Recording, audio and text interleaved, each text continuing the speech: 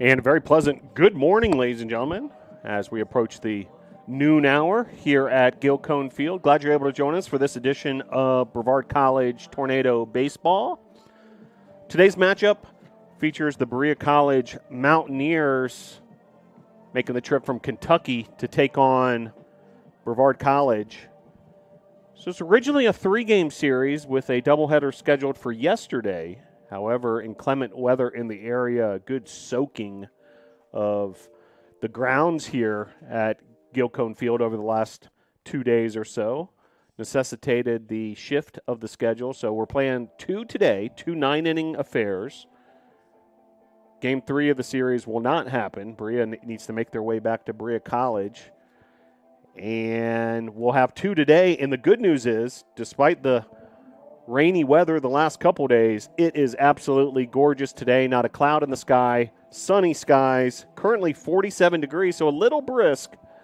But what a day for baseball here as spring is starting to bloom here in the mountains of western North Carolina. Let's take a look at the starting lineups for Berea. Batting first will be the shortstop, Fredison Rivera. Batting second, the right fielder, A.J. Wiley. Batting third, the center fielder, Michael Vasquez. Batting fourth, the DH, Jaden Junta. Batting fifth, the catcher, Marcelo Manrique. Batting sixth, the first baseman, Ricardo Serra. Batting seventh, third baseman, Justin Brown. Batting eighth, the second baseman, Jay Nunez. Batting ninth, the left fielder, Talon Yates. The pitcher for the Mountaineers, same player you'll see in that cleanup spot, the DH, Jaden Junta. So we'll see him at the plate and also on the mound for this one. Mountaineers head coach Frank Pufall, assisted by Cole Seltzer, Tyler Anderson, and Justin Bromhall. Tornadoes starting lineup as follows. Batting first is the left fielder Lucas Granada. Batting second, the shortstop Luke Morton. Batting third, the center fielder Logan Clark. In the cleanup position, the first baseman Cale Ayler. The catcher is Kenny Pridmore. He bats fifth. Batting sixth, the right fielder C.P. Pyle. Batting seventh, the DH Gavin McCoy. Batting eighth, the second baseman Logan Sawyer. Batting ninth, making his first career start in a Tornado uniform, the third baseman Nico Bartolotti. And the pitcher for the Tornadoes will be Connor Crosby. Tornadoes under the direction of head coach Mike Victory, assisted by Vinny Carone and Steve Huckey. So stick with us. Tornadoes and Mountaineers coming up shortly. About 10 minutes away from first pitch. Might get it going even a little earlier than that, according to the pregame schedule here and the way things are unfolding. But glad you're able to join us. A gorgeous day on the campus of Brevard College. And by the way, it's spring break for the students. So any students tuning into the broadcast, hope you're enjoying the spring break, recharging, catching up on rest, and looking forward to seeing you for the remainder of the spring semester as well. But Tornadoes will be back in action here in just a matter of moments. Tornadoes baseball coming up shortly.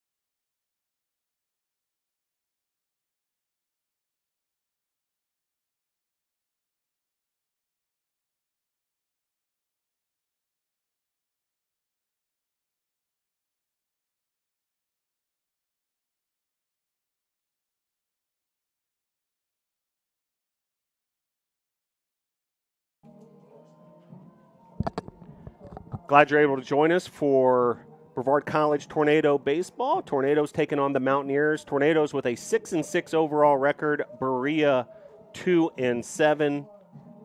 As Tornadoes anxious to get things going here. A doubleheader scheduled for this afternoon. An absolutely gorgeous day. Not a cloud in the sky. Bright blue skies here at Gil Cone Field. And Connor Crosby will get the assignment on the mound. Ace of the Tornado staff, and he'll be backed up by the following defense in the infield: Cale Ayler at first base, at second base Logan Sawyer, shortstops Luke Morin, at third base making his first career start Nico Bartolotti, left fielder Lucas Granada, center fielder Logan Clark, right fielder C.P. Pyle, and the DH today for the Tornadoes Gavin McCoy. Mountaineers lineup 1-2-3 goes Rivera, Wiley, Vasquez. 4, 5, 6 hitters are Junta, Manrique, and Serra. 7, 8, 9 hitters Brown, Nunez, and Yates. So approaching the start of this one, Brevard College and the Berea College Mountaineers moments away from getting things started. Brevard in their black uniforms, while Berea in the white uniforms with the orange numerals, blue trim.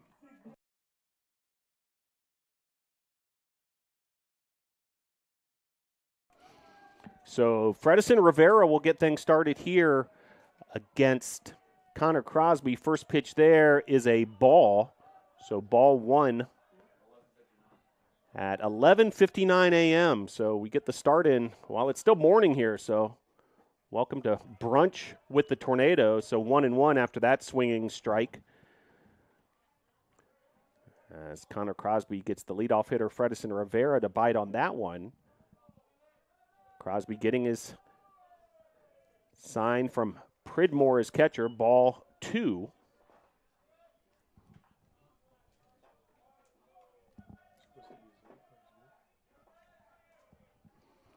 And the 2-1. Low, ball 3.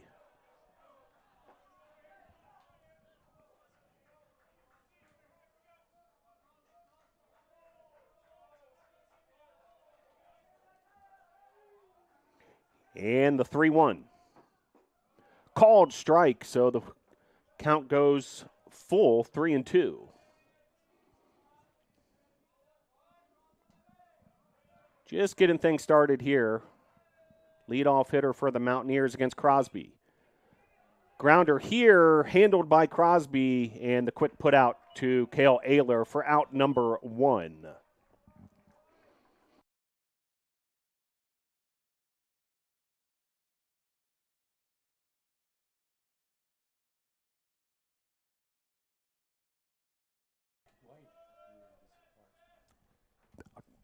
It's fine.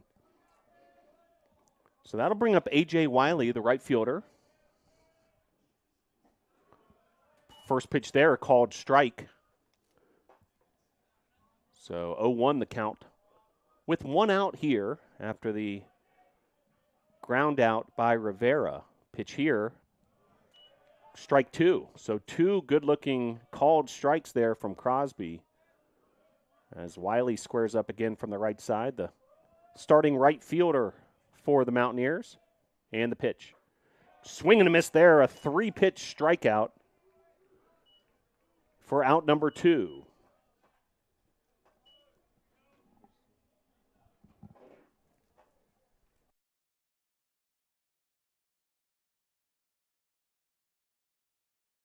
So that'll bring up Michael Vasquez.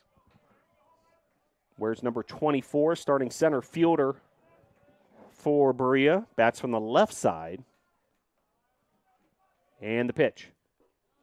Crosby, left-handed pitcher. First pitch, a called strike. Crosby, the sophomore from Tampa, Florida.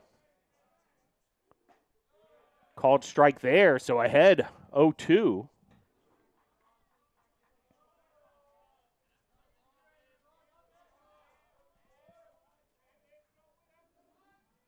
And the pitch to Vasquez. Just missing there on that outside part of the plate. 1-2 your count with 2 outs. Top of inning number 1.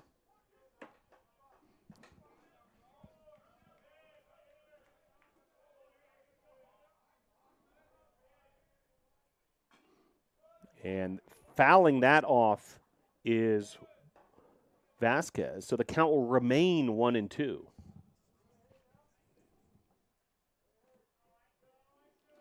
Mountaineers under the direction of Frank Pufall, Cole Seltzer, Tyler Anderson, and Justin Bramhall, the assistant coaches. Pitch here, outside. Tornadoes head coach Mike Victory, assistant coaches Vinny Carone and Steve Huckey. Vinny Carone, the acting head coach today. 2 balls, 2 strikes, 2 outs. The pitch. This is well struck. Deep right field, and making the diving catch, over the shoulder catch there by C.P. Pyle for out number 3. So Tornadoes able to retire the Mountaineers 1-2-3. We'll head to the bottom of the first, scoreless at Gilcone Field.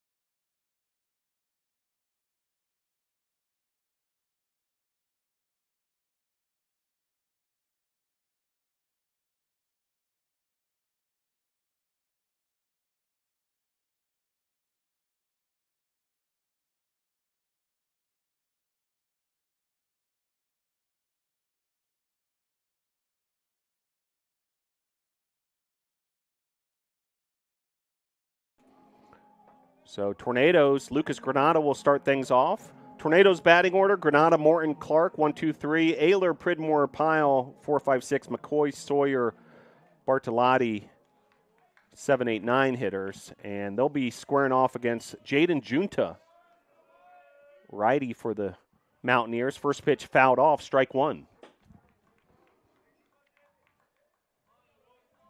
Junta is the cleanup hitter. He'll actually be due up at the top of the second inning. Pitch there, outside, ball 1. Junta, the junior from the state of Oregon, as pitch there is off the mark, ball 2. Junta has good size, measures at 6'3". Pitch there, fouled off. So strike 2. 2 balls, 2 strikes, no outs. First time at the plate for the Tornadoes. Lucas Granada at the plate. Pitch there outside. 3-2.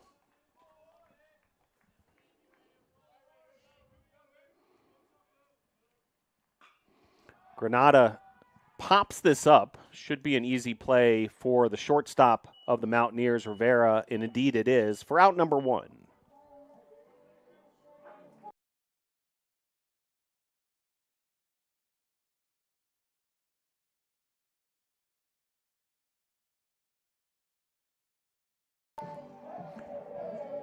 Now batting for your Tornadoes, Luke Morton stepping in that shortstop position in that 2-hole. And first pitch swinging's Morton. He lifts this to center field, and that's going to be a quick out as Vasquez able to track that one down for out number 2.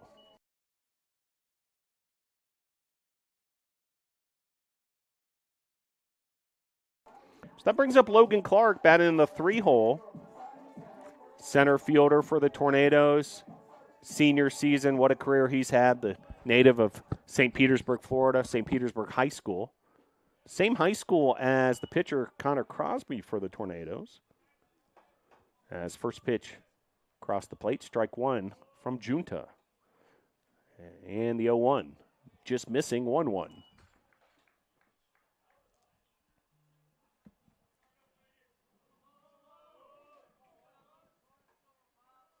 The pitch to Clark.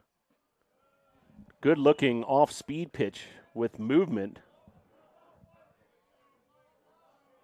1-2 the count now. And the pitch to Clark. This is sliced down the right field side, and that's going to be out number 3. A.J. Wiley able to collect it. So 1-2-3 inning for both sides in the first. We'll head to the top of the second. Scoreless at Gilcone Field.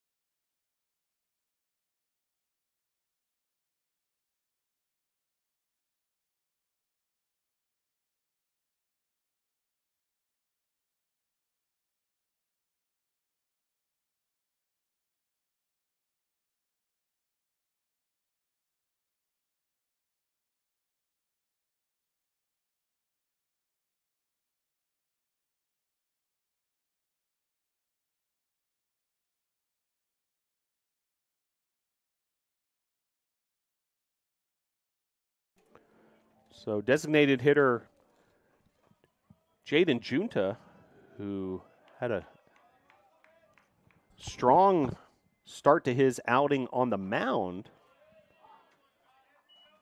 just moments ago. Takes a strike there from Crosby. Junta swinging there on the 0-1. This is in the gap in right center field. Junta on the move to second and slides to second for a double. So base hit there for Junta.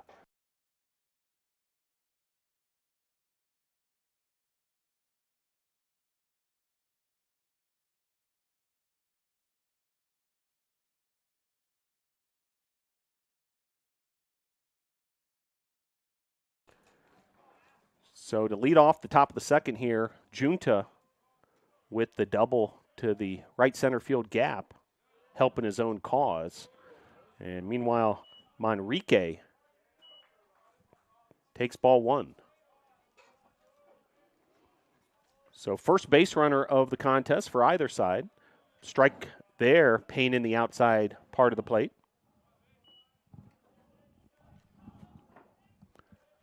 Curveball there from Crosby, one of his different offerings. Pitch here.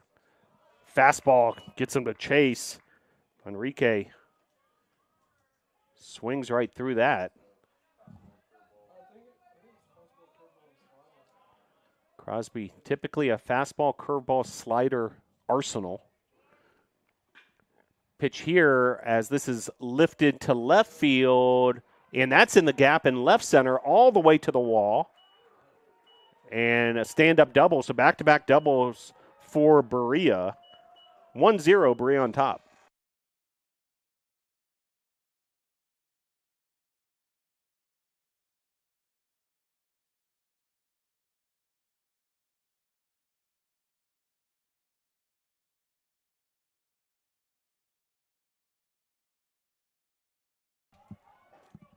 So that'll bring up Ricardo Serra. Bats in the 6 hole. So Berea striking first here.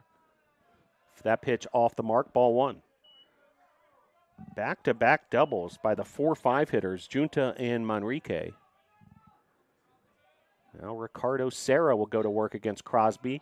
Crosby gets Serra to pop up here in foul territory. Ayler's on the chase, as is right fielder Pyle.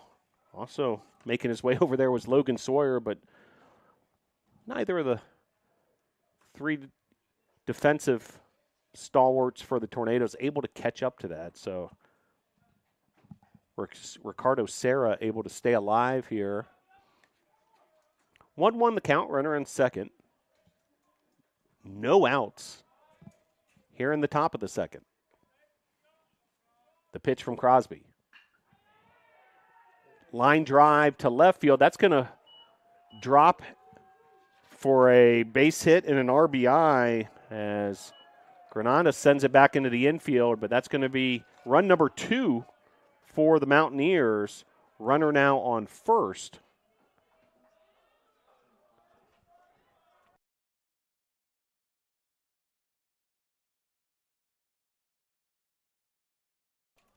So Berea takes the 2-0 lead.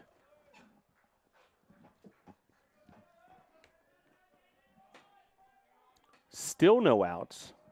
3 consecutive hits, 2 doubles and a single by the Mountaineers. Pitch there, low inside, ball 1. 1-2-3 inning to start the Crosby outing, but the 4-5-6 hitter is able to do some damage for the Mountaineers. Pitch here. Curve missing. 1-1.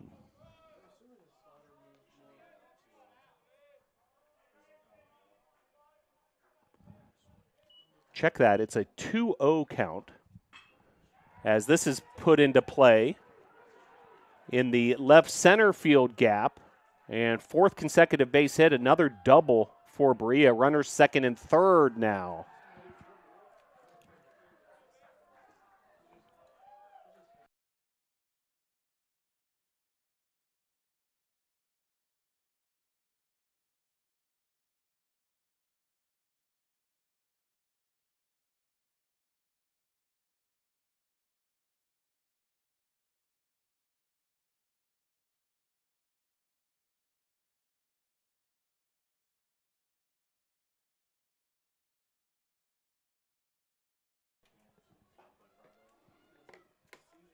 So now runners second and third. 4 base hits and 4 at-bats, 3 of which have been doubles. Runners second and third. Crosby, swing and a miss there. Big fastball from Crosby for strike 1. Starting to get some movement already in the Brevard College bullpen. As this is driven to right field over the head of Sawyer, and that's going to score a run. 3-0 Mountaineers. Runners first and third.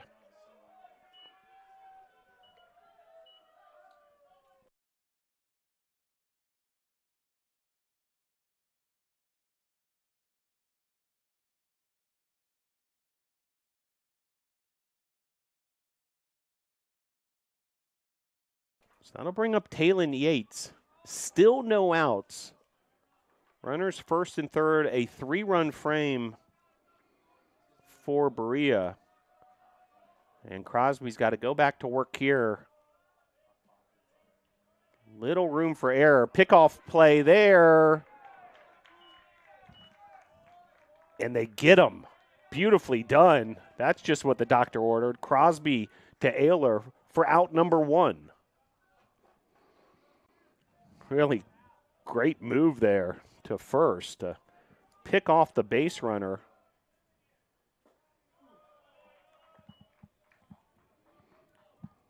That was Jay Nunez who had that RBI single get him picked off at first. Yates, the 9-hole batter, at the plate. Pitch here. Driven to left field.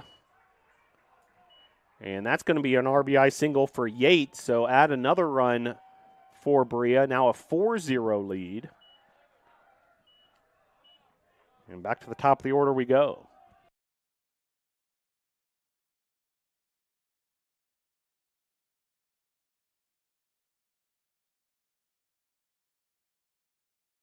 So Rivera, the batter, 1 out, runner at first. Pitch there, high, outside, ball 1.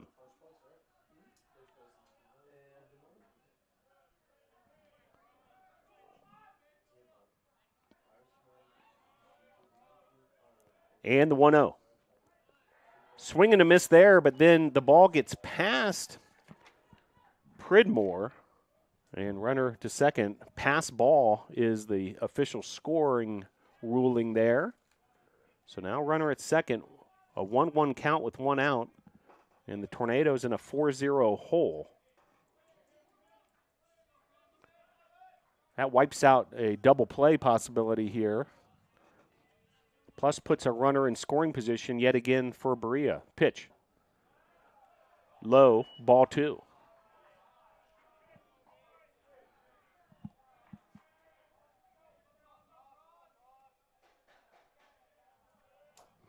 Rivera, the 7th hitter for the Mountaineers this inning. Pitch there, fouled off.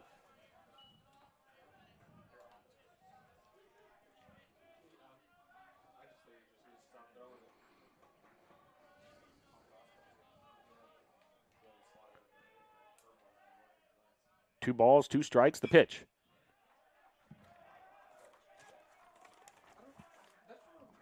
Fouled off.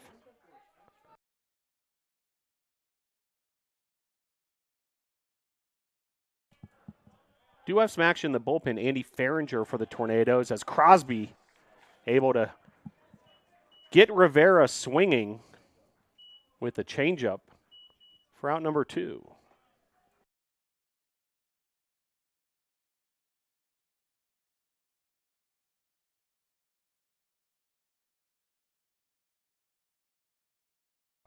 So I'll bring up A.J. Wiley.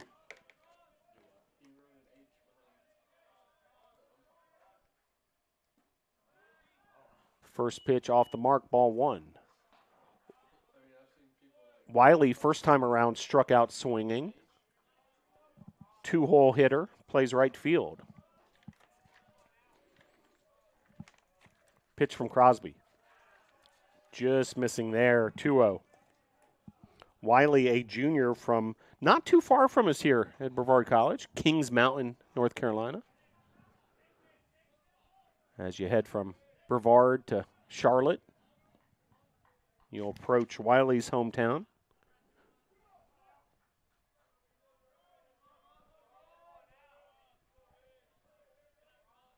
Two outs, runner at second. And the pitch. Across the plate there, good-looking offering, 2-1.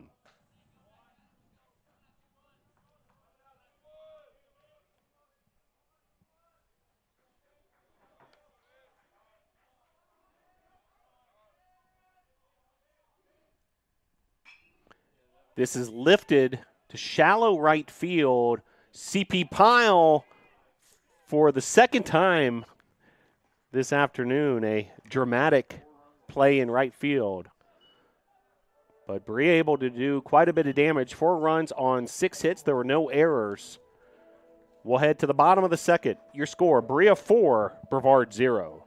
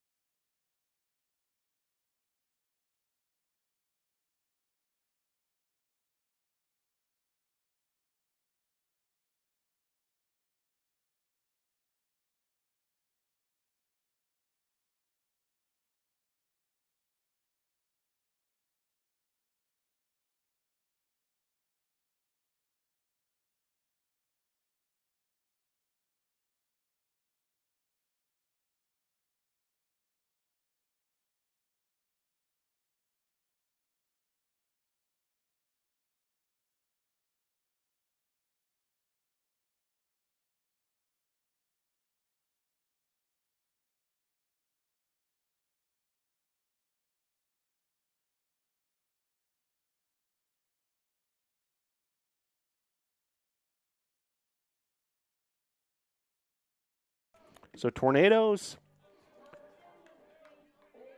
will have to dig out a 4-run hole here after Berea able to get 4 runs on 6 hits in that top of the second.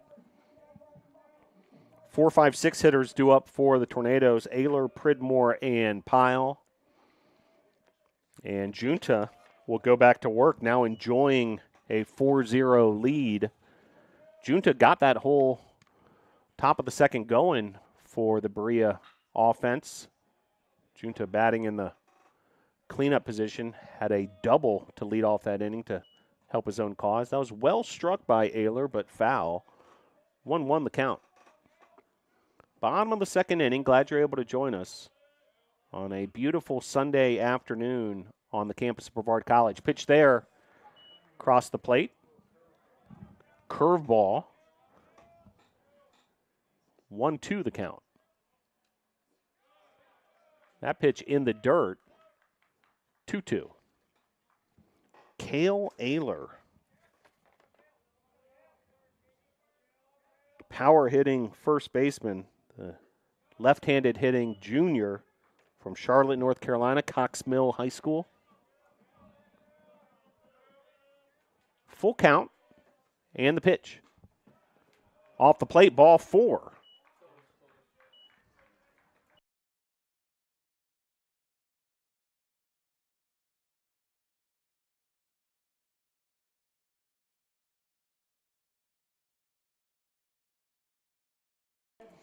So Tornadoes able to get their first base runner of the afternoon as Ayler draws the walk, and that'll bring up Kenny Pridmore. First pitch swinging's Pridmore. He hammers this well-struck ground ball down the third base line, but foul. Kenny Pridmore batting in the 5-hole, starting catcher.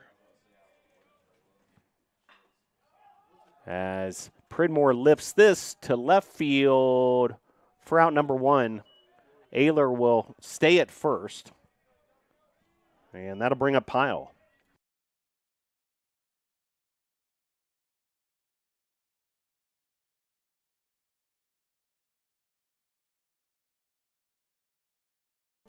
So C.P. Pyle, who's made a couple exciting plays in right field.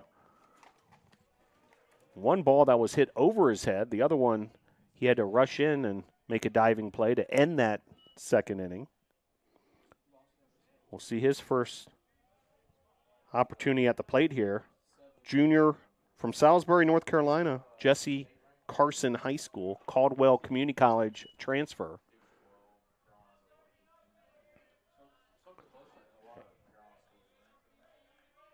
And the 1-0. A check swing, but off the bat a Pyle, and Junta is going to be able to make the play at first for out number 2.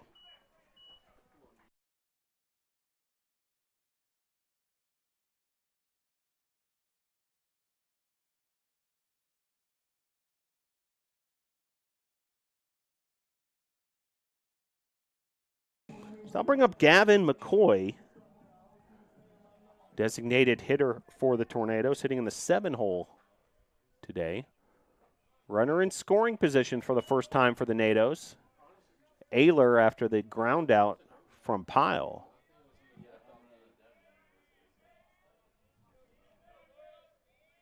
And the 1-0. Swing and a miss there from McCoy. McCoy, the sophomore from nearby Sylva, North Carolina, Smoky Mountain High School. Smoky Mountain High School's produced a bunch of Tornadoes over the years from a variety of sports. Pitch there freezes McCoy for strike 2. Runner at second. 1-2 the count with 2 outs here in the bottom of the second.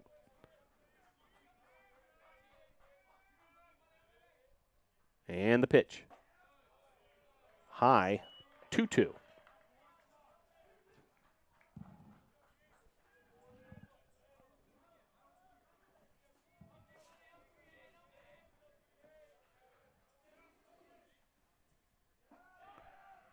And called out on strikes is McCoy for out number 3. So the inside part of the plate there. And the Tornadoes will strand a runner. We'll head to the top of the third. Your score, Berea 4, Brevard 0.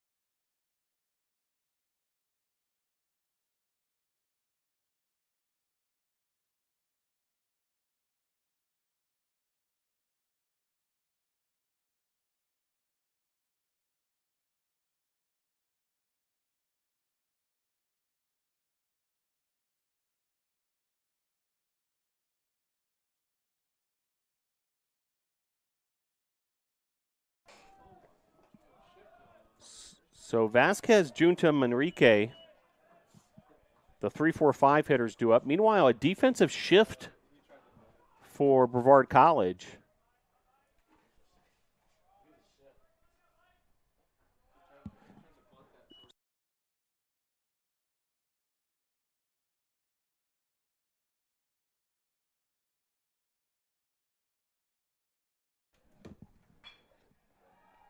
Pitch here and driven to center field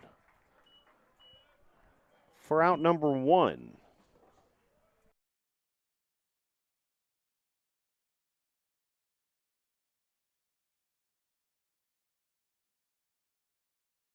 So I'll bring up Junta, who got things started with that double for Berea. Interesting defensive shift there for the Vasquez at-bat. Logan Sawyer was all the way over in shallow right field.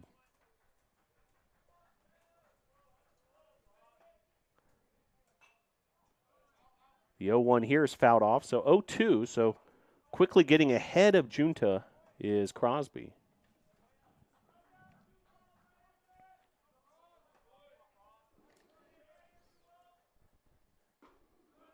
And a called strike there, so a 3-pitch strikeout for Crosby. And a quick 2 outs for Crosby on the Tornado defense.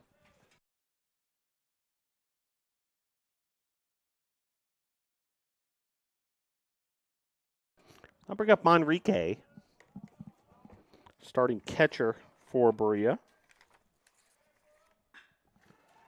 And Manrique hits this into the left center field gap. That's going to be a stand-up double for Manrique.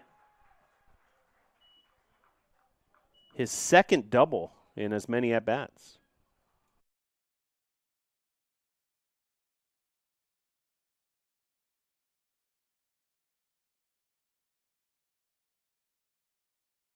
So Manrique with 2 outs and the double, his second of the day.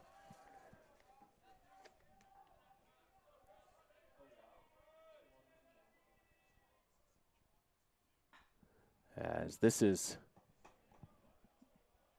driven foul.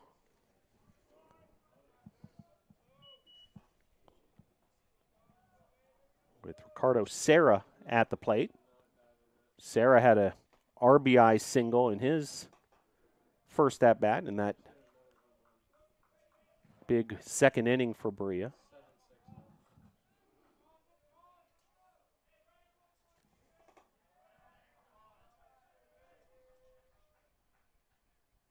Pitch there off the plate. 1-1.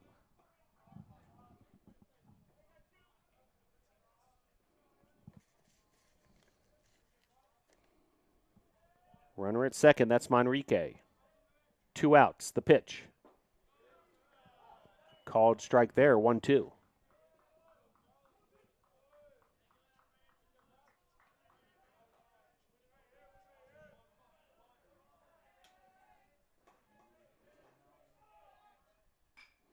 This is sliced down the right field line and out of play. So the count will remain 1-2.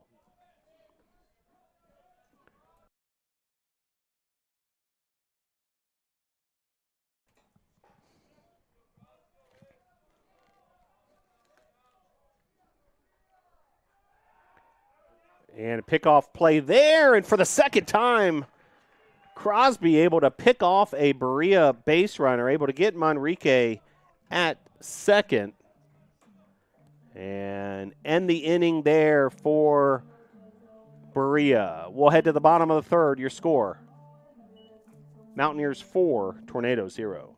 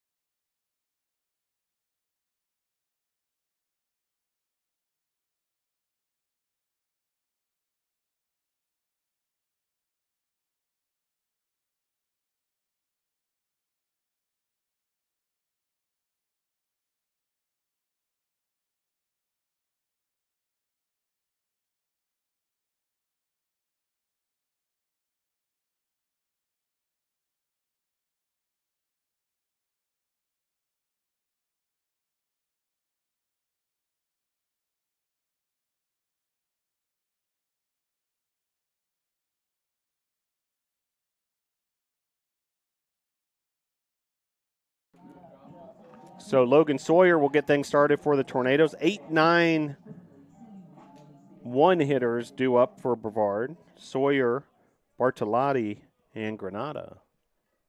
First pitch there from Junta, swing and a miss, strike one. Tornadoes have to work themselves out of a 4-0 hole. Certainly Crosby and the Tornado defense did their job in the top of the third, blanking Berea to keep the Mountaineers lead right where it is.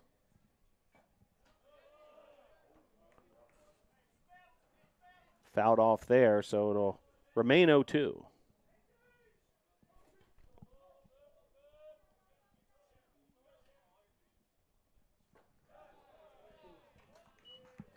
Pitch there, missing.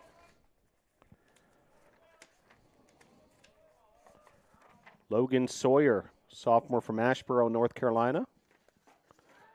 And called strike, so back-to-back strikeouts looking from Junta.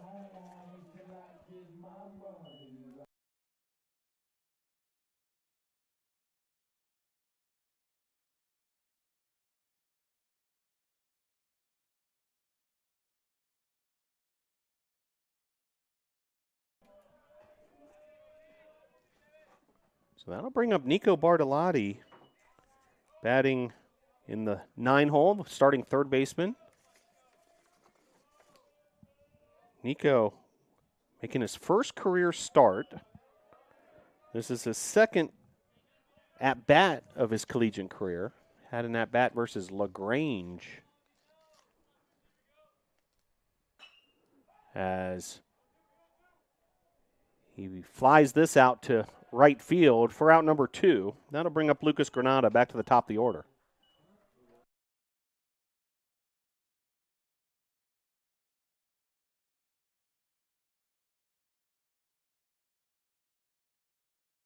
So Lucas Granada will step to the plate.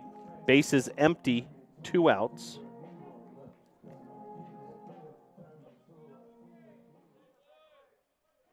Granada first time around popped up to the shortstop. 0-1 the count to Lucas. Pitch there outside, ball one. If the inning continues, Luke Morton awaits on deck. Here's the 1-1. Inside, 2-1 the count to Granada. Lucas Granada, the junior from Wake Forest, North Carolina, and that's the first hit of the ball game for the Tornadoes. Line drive single to left field. So runner aboard for Luke Morton.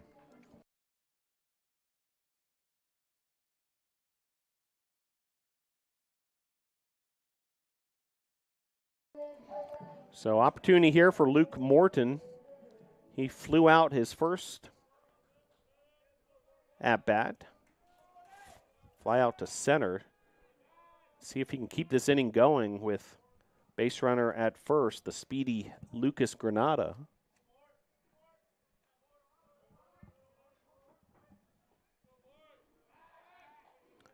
Two straight pickoff attempts from Junta, so certainly leadoff hitter Granada has Junta's attention, which oftentimes pays off for the batter. Morin trying to catch Berea off guard with a bunt, but a nice play there by the third baseman of the Mountaineers, Justin Brown, able to make the putout and strand the base runner for out number 3. We'll head to the top of the fourth. Your score, Berea 4, Brevard 0.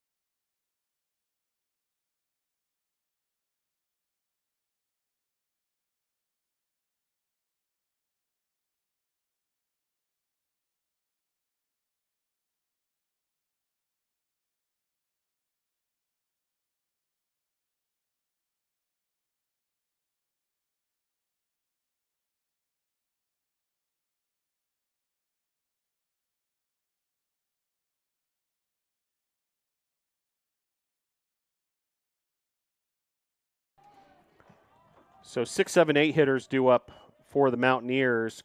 Connor Crosby go back to work after 3 innings thus far on the mound. Pitch there, strike.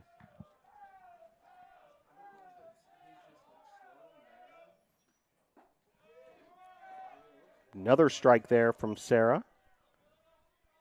To Sarah, rather, from Crosby.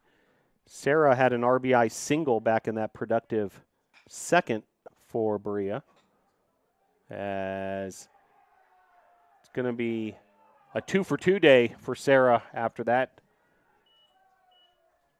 Fly ball down the right field line lands fair, and base runner aboard, no outs.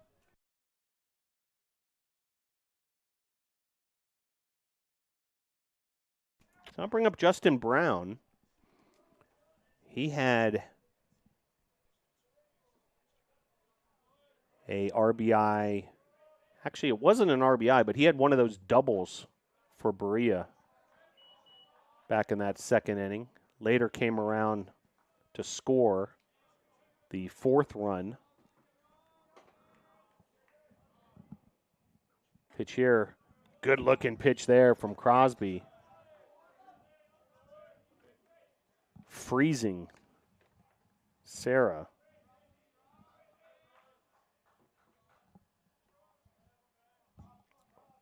Freezing Brown, Sarah at first. Pitch here. Inside. 2-1.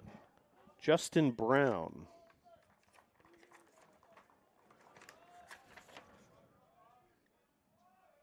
Out of Covington, Georgia, a junior. As that's hammered foul.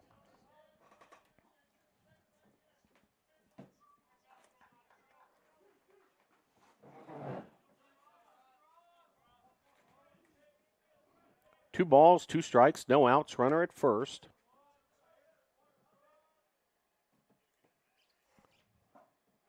And good-looking pitch there for the strikeout. Strike 3, a gorgeous offering from Crosby.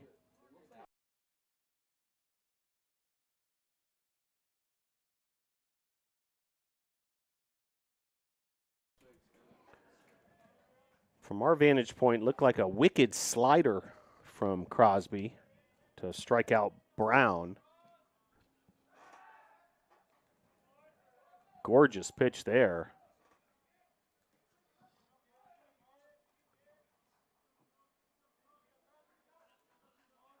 For Crosby, his 4th strikeout thus far.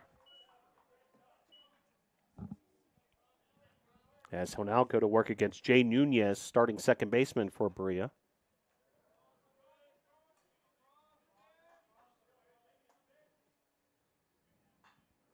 So that's fouled off. Crosby, 4 strikeouts, no walks, has allowed 4 runs. All of them came in that second inning. You take out that second inning, and it's been an excellent outing for Crosby. But that second inning, 4 runs on 6 hits. Certainly problematic from the Brevard perspective. And Berea's cashed in with runners on base.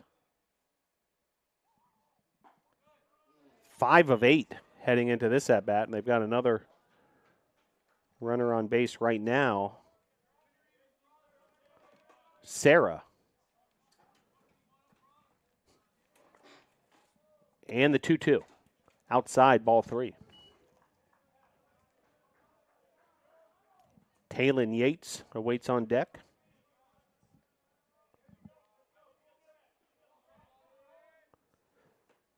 Three balls, 2 strikes. The pitch from Crosby. Fouled off. The at-bat will continue.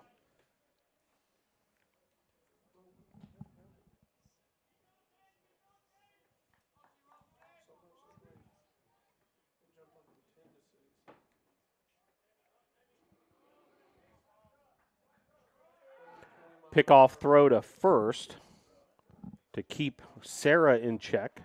Crosby has had 2 successful pickoffs in this one. And now runner going, and on the hit and run, this ball is going to make its way to the gap in left center field. Cut off there by Granada. But runners now first and third with 1 out.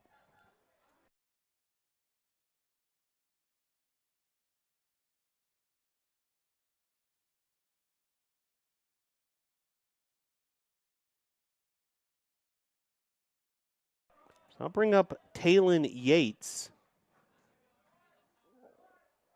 Nunez at first after the single on the hit and run. Sarah at third.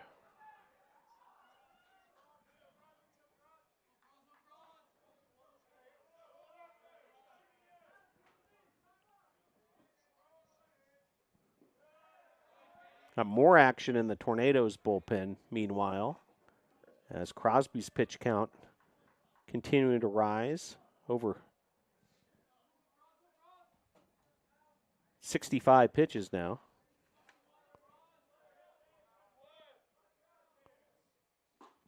Swing and a miss there. Good looking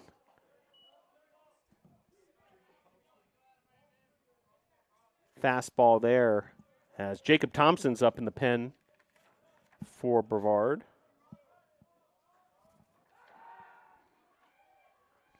Pitcher availability a little different than probably what we would expect if this was indeed a 3-game series like it was originally scheduled for. Doubleheader today, then Berea's heading back to Kentucky. Pitch there. Strike 2. Runners first and third. Feel like this is a pretty big moment here if the Tornadoes want to keep the margin in check. And the pitch. Driven hard to left field, and that's going to fall in front of Granada. That's going to be an RBI single for Yates. And the lead stretches to 5-0.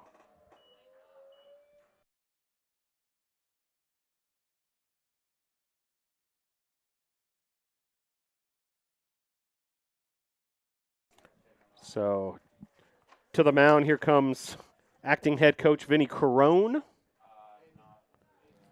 And new pitcher is going to be Andy Farringer, the sophomore righty. So that'll do it for Connor Crosby. 5-0 Berea on top. Stick with us.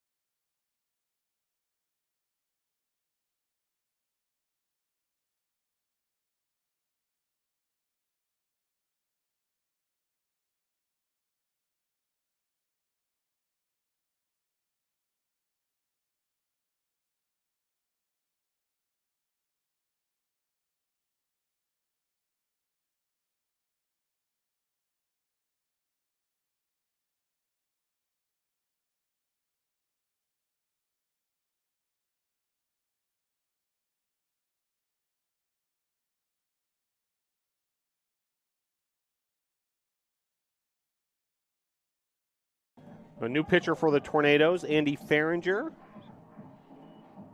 Sophomore righty from Holly Springs, North Carolina, Holly Springs High School.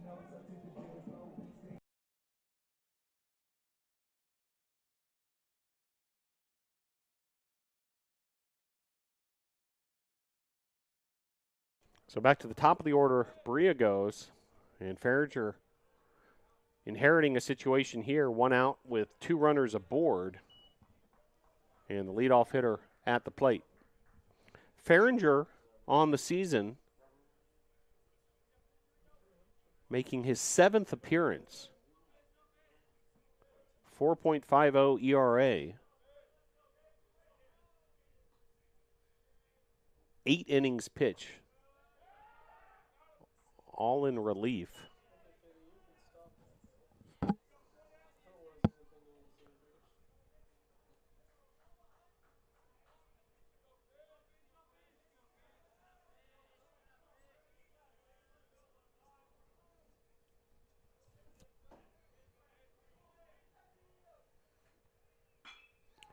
This is well struck to center field.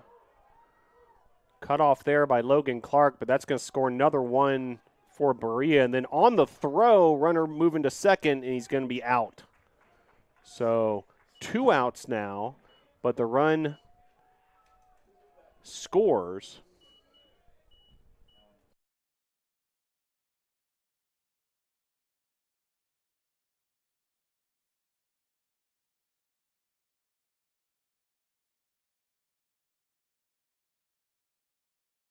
So that'll bring up Wiley.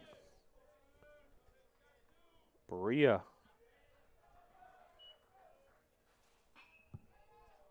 Now with 11 hits.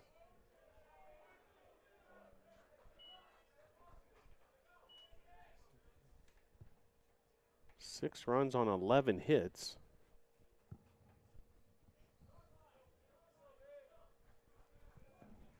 And Wiley will face off against Farringer here. Runner at third. It's chopped foul. 0-2 the count.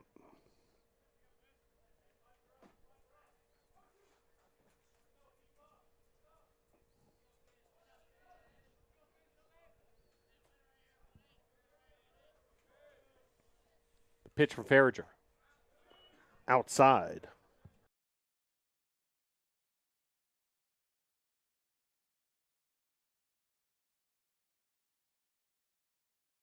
Sidearm pitcher, Farringer. And fouled off there. So certainly a different look than what the Berea hitters were facing with Crosby. Crosby, of course, lefty. And Farringer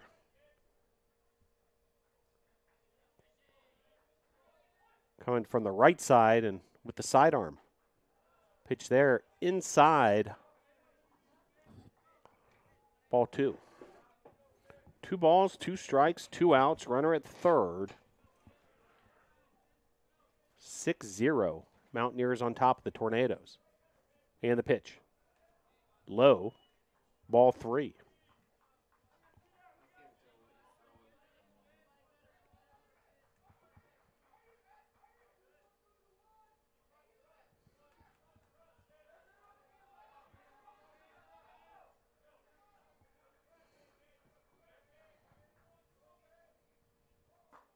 Got him looking there. Good looking pitch from Farringer to strike out.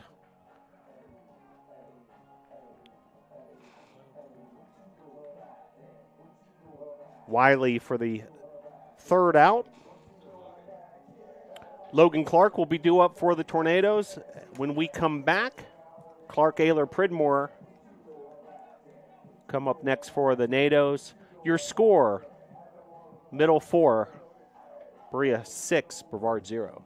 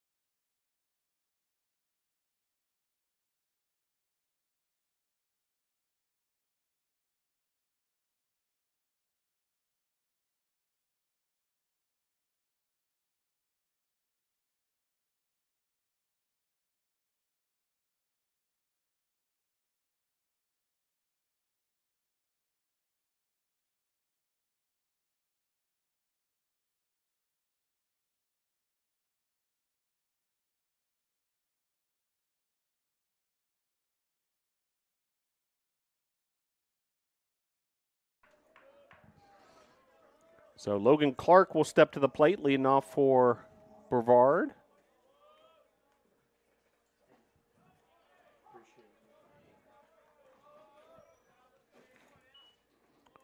Bottom of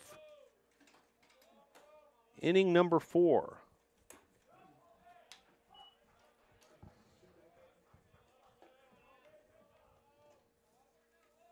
Junta going back to work here. He's been very effective, allowing just one hit. Did issue a walk, 2 strikeouts through his first 3 innings pitched.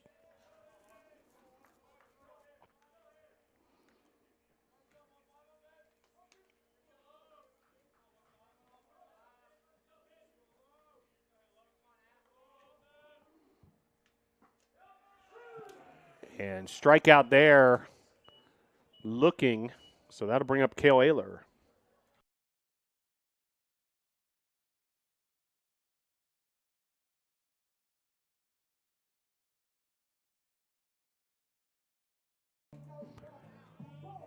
So Ayler steps to the plate.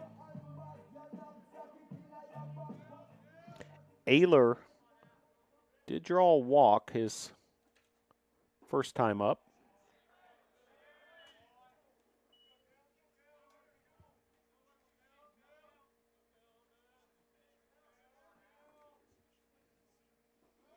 Pitch there in the dirt, 2-0.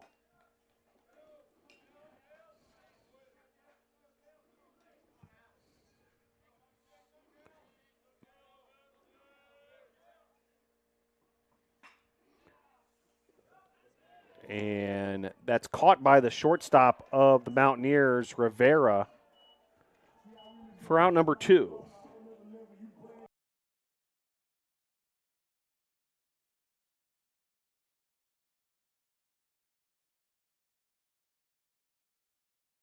So I'm bringing up Kenny Pridmore, entering today's doubleheader, hitting .316 on the season, tied for the team lead in batting average with Frankie Vasquez. First pitch, a strike. Pridmore's got a double and a home run to his credit this season as well, and has drawn a team-high 7 walks.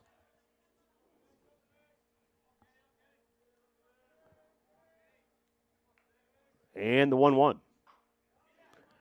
Soft grounder to first, and it'll be a 1-2-3 inning for Junta and the Mountaineer defense.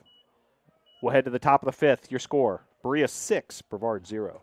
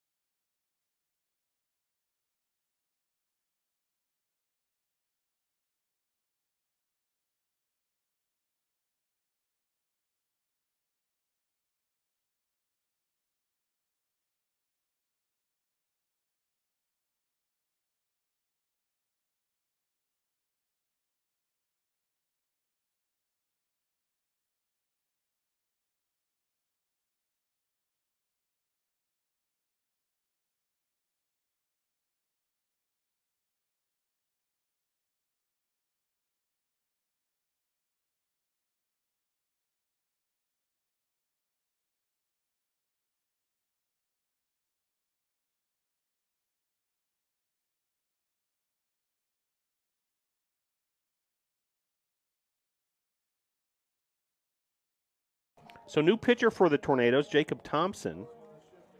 Third pitcher of the afternoon. First pitch, a ball to Vasquez. Another shift on for the Tornadoes. 3 infielders to the right of second base. And shift is successful. 2 at-bats. Fly out there to right. 1 up, 1 down for Thompson. That'll bring up Junta.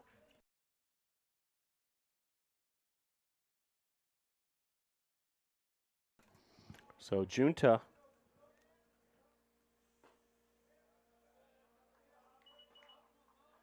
starting pitcher, designated hitter, cleanup hitter, facing off against Thompson. So Connor Crosby started this contest, pitched 3 1/3. Andy Farringer came in that 4th inning, was able to get the final 2 outs, one of them via strikeout. Now Jacob Thompson, third pitcher of the day for the Tornadoes. Swing and a miss there, but then it gets by Pridmore, and that's going to be a strikeout wild pitch.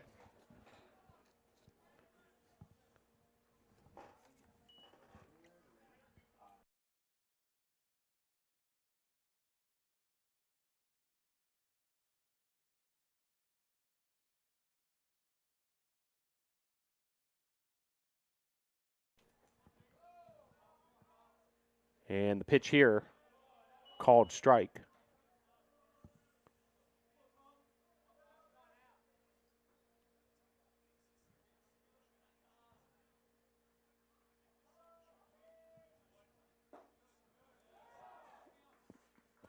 Back-to-back strikes there from Thompson. Kind of a tough luck deal for Thompson after getting Junta to swing there on what would have been strike number 3.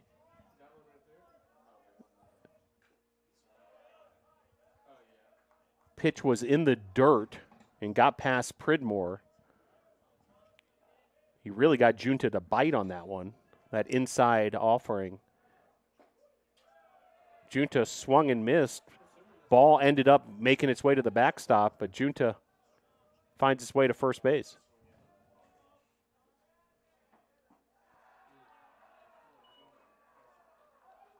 Always a tough deal for a pitcher who did everything he needed to do, eliciting the strikeout. 2 balls, 2 strikes. Grounder here. And making the play there, Bartolotti. For out number 2, runner advances the second.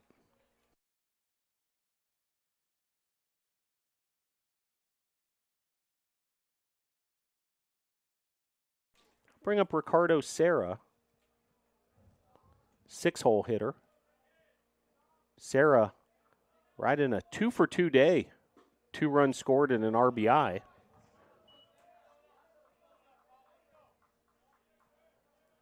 First pitch, a strike from Thompson. Jacob Thompson.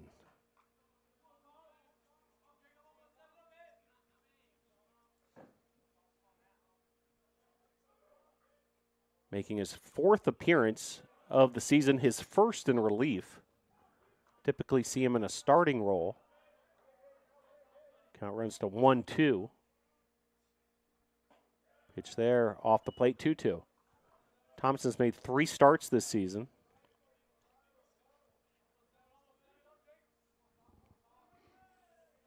Everything sort of changed this weekend once the series had the reschedule.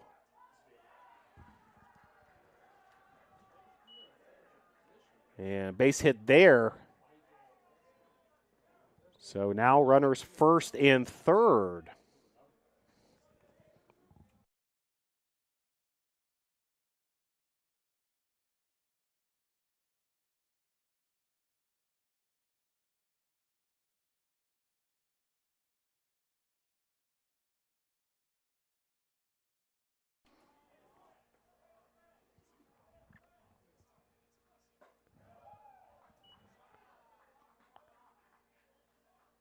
1-0 the count to Brown.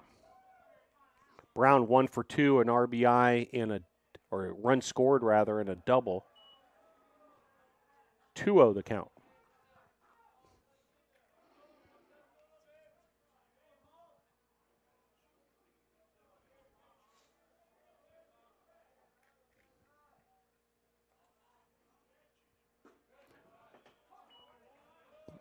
Good looking pitch there from Thompson. 2-1. Runners first and third. A 6-0 lead for Berea. Another called strike there. Animated strike call from the home plate umpire. Little naked gun action there.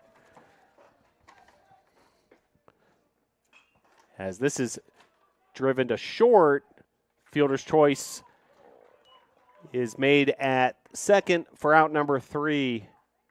So Tornadoes able to get out of the inning unscathed.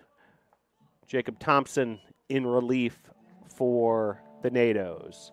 We'll head to the bottom of the 5th. Your score, Berea 6, Brevard 0.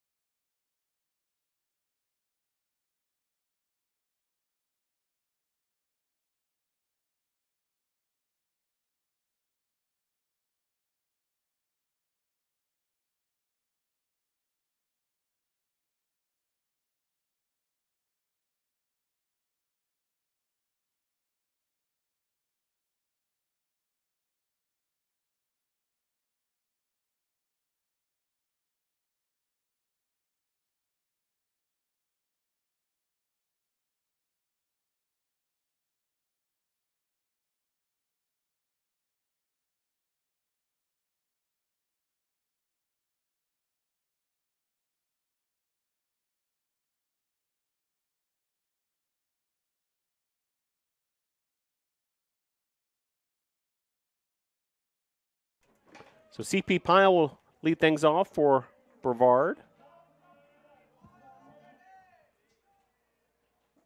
First pitch just missing, ball 1.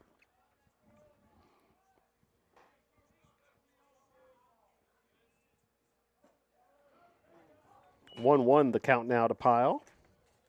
CP Pyle certainly made an impact thus far for the Nados. 10 hits on the season, including a pair of doubles. And we mentioned Kenny Pridmore's propensity of drawing the walks with 7. Pyle shares that team lead with 7 walks as well. Pyle also has been a threat on the base pass, 3 for 3 in the stolen base department.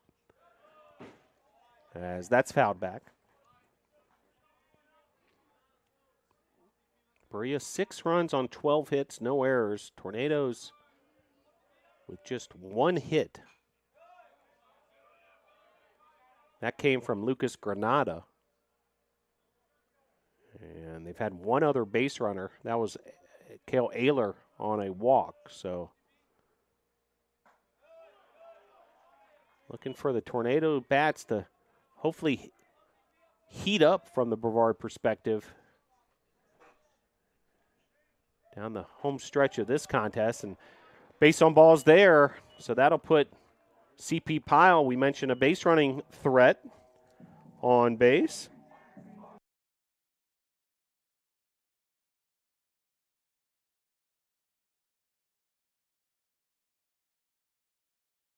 So that'll bring up Gavin McCoy with a runner at first. That's Pyle. McCoy, sophomore from Silva, North Carolina.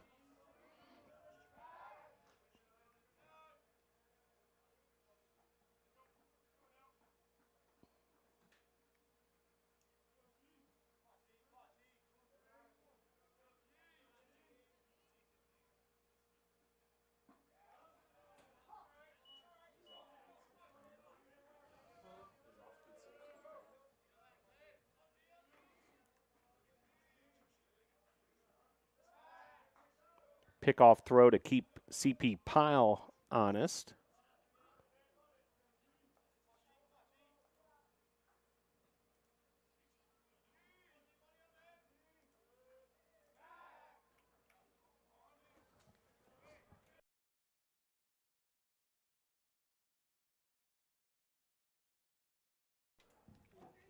So just like Bartolotti, first game played for Gavin McCoy this season. We did see him make a couple of appearances last year, and he made the most of it. A 1,000 batting average. One hit and one at bat, also 2 walks.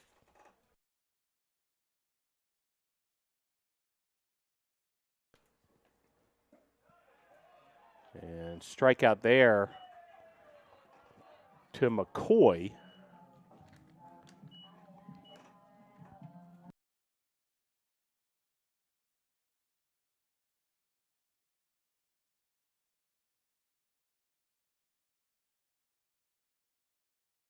So I'll bring up Logan Sawyer.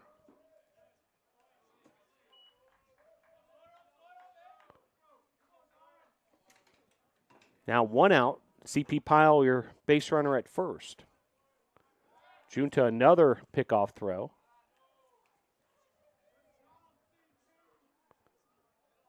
First baseman Sarah trying to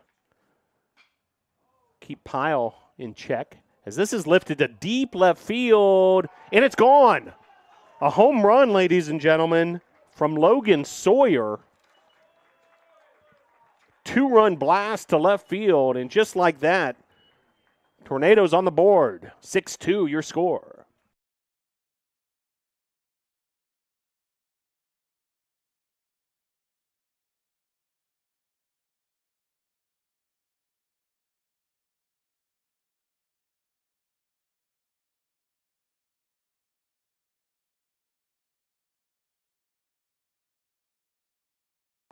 So that'll bring up Bartolotti. So Sawyer with the blast to left.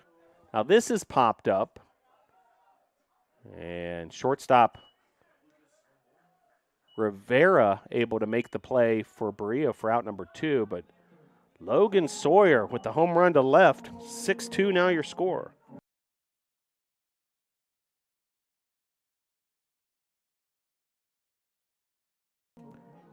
So Tornadoes able to get on the board here on the Sawyer home run.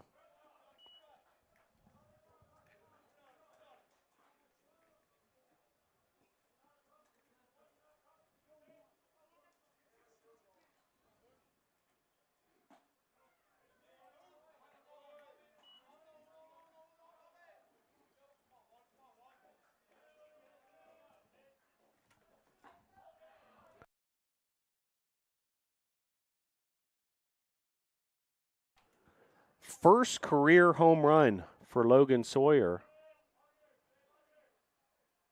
in 40 at-bats as a Tornado through his freshman and sophomore year. Has base hit here for Lucas Granado, so the Tornado bats starting to come alive here. That'll bring up Luke Morton.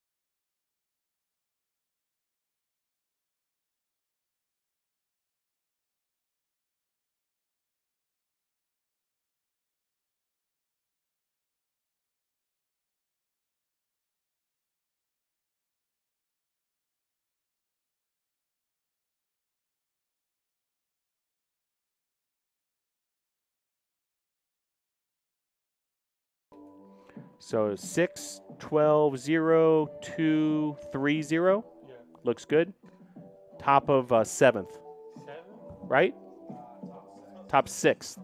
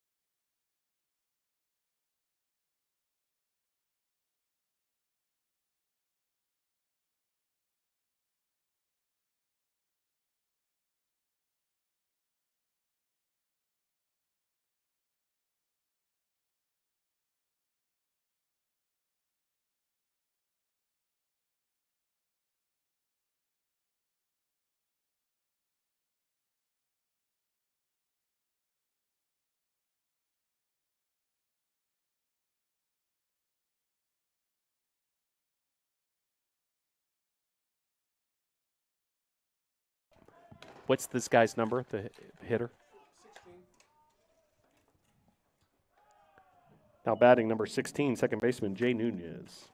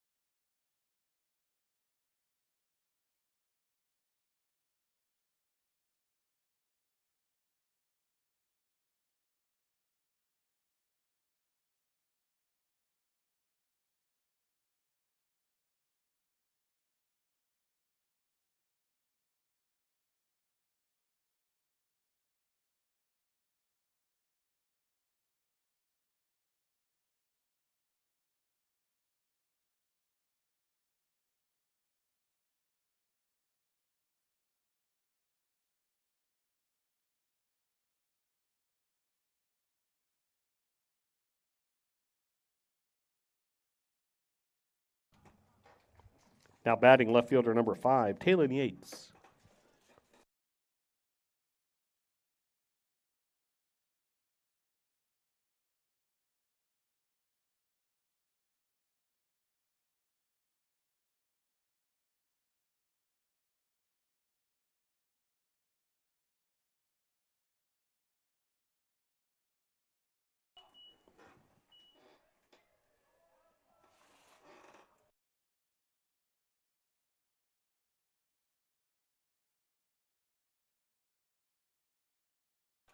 So after the ground out to Sawyer by Yates, here's Rivera, top of the order for Berea.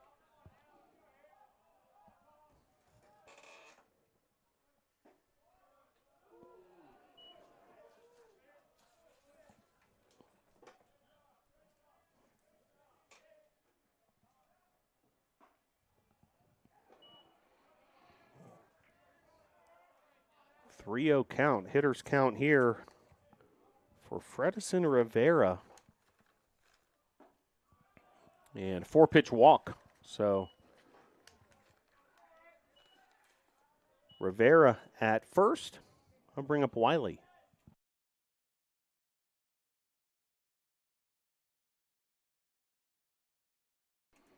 So Wiley steps to the plate. 0 for 3 on the day. He struck out twice.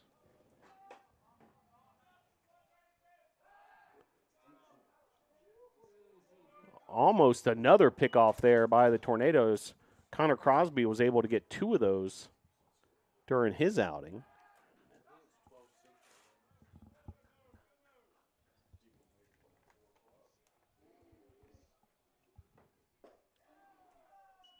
Pitch there, just missing. Ball 1.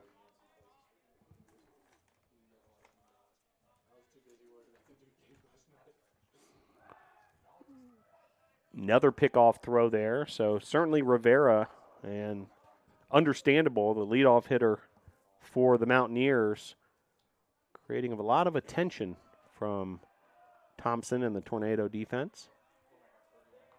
2-0 your count. Runner at first, top of inning number 6. Another pickoff throw.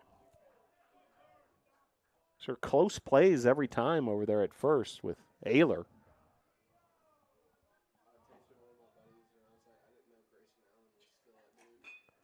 Check swing, but ball into play. Sawyer to Ayler for out number 3. So runner stranded for the Mountaineers. We'll head to the bottom of the 6th. Your score, Berea 6, Brevard 2.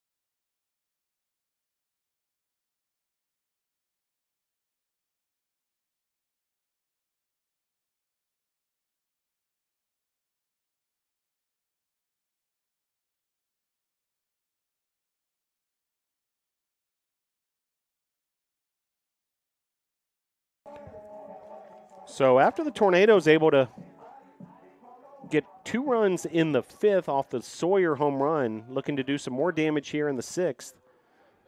And it's the meat of the order for the Tornadoes. 3, 4, 5 hitters, Clark, Ayler, and Pridmore.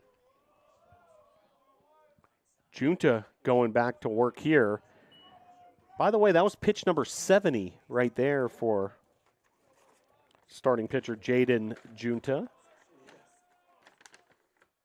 Also part of the batting order. Batting 4th. Here's the 1-1 to Clark. And that's hammered foul towards the bullpen of the visitors, the Berea Mountaineers. Former USA South Conference rival. No longer in the conference, and great to see these two teams still able to hook up. See that with some different opponents, including Averett.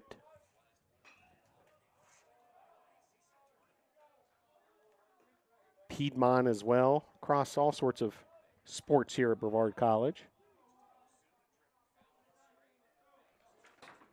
And the 1-2. Just missing there. Great eye from Clark to lay off that pitch.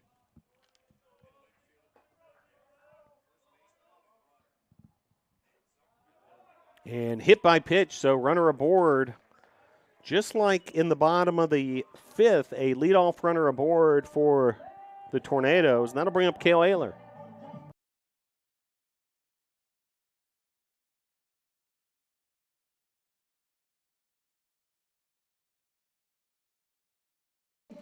So Ayler will step to the plate. Kenny Pridmore waits on deck. CP Pyle in the hole. And the pitch. Swing and a miss there. Strike 1.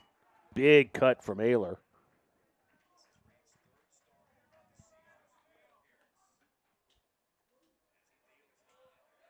Wind blowing from left to right, not a huge factor, but worth noting. Count runs to 1-1. There is some action in the Berea bullpen as Junta now with 77 pitches. And stolen base for Clark. So runner now at second. 2-1 your count.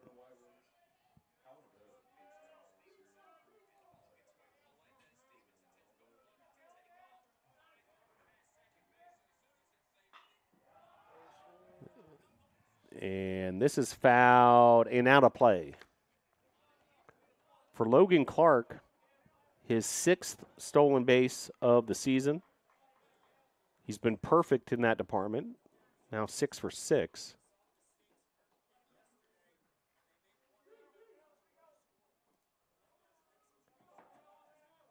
In his career here at Brevard College, 55 stolen bases for Clark.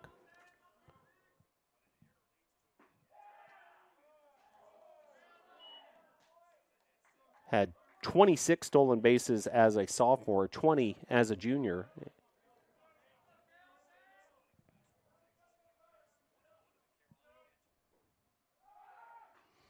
Clark on the move there. Ayler was swinging away, fouled back. 3-2 your count. Big situation here. Chance for the Tornadoes to cut into this lead even further with a runner in scoring position, Clark. And cleanup hitter Cale Ayler at the plate.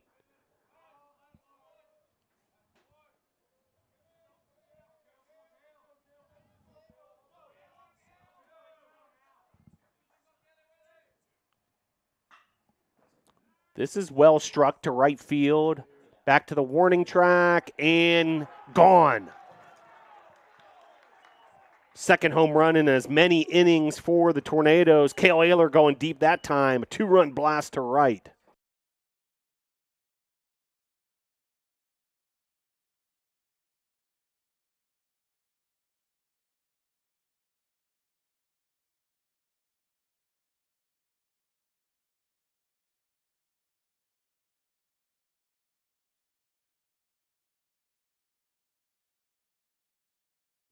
So the Tornadoes have stormed back now, 4 runs in the last 2 innings. Berea now leading by 2. Junta continuing his outing, now over 80 pitches. And all 4 runs for the Tornadoes coming off the home run ball. That last one, a towering shot to right field by Ayler. And that's going to be a throwing error. And runner now on second. That's Pridmore. So Tornadoes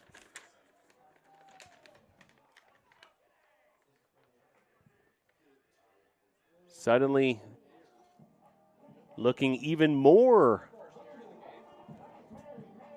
promising here. And there's going to be a visit to the mound by the Berea pitching coach. So stick with a 6-4 your score.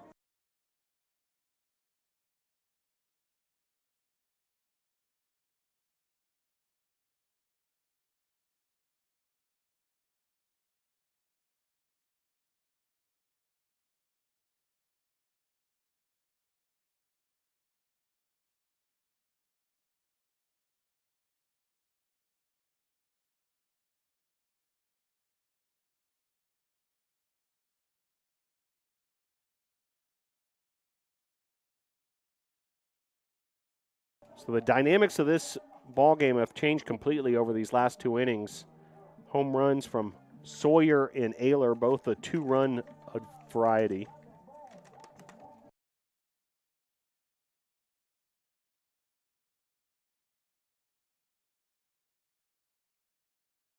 So I'll bring up CP Pyle. He got all this going, by the way, with that leadoff walk last inning. As this is driven just foul down the left field line. Some very demonstrative reactions there, including third base coach Steve Huckey, who was ready to send the runner home. By the way, for Cale Ayler, his first home run of the season, the 9th home run of his Brevard College career. He had 4 as a freshman, 4 as a sophomore. It was an absolutely towering blast to the pine trees out in right field near the scoreboard, making its way to the Frank Patton track. They might still be tracking that one down.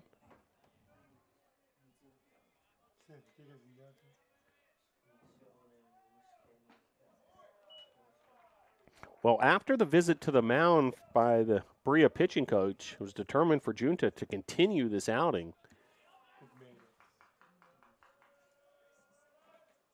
Approaching 90 pitches.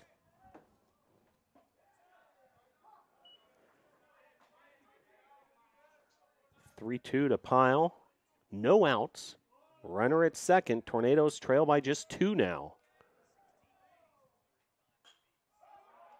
Fell behind 6-0 after 3.5 innings.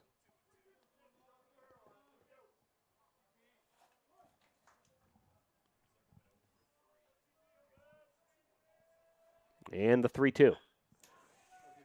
Pyle drives this to center field. A diving attempt by the center fielder, Vasquez. And now Pyle is on his way to third, and that's going to be a RBI triple for CP Pyle.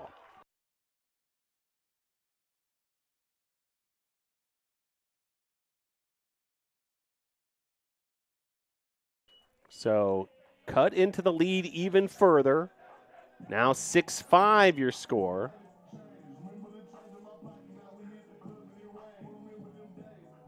And we'll see if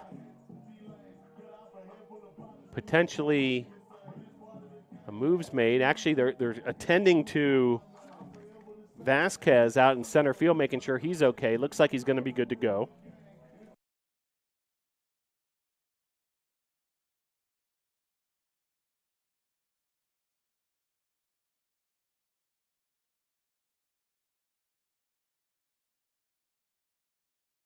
So I'll bring up Gavin McCoy. And yes, indeed, Vasquez gives the signal that he's good to go. As McCoy has put a big part of the barrel into this one, deep to left center field. Bounces off the wall, and that's going to be an RBI double for McCoy. We're all tied up at 6, folks.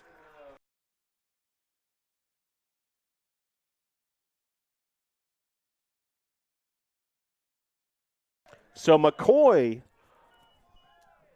with his first career RBI, first career double, and that's going to knock out Junta, the starting pitcher. And just like that, the Tornadoes have come back from a 6-0 deficit to tie this game at 6. Pitching change coming for the Mountaineers. Some electricity here at Gil Cone Field. A 4-run inning thus far here in the 6th. And the RBI double from Gavin McCoy has tied this game up at 6. New pitcher for the Mountaineers. We'll tell you about him in just a moment. Your score, Berea 6, Brevard 6.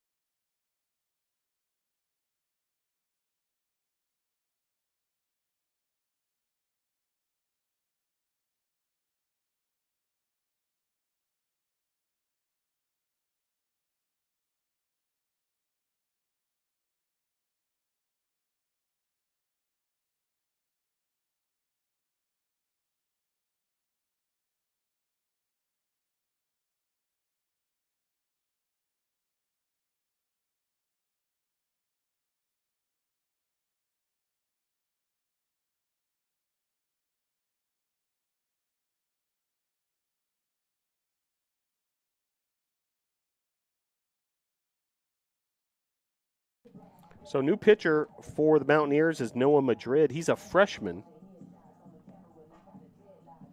So he's inheriting a big situation here as the Tornadoes have all sorts of momentum, storming back with 6 consecutive runs. Also a change on the base pass for the Tornadoes. After the McCoy RBI double, Jock Pledger.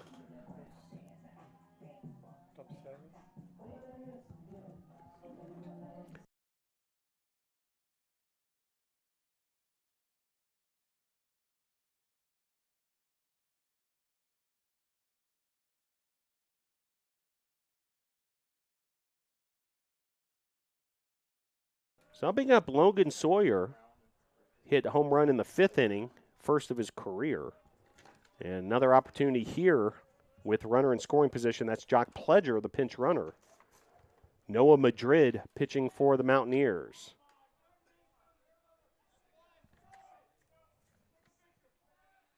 Tornadoes bats feeling it these last couple innings.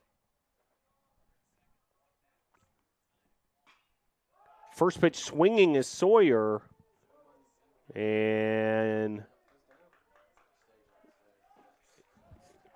it's going to be a base hit for Sawyer.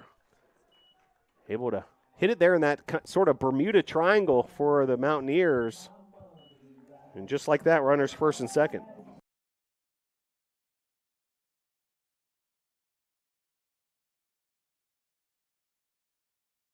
I'll bring up Nico Bartolotti.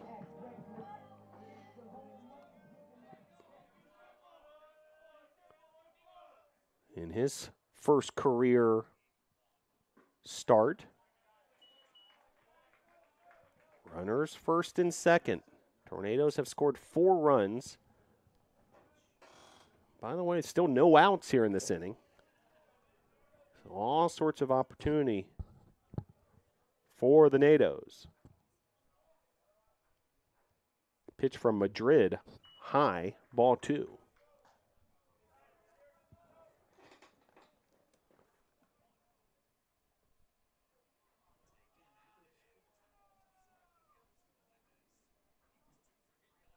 Junto was outstanding for those first 4 innings, but then the Tornadoes got to him in inning 5 and 6, including 2 home runs, one from Sawyer, one from Ayler. And the pitch, high, ball 3.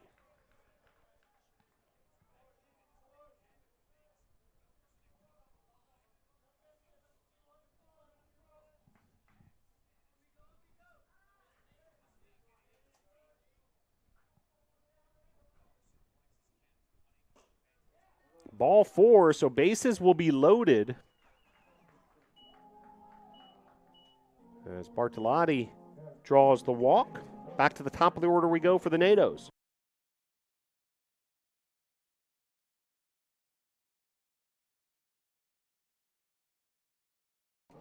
So Lucas Granada steps to the plate. No outs. Bases juiced. Pledger at third, Sawyer at second, Bartolotti at first. Pitch there, called strike. The freshman Madrid in relief of Junta.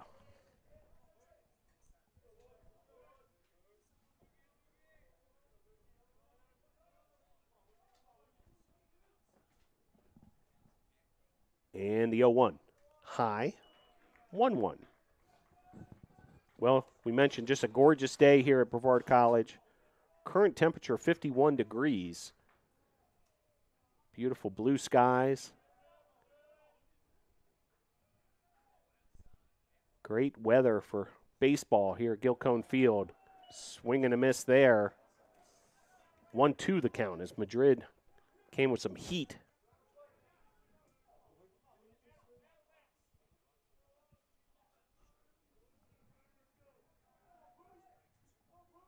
Bases loaded for Lucas Granada. And the 1-2. Popped up and out of play.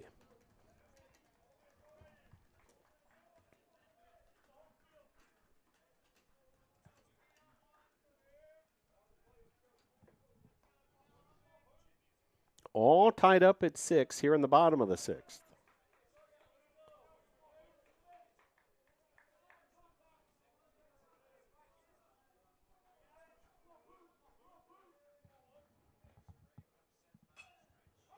Granada pops this up, and play is made there by Sarah, so out number 1, bases remain loaded.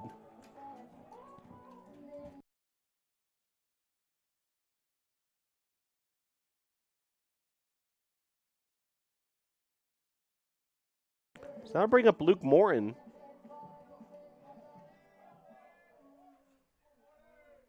With a bases loaded opportunity for himself.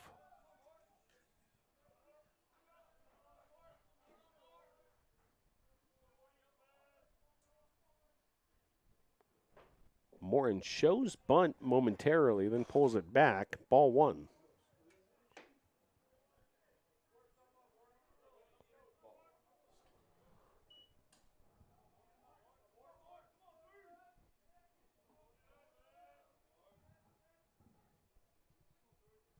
And the 1-0. Across the plate. 1-1 your count.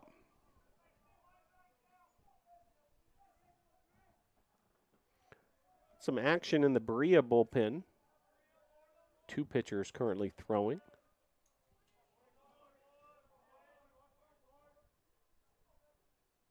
Here's the 1-1. Missing. 2-1.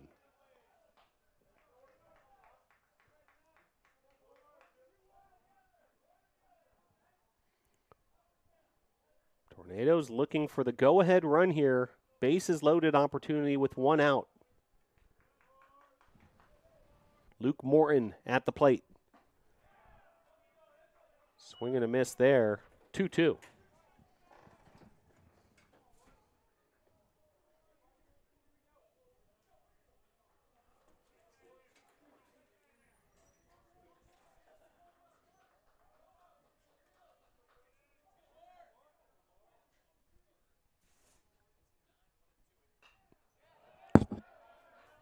Fouled out of play, so the at-bat will continue, becoming a bit of a battle between Madrid and Morton.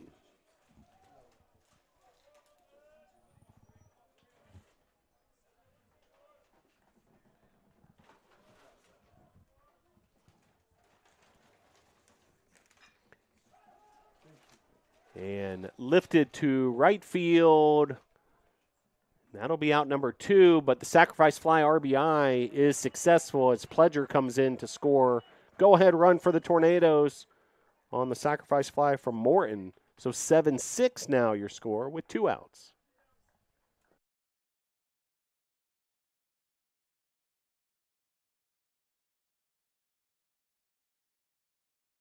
So Brevard has successfully come all the way back from a 6-0 deficit. 2 runs in the 5th, 5 in the 6th. Sacrifice fly RBI there for Morton, scoring Pledger, the pinch runner. And Tornadoes now ahead 7-6.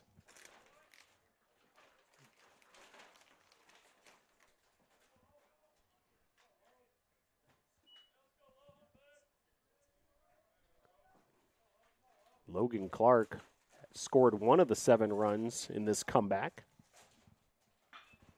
And he hammers this to left. It's traveling a long way off the fence. That's going to score 1 run. And a double for Logan Clark.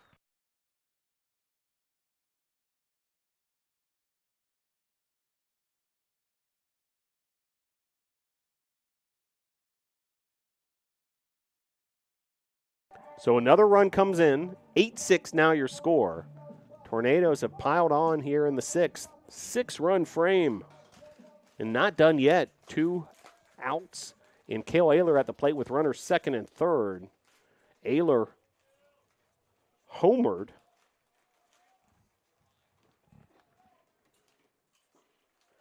In his last at-bat. which, believe it or not, was in the same inning.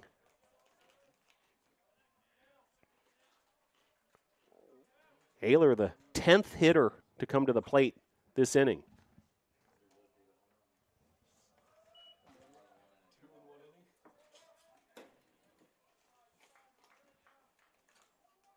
Check that, the 11th hitter to come to the plate.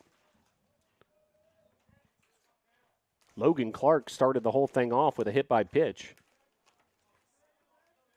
Stole second, and then Ayler drove him home with the home run. Now Clark's at second after the RBI double. Ayler lifts this to center field, and inning over, but what an inning it was for the Tornadoes. 6 runs in the process. It's outstanding work by the Tornadoes bats to come from behind. We'll head to the top of the 7th with your score. Brevard 8, Berea 6.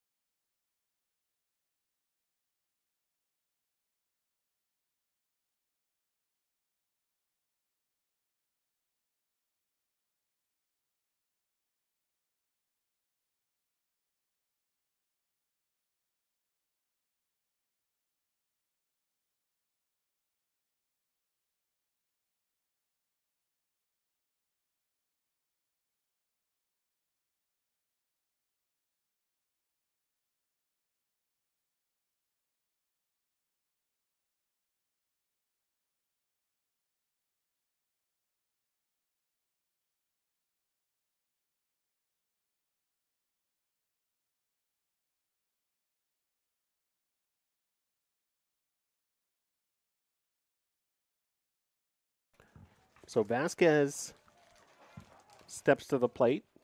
Now Berea in the come-from-behind position, now trailing by 2 runs.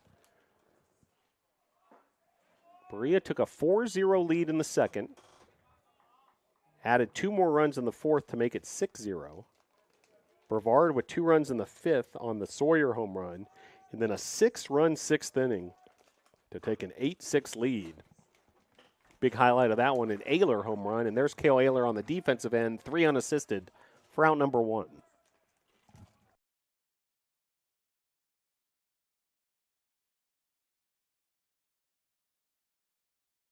So that'll bring up Junta, DH, who was the starting pitcher for Berea. Junta's final line, 5 innings pitched, responsible for 7 runs, 5 of them earned. Gave up 6 hits, 4 strikeouts, 2 walks. And nice play there by the Tornadoes defensively. Luke Morton getting it done. 2 quick outs for Jacob Thompson and the Nados.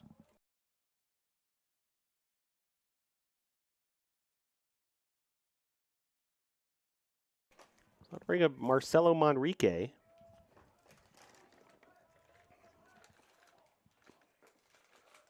First pitch there, across the plate, strike 1.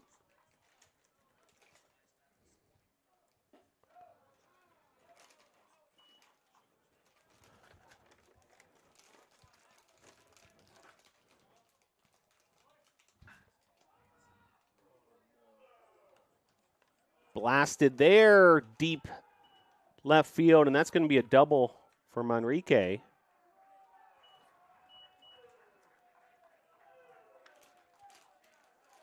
So that'll bring a tying run to the plate here for Berea with 2 outs. Becerra.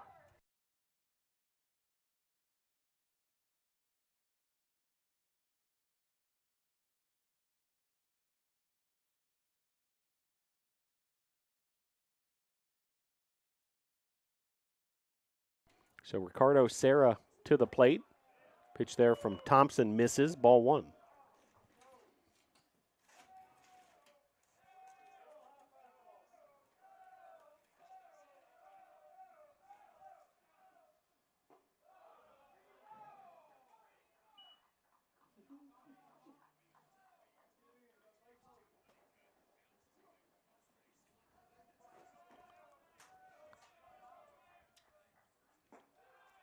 Pitch there missing.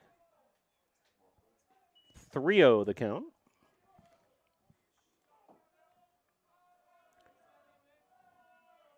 Ricardo Serra 3 for 3 on the day with 2 runs scored and an RBI.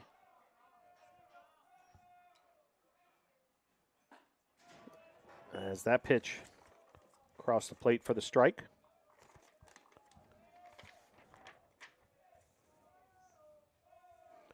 Serra out of Puerto Rico. Carlos Beltran Baseball Academy. And Serra takes ball 4.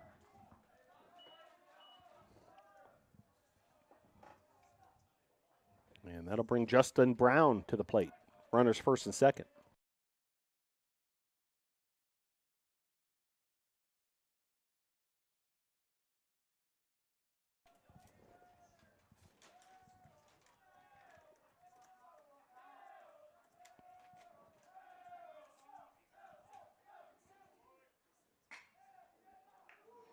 Comebacker right to Thompson, and then he's able to recover and make a big-time play there to Ayler and strand a pair of Mountaineer runners. Big-time play there defensively by Thompson, helping his own cause. 7th inning stretch time here at Brevard College. We'll head to the bottom of the 7th with your score. Brevard 8, Berea 6.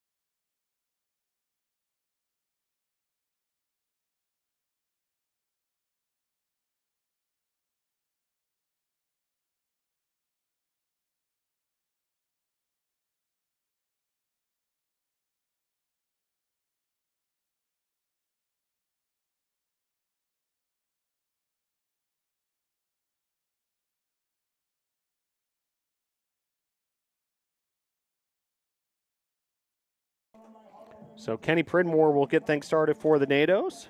5, 6, 7 hitters due up here in the bottom of the 7th. Pridmore, Pyle, and McCoy. Shout out to Jersey Mikes for taking care of the press box staff this afternoon. Enjoying those subs from the local store here in Brevard College. My understanding is the Italian sub is a big hit.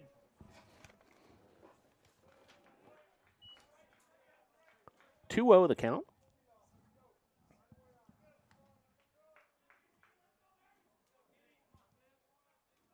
Kenny Pridmore at the plate. Pridmore reached base via error and then scored a run in that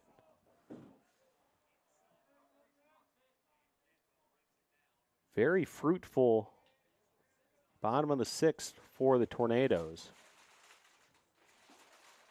6-run frame that propelled Brevard back into the lead.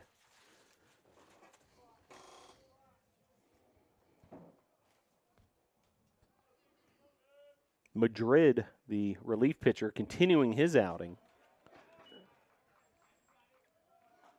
for the Mountaineers. Berea College out of Berea, Kentucky.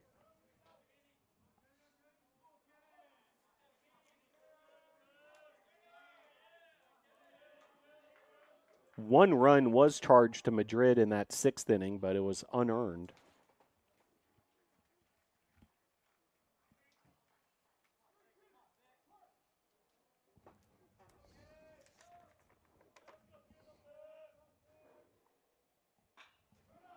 Pridmore pops this up, and Sarah, the first baseman, makes the play for out number 1.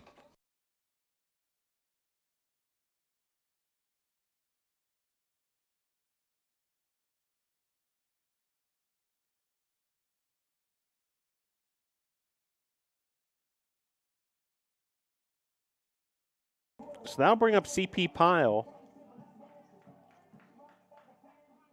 Pyle with a 1-for-2 day,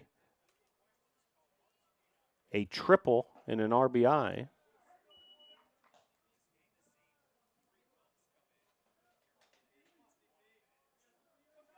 Also a run scored.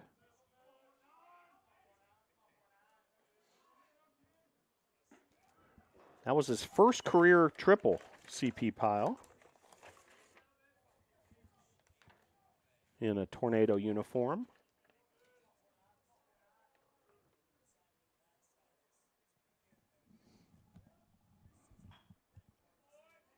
As that's hammered foul down the first baseline. CP Pyle, newcomer for the Tornadoes, but certainly been around college baseball playing for Caldwell.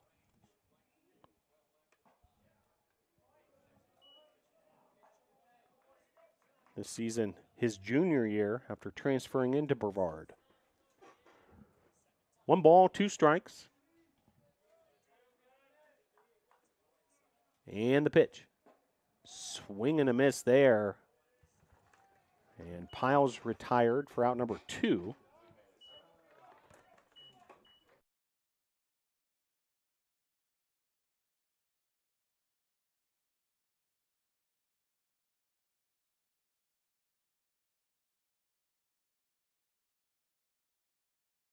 So Jock Pledger will step to the plate.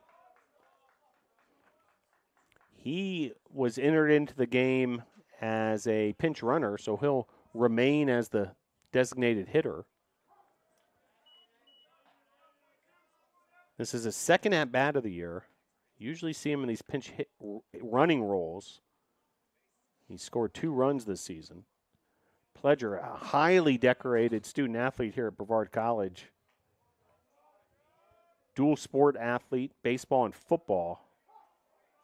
Just an outstanding career as a student athlete and all sorts of accolades as a defensive back on the football field under the direction of head coach Bill Kyatt. Now rounding out his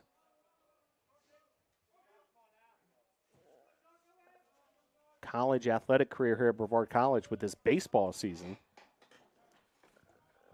And he scored a run in that key 6th inning. As count now 1-2.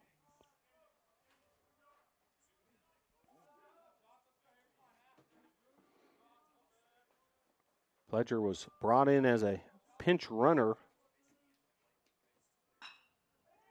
and then came around to score in that 6th. And then a base hit there for Pledger. Line drive single to center. Nicely done from Jock Pledger.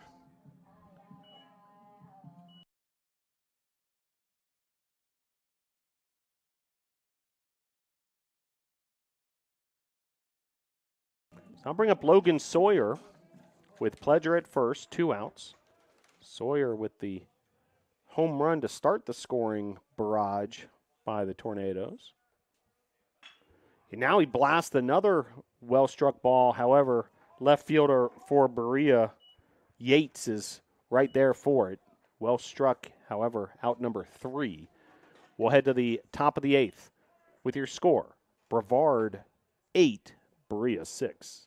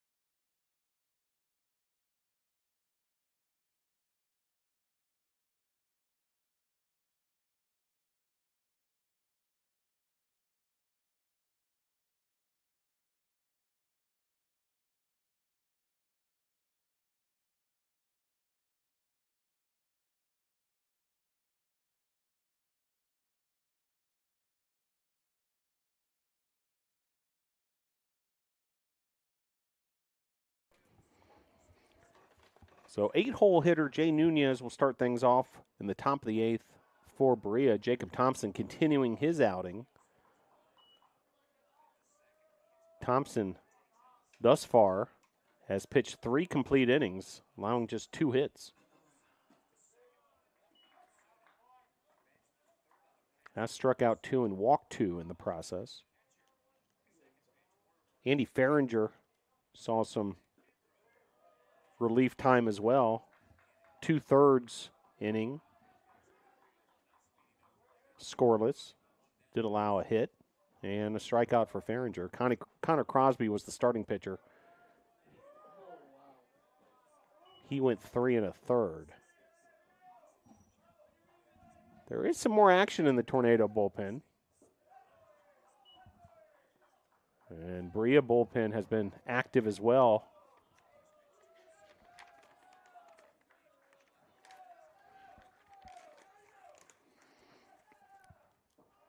And ball 4. So runner aboard as Nunez heads to first. That'll bring up Yates.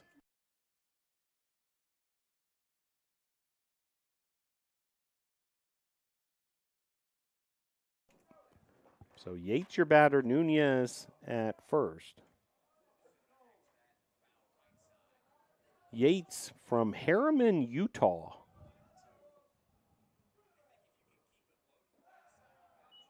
Hillcrest High School.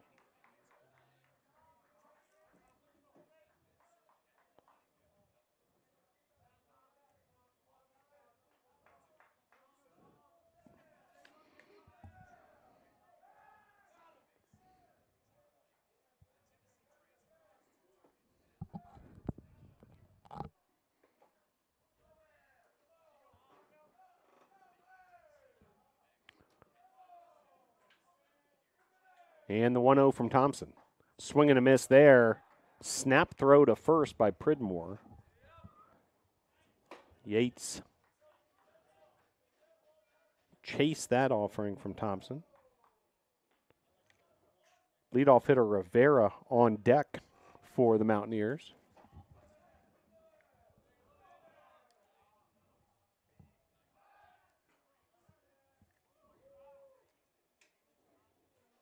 Mountaineers a diverse roster, all sorts of geographical origins for these Mountaineer players. We mentioned Yates from Utah. Other states represented: New Mexico, Nevada, Oregon. Several players from Puerto Rico as well. Ball 4 there, so back-to-back walks.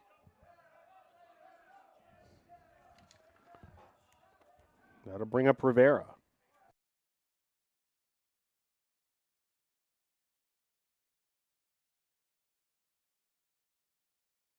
So Rivera steps to the plate. Tornadoes need to be careful here. No outs, runners first and second. Rivera bunts that foul for strike one.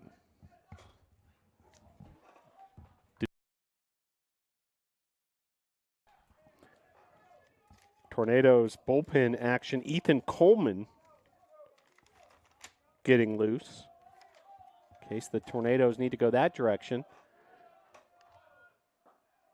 And that gets away all the way to the backstop. Runners advance to second and third. Wild pitch.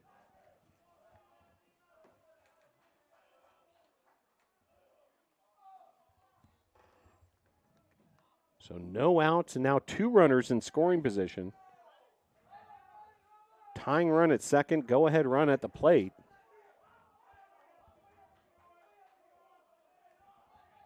Suddenly a precarious situation for Thompson and the Tornadoes. Leading 8-6. Pitch here off the plate.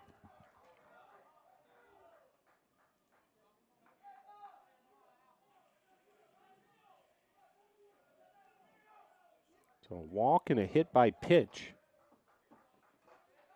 Got the 2 runners aboard. They advance to second and third on the wild pitch. This is a comebacker to Thompson. He's made 2 plays just like that today. That one, however, scores a run. RBI ground out for out number 1. And now 8-7 your score.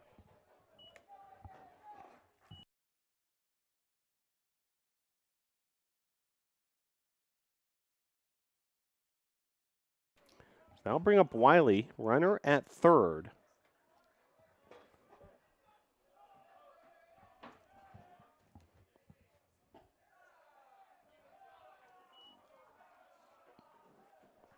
A 1-run ball game now with 1 out here in the top of the 8th. Entertaining baseball here. Game 1 of this doubleheader. Berea and Brevard. Seen a little of everything.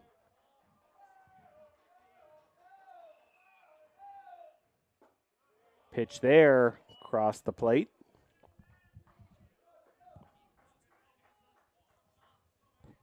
Appreciate the crowd that made their way out here to Gilcone Field. What a day to be enjoying the sunshine and enjoying some Tornado baseball as this is popped up. Shallow center field, Logan Clark on the move. He's able to lasso that in. Then the throw home over Pridmore's head. And run scores on the sacrifice fly RBI.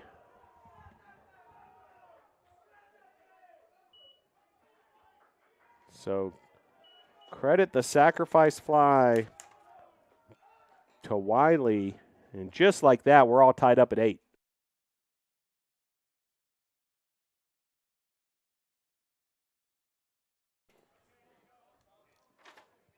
Clark traveled a long way just to make that out to begin with.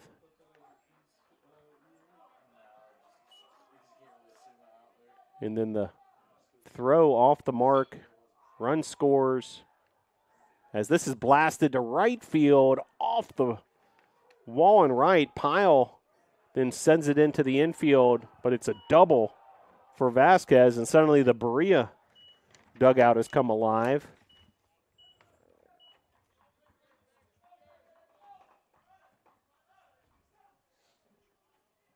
That'll bring up Junta.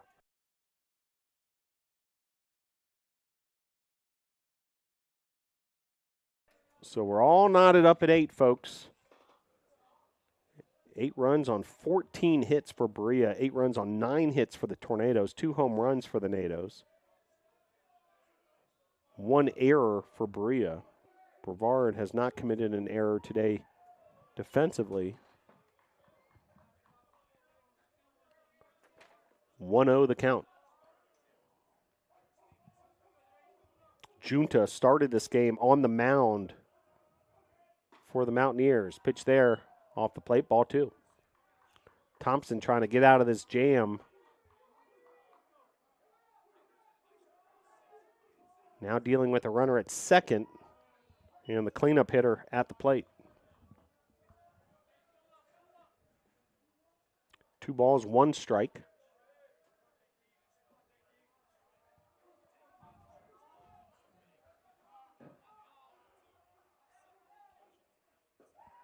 Pitch gets away from Pridmore, and runner advances to third.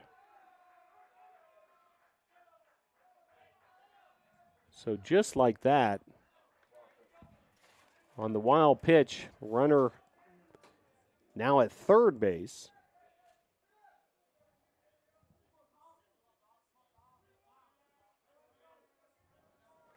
Three-one your count. 2 outs. Runner at third, Junta at the plate, Thompson on the mound. The pitch. Fouled off, 3-2.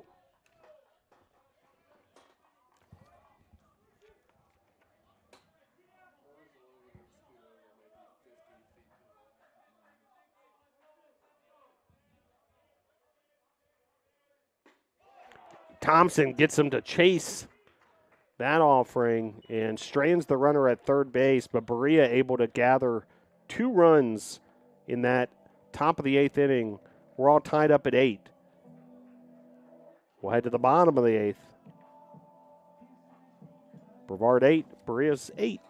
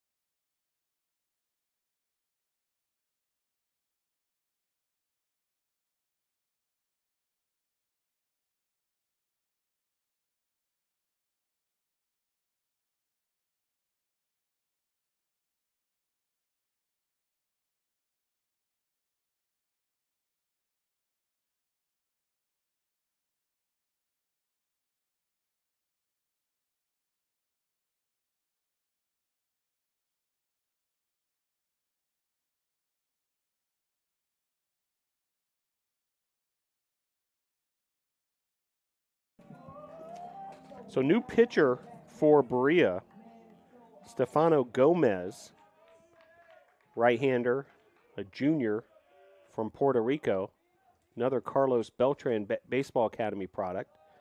And first up for the Tornadoes in a tie ball game, 8 apiece, is Nico Bartolotti.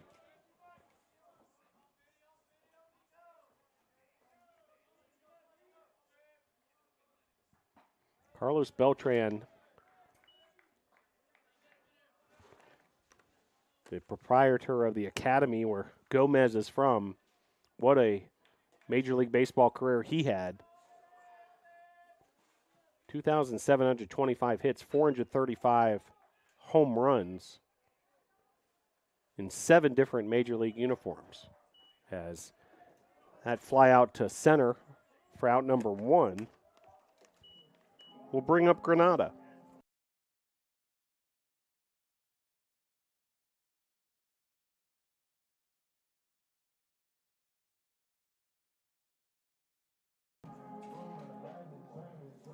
Carlos Beltran, probably most associated with the New York Mets, but also played for the Royals, Astros, Giants, Cardinals, Yankees, and Rangers.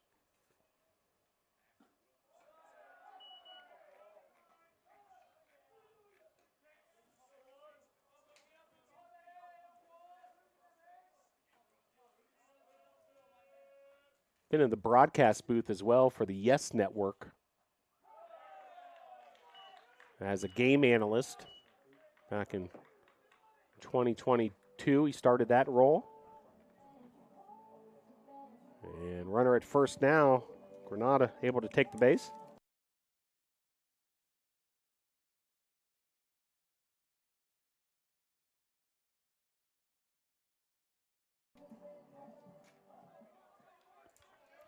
Carlos Beltran Baseball Academy opened in 2009.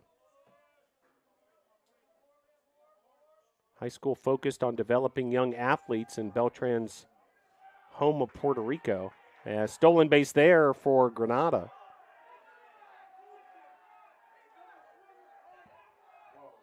And we'll see what this is all about.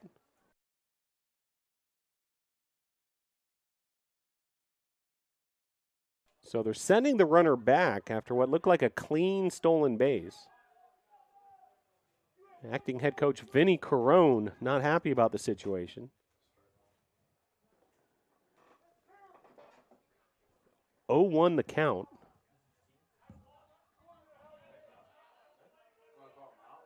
And now they're calling the batter out as well. So we'll try to get all this sorted out. Meanwhile, here's Logan Clark.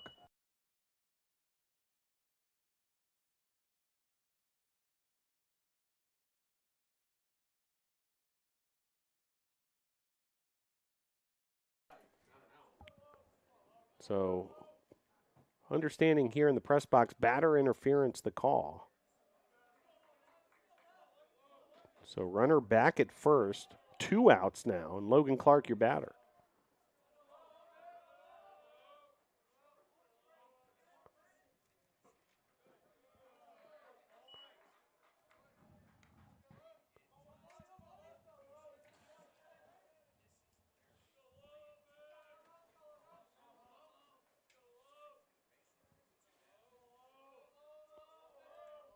The pitch to Clark.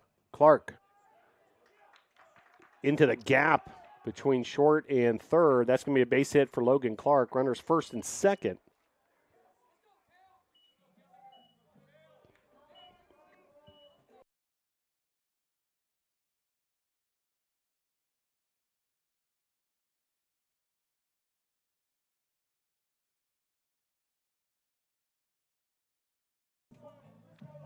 So Clark with the base hit, now a 2-for-4 day going. Ayler 1-for-3 with a 2-run home run. Also has drawn a walk. All tied up at 8 here. Runners at first and second. Pitch there inside, ball 1.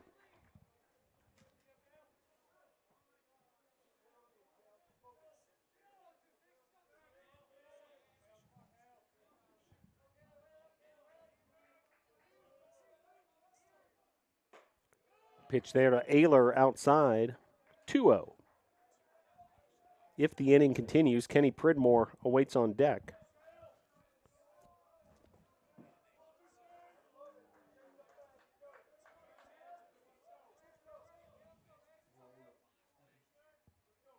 And the 2-0. Inside, ball 3.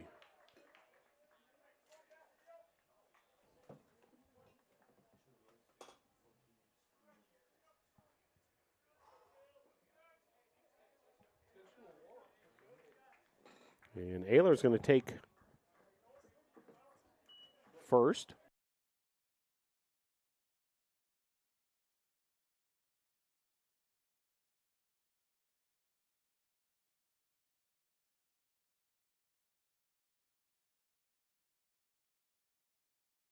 So with a 3-0 count, Berea opted to intentionally walk Cale Ayler. That loads the bases for Pridmore with 2 outs here. So you can sort of understand the thinking there. 3-0 count, hitters count. Also, Ayler, a lethal hitter for the NATOs. And by loading the bases, get a force out at any of these bases for out number 3 to get out of this inning potentially. And that's going to be line drive to second from Pridmore as Nunez makes the play for out number 3. So 3 runners stranded for the Tornadoes. Strategy pays off for Berea. We have a new pitcher coming for Brevard. We'll tell you all about him as we head to the top of the 9th with your score. Brevard 8, Berea 8.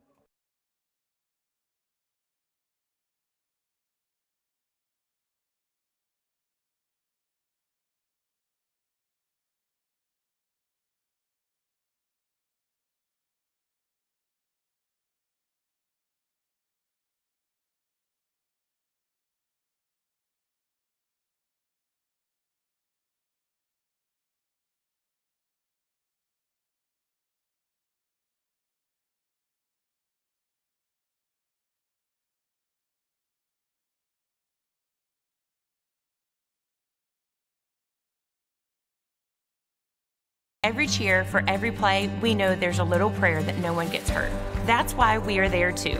Party athletic trainers, physicians, and specialists. We're watching closely for any sign that someone needs care. And if your child is hurt, they're seen right away by the region's top specialists. The Party Sports Medicine team is at every game, match, race, practice, and workout, providing medical attention and guidance. For us, winning is all about playing healthy and smart so you can perform at your best.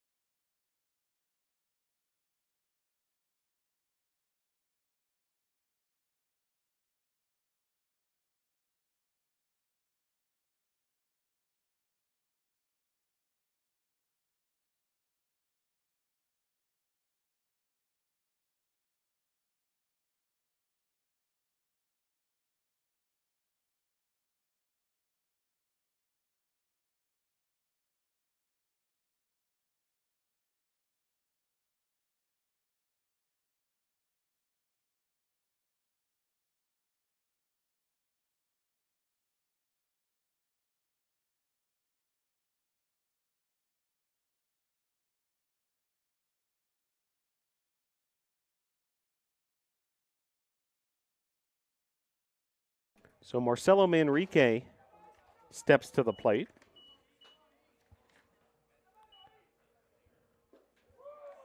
And Ethan Coleman with his first pitch, a strike. Ethan Coleman, the 4th pitcher of the afternoon for the Tornadoes. Connor Crosby started the contest. Andy Farringer relieved him. Then Jacob Thompson, 4 complete innings, 2 runs, both earned, 3 hits, 3 strikeouts, 3 walks. And now Ethan Coleman on the mound for the Tornadoes, pitching here in a tie ball game in the top of the 8th. Coleman is making his 4th appearance.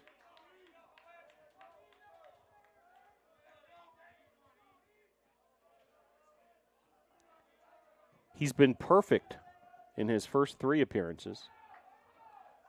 No hits, no runs, no walks.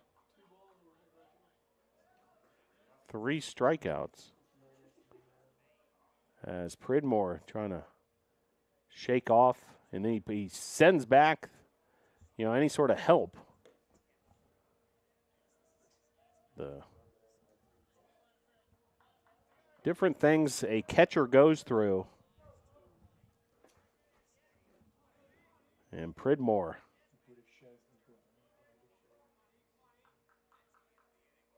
able to shake off what looked like a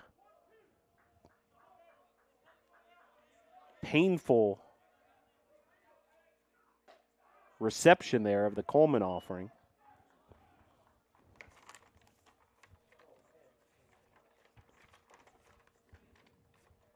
Ethan Coleman, senior, out of Newport, North Carolina.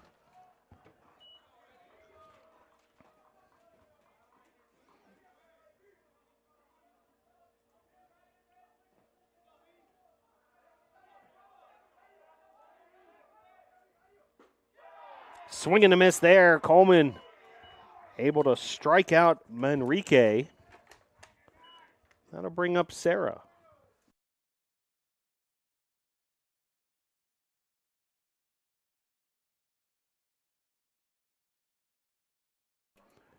Big time strikeout there for Coleman. So 1 down here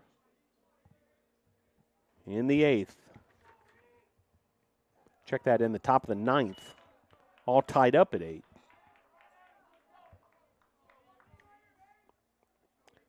Brown awaits on deck. 1 out here for Coleman and company. Pitch there off the mark.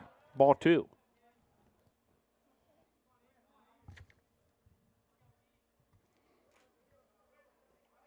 Thirteenth career appearance for Coleman.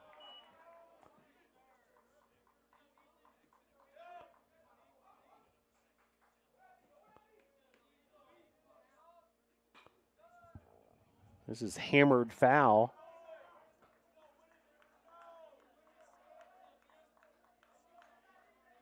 Towards the mountain bike tracks we have here at Brevard College. I don't know. Weaving your way around Gilcone Field. You've got the Frank Patton track. You've got a disc golf course. And also mountain bike training area. As this is lifted to shallow left field and able to make the play there. Nicely done from the shortstop position, Luke Morton. And actually unable to make the play, so base hit. So it looked like he had it momentarily there, but base hit.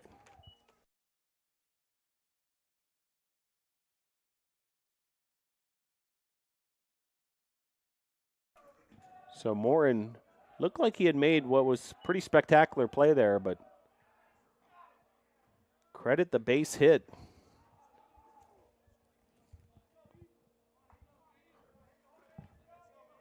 To Sarah.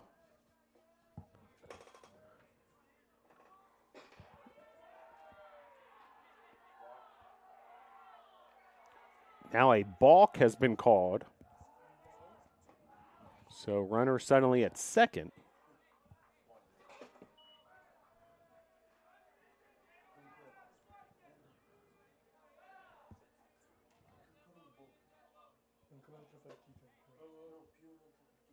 Questo è finito, questo è l'ultimo inning. È l'ultimo inning, a meno che non pareggia.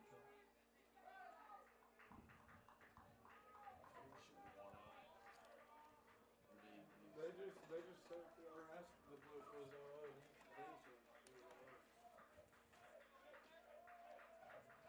So runner now at second. Brown, your batter. Coleman on the mound. A tie ball game here in the 9th.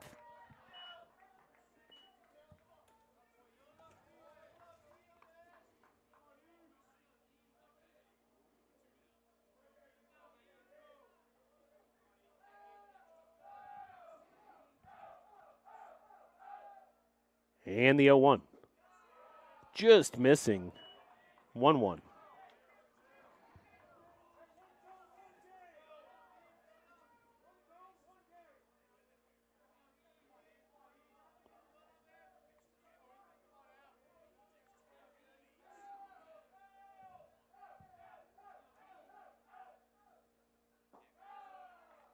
Missing low there.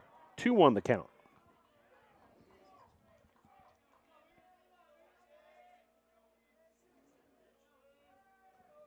Sarah, a 4-for-4 afternoon,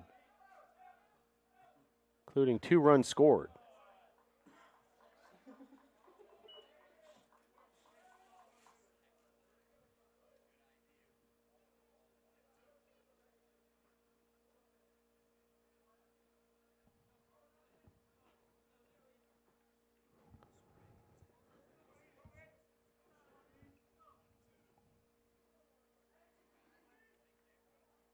Runner at second. That's Sarah. Brown at the plate.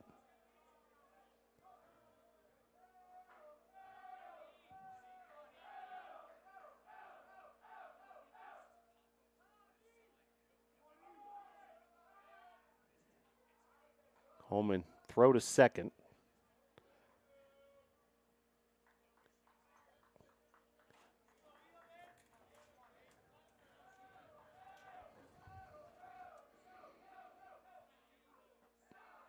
Pitch there off the plate, ball 3.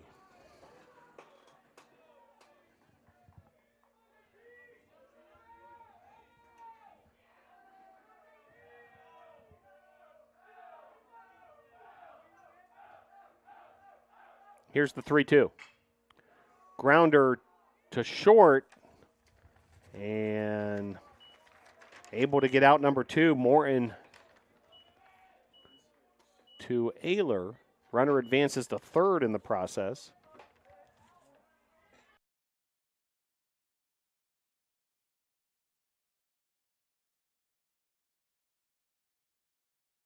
So that'll bring up Nunez. 2 for 3 on the day with 2 runs scored and an RBI.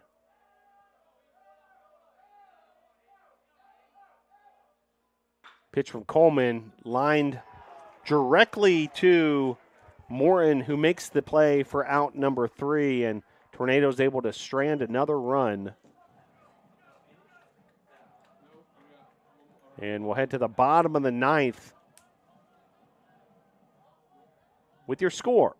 Brevard 8, Berea 8.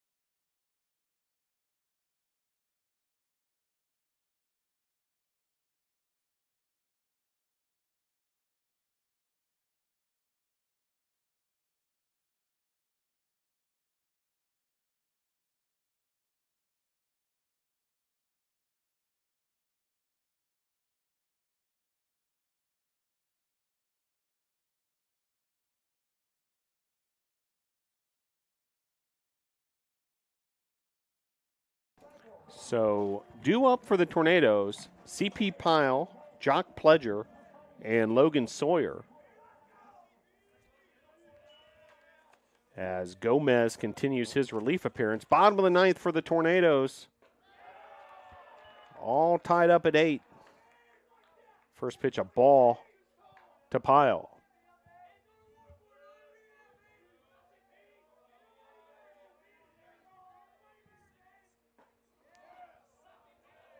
Pyle then takes a pitch, 1-1. Bottom of inning number 9. Back and forth affair between these two teams.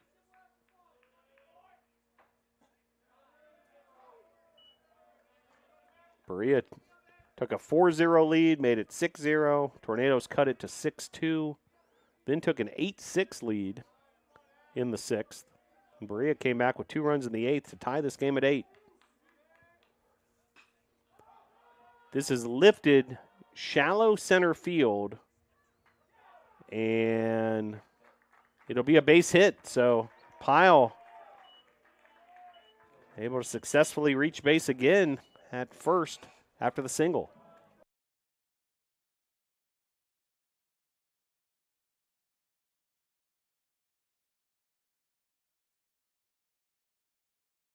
I'll bring up Jock Pledger.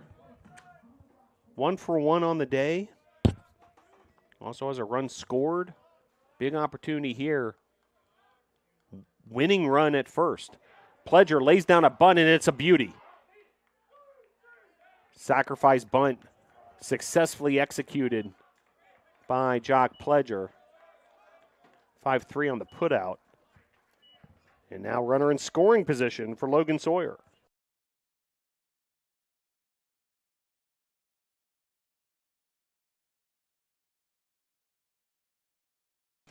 Just a beautifully laid down bunt there from Pledger, and did his job moving the runner Pyle to second. So now winning run at second base. Logan Sawyer, who hit a home run earlier, the first of his career at the plate. The pitch. Hits Sawyer, so just like that, runners first and second. And that'll bring up Nico Bartoletti.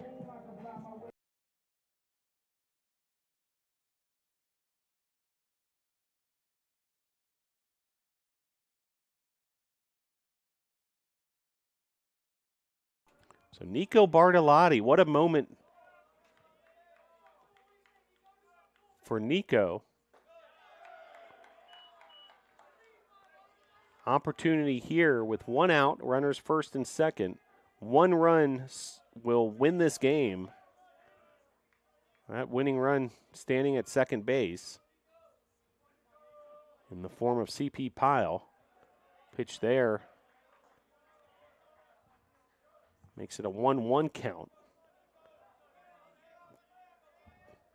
Bartoletti, the freshman, starting third baseman in game 1 of this doubleheader out of Lake Wiley, South Carolina.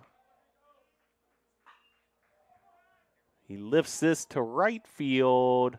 It's in foul territory and out of play. First career start. Second career game played for Bartoletti.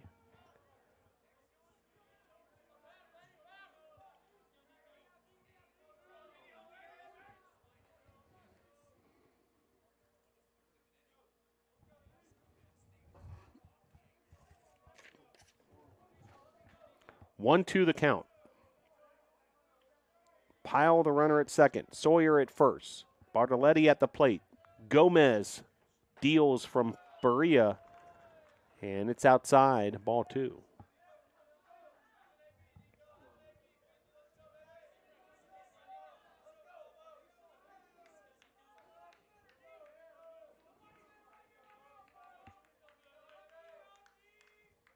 Here's the 2-2. And that's hammered to right field. Runner being sent home. It's C.P. Pyle. Play at the plate. Safe! And with his first career hit, Nico Bartoletti with a walk-off. Oh, my. The Tornadoes win. CP Pyle with the winning run. 9-8 your final.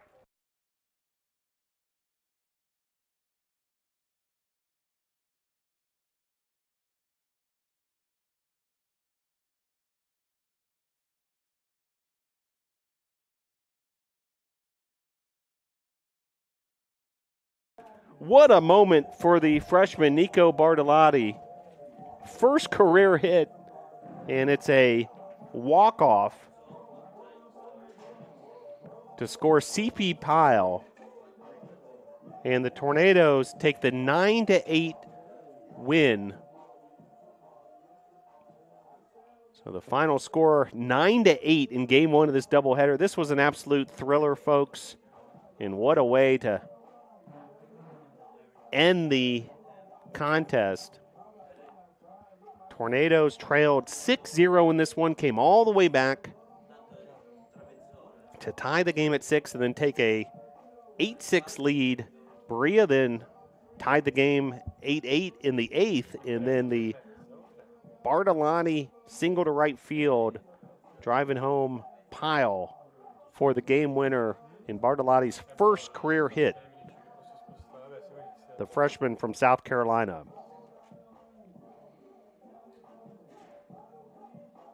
Two home runs in this one for the Tornadoes. Cale Ayler and Logan Sawyer, each of the two-run variety. First career home run for Sawyer, first home run of the year for Ayler.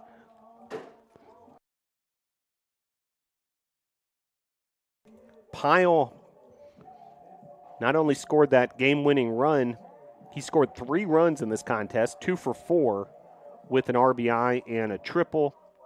Logan Clark, a big day as well, 2 for 4 with a double and a stolen base, also a run scored. And we mentioned Sawyer, the home run. He went 2 for 4 with 2 runs scored, going along with 2 RBIs. Tornadoes, all total, 12 hits, including 5 extra base hits, 2 home runs, a triple, and 2 doubles. Want to mention also Gavin McCoy with a big RBI double as well. Berea led by Sarah offensively. He went 4 for 4 with 2 runs scored. And Manrique went 3 for 5. Tornadoes used 4 different pitchers. Ethan Coleman will get the win after pitching 1 inning, allowing no runs, 1 hit, and a strikeout. Jacob Thompson went 4 innings in relief, allowing 2 runs on 3 hits, 3 strikeouts, 3 walks. Andy Farringer pitched 2/3 of an inning. No runs allowed, 1 hit. And then Connor Crosby was the starting pitcher in this one. He had 4 strikeouts. Also had a couple of impressive pickoffs, Connor Crosby. Starting pitcher Jaden Junta, who also was the DH for Berea, he went 5 innings, allowing 7 runs, 6 earned. Madrid came in relief of Junta, pitched 2 innings. And then Gomez will take the loss, allowing that run in the 9th. But the walk-off will forever be remembered here at Gilcone Field as a freshman making his first career start, just his second career game played. And in his first career hit, a walk-off game winner by Nico Bartolotti to score CP Pyle. Well, we'll gear up for game 2 of this doubleheader. Glad you're able to join us on a beautiful day at Brevard College. But your final score for game 1, Brevard 9, Berea 8. Stick around, game 2 of the doubleheader coming up next.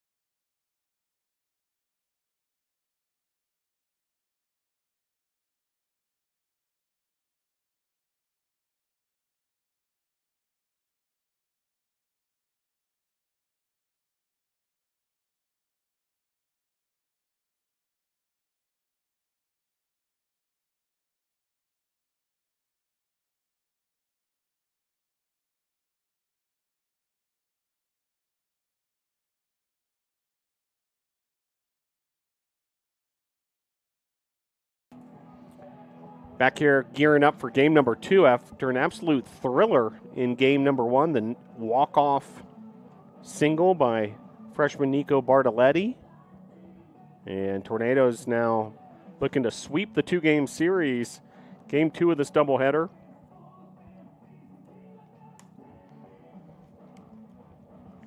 Tornadoes have taken the field defensively. On the mound for the Tornadoes, the freshman Blake Altschuler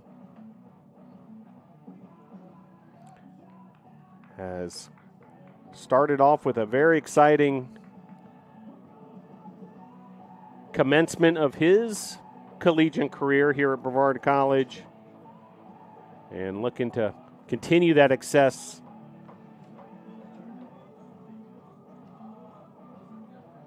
this afternoon. Game 2 of this doubleheader. The freshman righty from Concord, North Carolina, Cox Mill High School.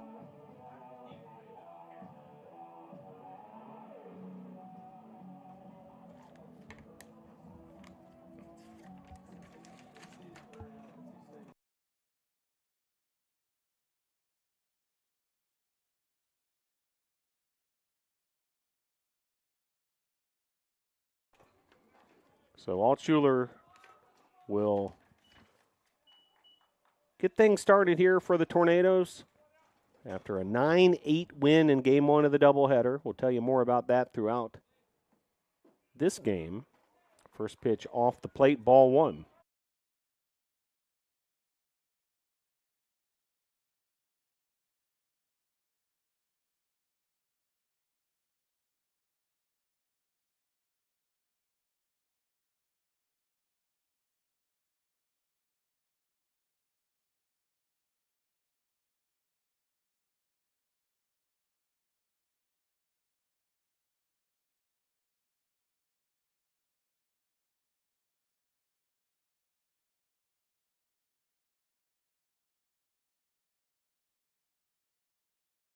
Our apologies for some technical difficulties there. Had a little blip in our internet connection.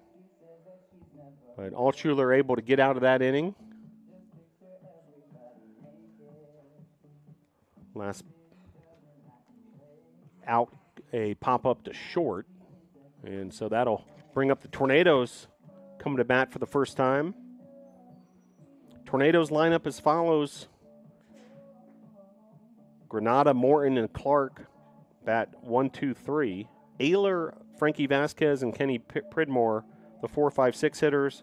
CP Pyle, Logan Sawyer, and Nico Bartoletti hit 7, 8, and 9. Meanwhile, let's take a look at the Mountaineers defensively. Outfield, Ty Palmgren in left. Center field, Michael Vasquez. In right, A.J. Wiley. Tell you about the rest of the Berea defense in just a moment.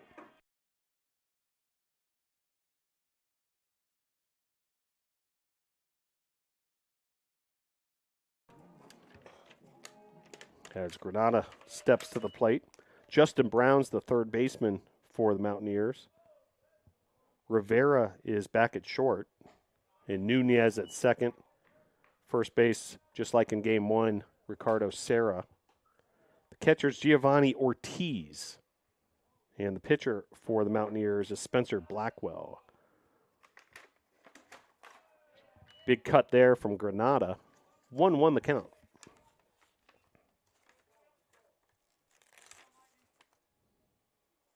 Blackwell, freshman from Las Vegas, Nevada.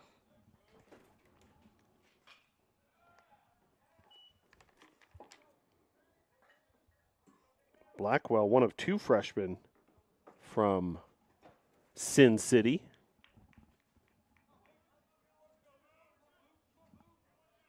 One, 2 the count, and the pitch. Outside, 2-2.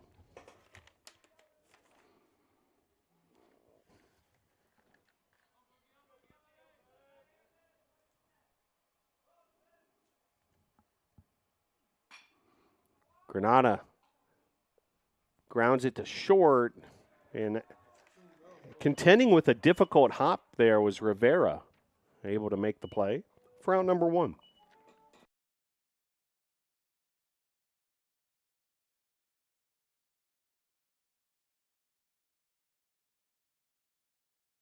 So I'll bring up Luke Morton.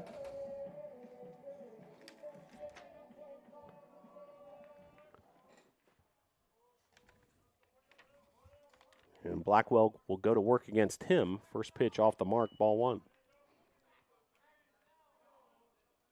A 9-8 thriller in game one of this doubleheader. Tornadoes with the walk-off win. 12 hits, including 2 home runs. Cale Ayler and Logan Sawyer. Ethan Coleman, the winning pitcher in relief.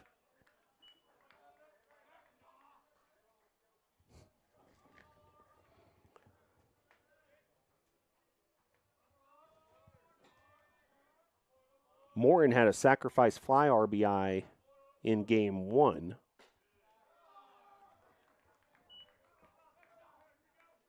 Looking for his first base hit of the day.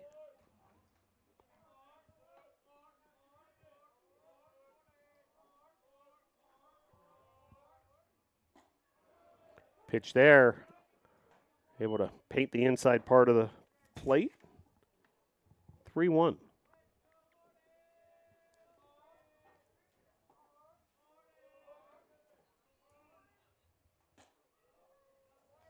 Ball 4 there, so Morton will head to first. That'll bring up Logan Clark.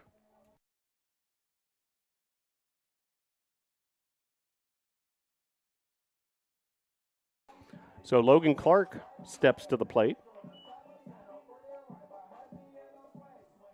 with Morton, the base runner, at first. Clark went 2 for 4 with a double and an RBI and a run scored in game one. Also stole a base.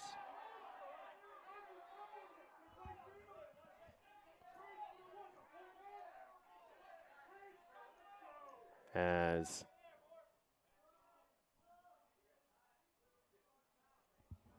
seeing what this is about exactly, as acting head coach Vinny Carone is asking for an explanation. As they called the base runner Morton out.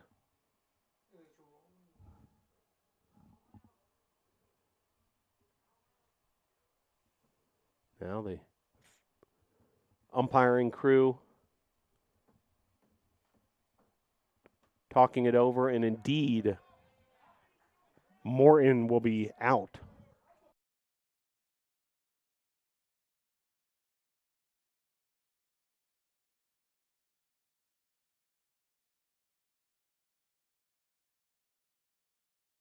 So ruled a pickoff.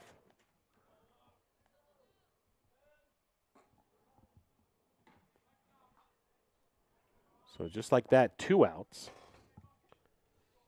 And Logan Clark now going back to work here against Blackwell, who gets Clark to chase.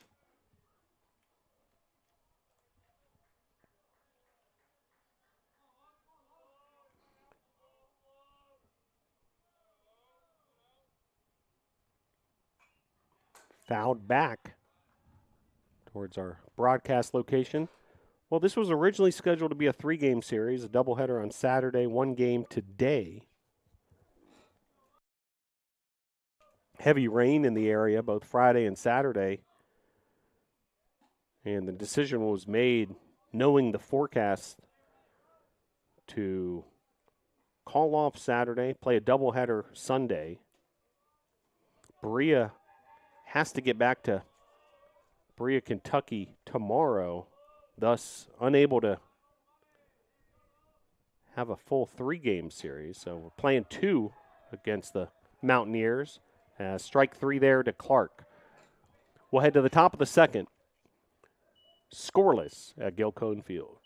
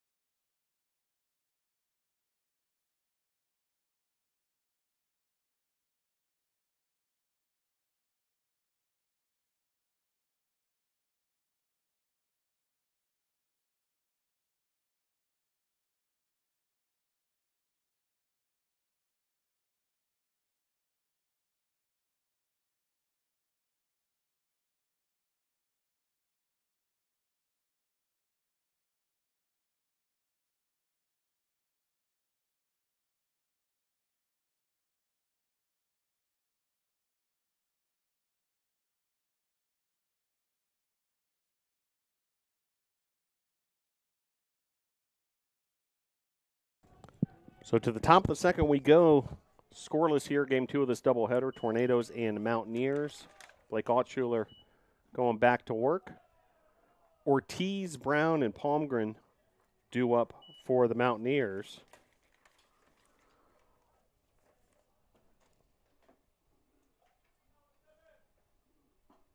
Ortiz, starting catcher, sophomore.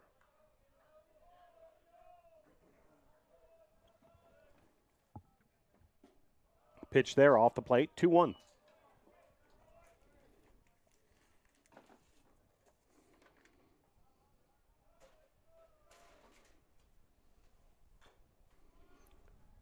Fouled off there, 2-2.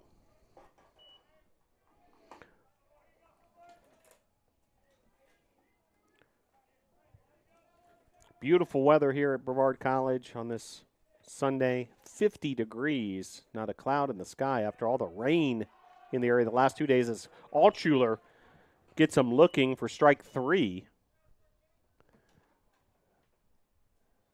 And out number 1 here in the second inning.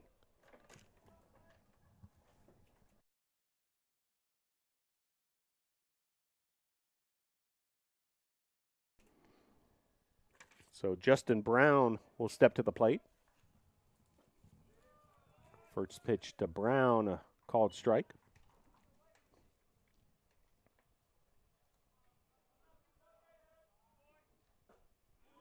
Altshuler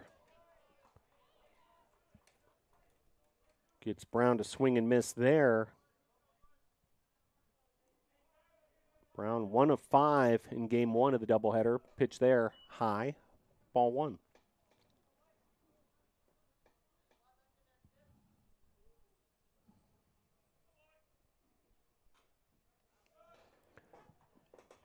1-2 now the count. As Altshuler, the exciting freshman from the Charlotte area.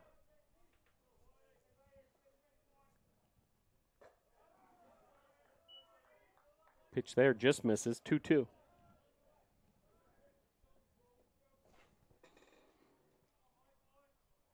Saw 4 different pitchers in game 1 of the doubleheader. Connor Crosby got the start. Andy Farringer, Jacob Thompson, and Ethan Coleman rounded things out. Coleman credited with the win on the walk-off. What a story that was. Nico Bartoletti, freshman, in his first career start with the game-winning walk-off. And play made there by Cale Ayler at first, having to stretch for that. And it'll be 2 outs.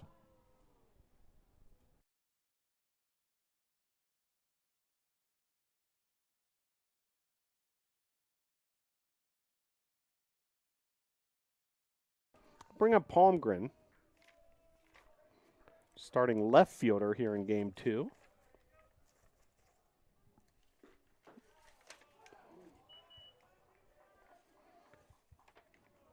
Part of the freshman class of the Mountaineers. And the 0-1. Grounded to third. It's Frankie Vasquez able to make the play to Ayler for out number 3. We'll head to the bottom of the second. Scoreless at Gilcone Field.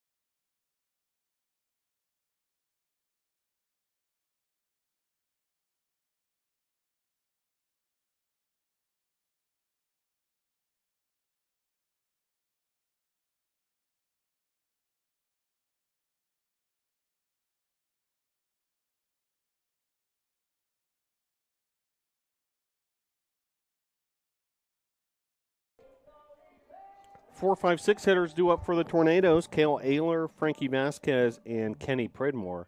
Ayler hit a 2-run shot in Game 1 of the doubleheader, his first home run of the season. Talking about a player who was due. It's seen some absolutely electric foul balls down that right field line from Ayler. He connected on a pitch in Game 1 of this doubleheader that was a towering home run near the scoreboard in right field. 2-run shot. Lines this to right field as Wiley makes the play for out number 1 for the Mountaineers.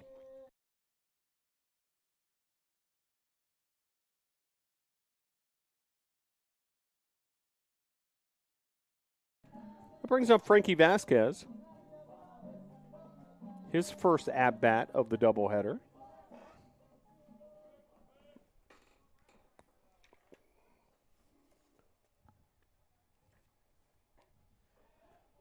First pitch, a strike from Blackwell.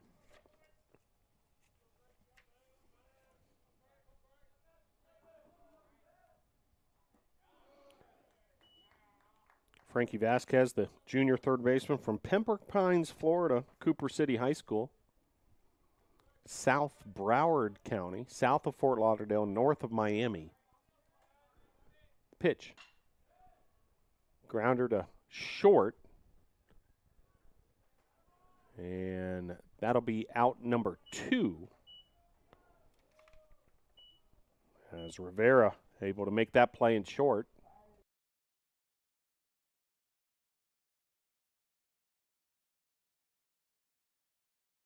So I'll bring up Kenny Pridmore. Played the entire 9 innings of game number 1 at catcher. Back behind the dish for game 2 here. And reaches base there on a base hit to third.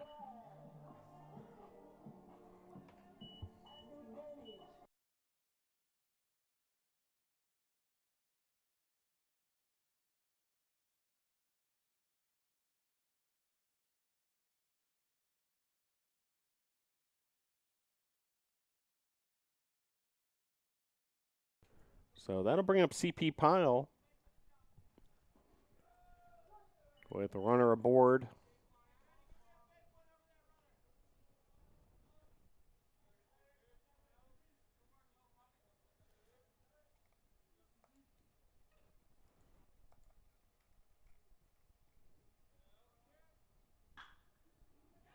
And C.P. Pyle hammers this down the left field line. Runner being sent home. Now he's held up. And runners second and third after the double by C.P. Pyle.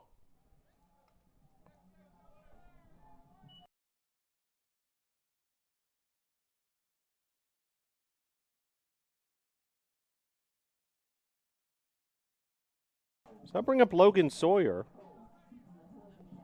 So runners second and third for Sawyer. Got to hand it to the left fielder, Palmgren. Able to get that ball back into the infield. And third base coach Steve Huckey determining to hold up lead base runner Pridmore. 0-1 the count, 2 outs, runner second and third for Logan Sawyer. Sawyer with a 2-run home run in game 1 of the doubleheader, his first of his career.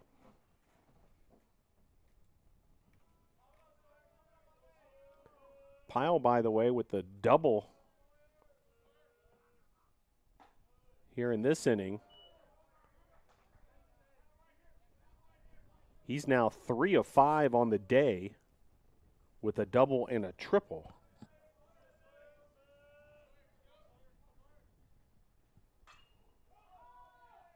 This is lifted to left field for out number 3. So 2 runs stranded as the Tornadoes able to get a pair of hits, including a double by Pyle, but unable to cash in. We'll head to the top of the 3rd. Your score, Brevard 0, Berea 0.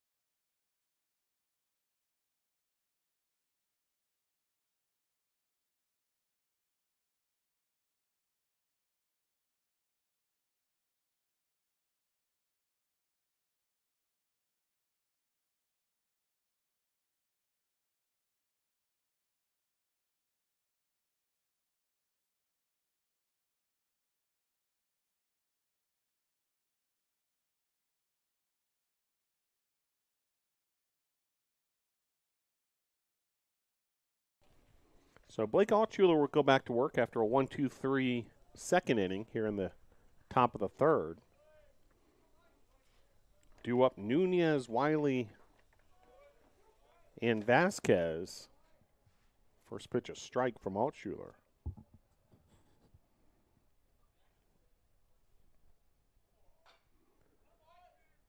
That pitch fouled off. 0-2.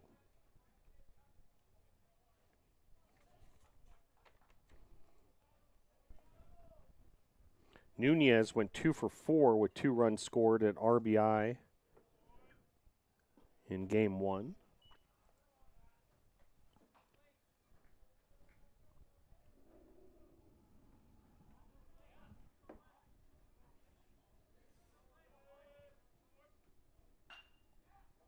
Sharply hit grounder past a diving Cale Ayler for a base hit for Nunez. That'll bring up Wiley.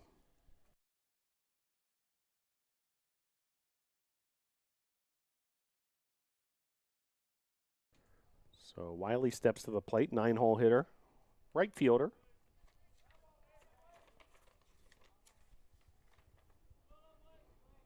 Junior out of Kings Mountain, North Carolina.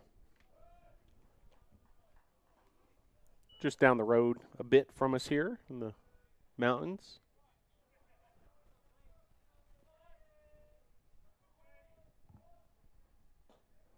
Pitch there, outside, ball 2.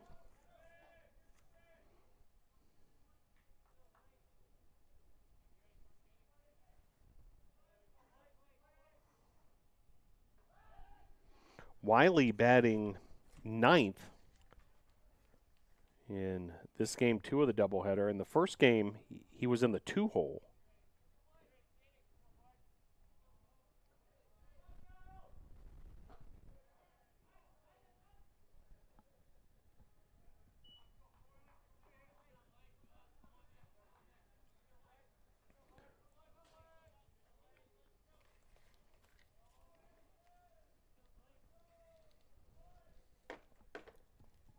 Hitters count 3-0 coming here to Wiley, and it's a 4-pitch walk. So runners first and second. And back to the top of the Mountaineer order we go.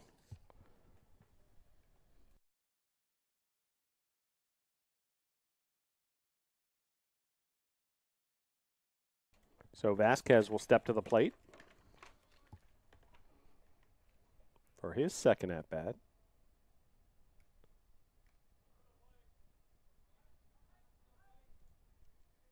Spring break here at Brevard College. Classes out of session. Grounder there, handled by Ayler. And then Vasquez was trying to complete the double play.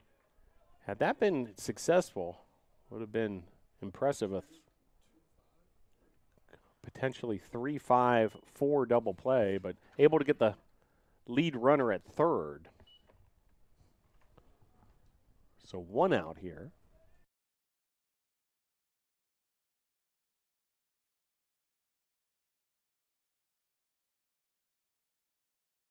So I bring up Rivera now, first and second, 1 out. First pitch, a check swing, and he went around, strike 1.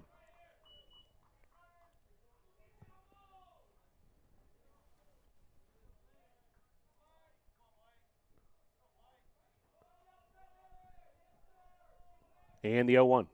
Swing and a miss there. Altshuler ahead of Rivera. 0-2.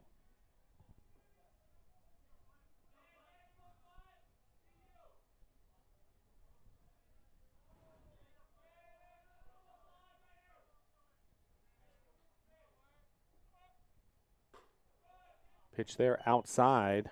1-2 your count.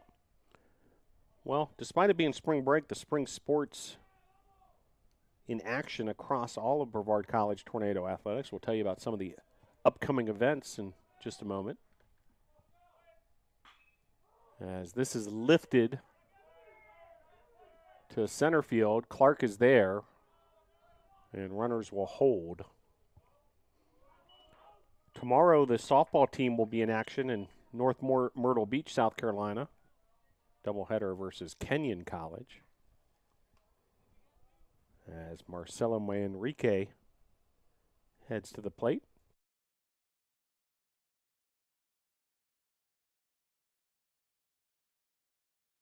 Three-hole hitter, Manrique.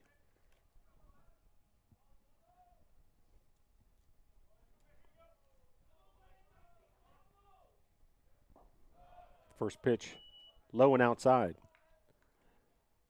There's a home event tomorrow at noon, high noon, at Islamel Family Field, as the Brevard College men's lacrosse team will be back in action versus Wilmington. Pitch there, called strike. 1-1 the count to Manrique.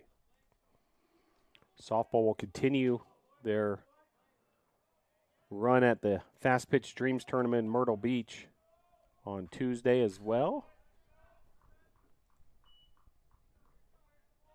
And they'll be in action Wednesday also with a couple of games in Myrtle Beach. Wednesday also women's lacrosse will have a road trip to Atlanta, Georgia to take on Oglethorpe. That's a 6 o'clock start in case you're in the Atlanta area. It's Wednesday, March the 13th.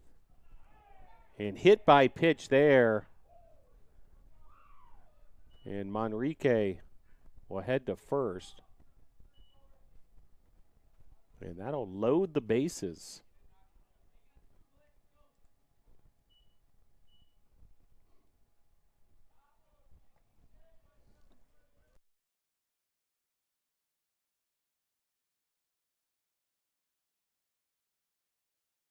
So tenuous situation here for the Tornadoes. Bases loaded. There are 2 outs.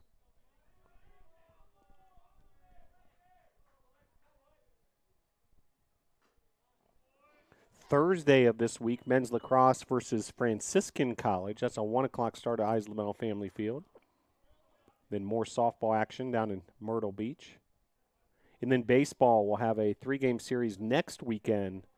USA South Conference opener versus Southern Virginia. Tennis teams also in action next weekend at Truett McConnell in Cleveland, Georgia. Pitch here from Altshuler inside. 1-1 the count. Scoreless here in game 2.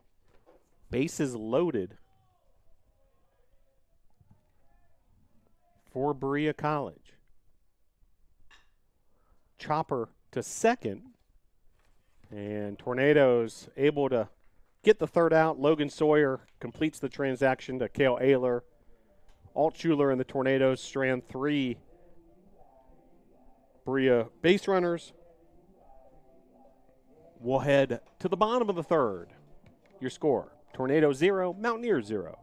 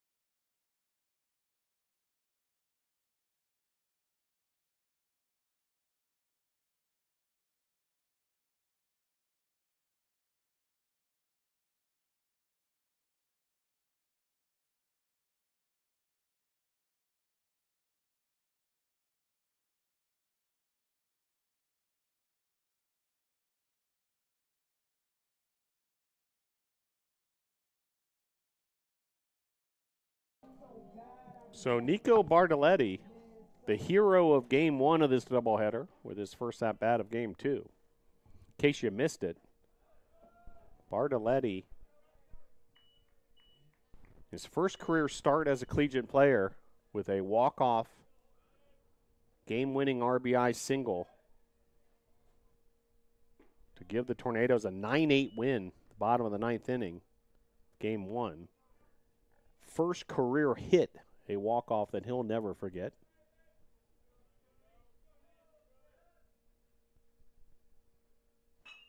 Now Bartoletti keeping it going. 2 consecutive base hits as that's driven into center field. Runner aboard. Top of the order we go.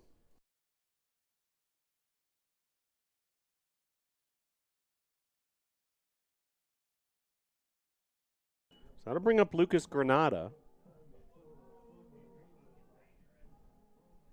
Still scoreless here. Bottom of inning number 3.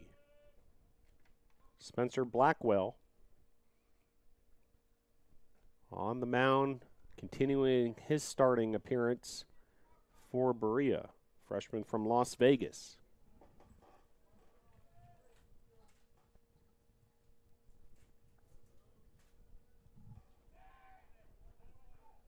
Pickoff throw to first, but Bartoletti able to evade the tag.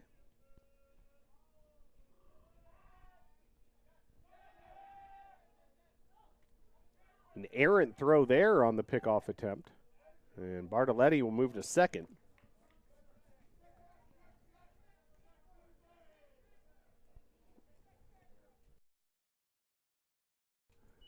Ruled an E3.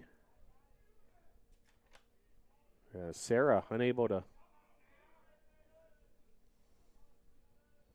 handle the pickoff throw.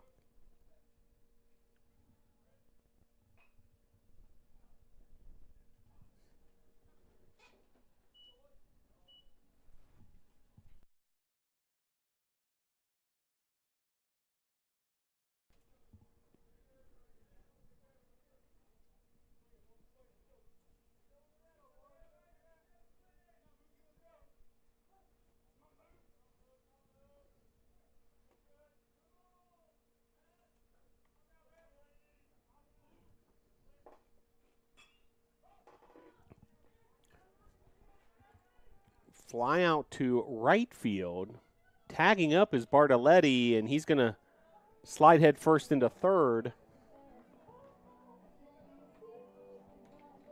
So now runner at third for Luke Morin.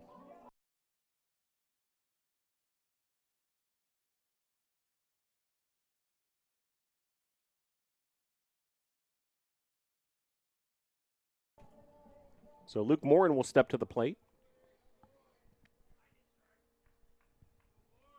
Base runner at third, that's Bartoletti.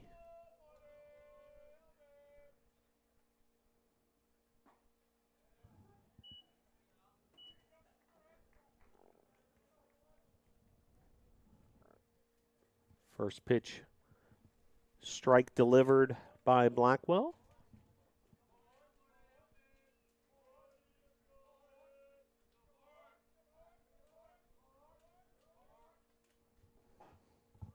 And the 0-1.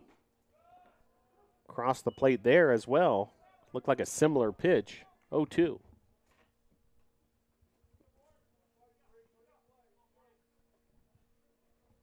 One out, runner at third. Scoreless in the bottom of the third. Pitch there, high and inside. 1-2.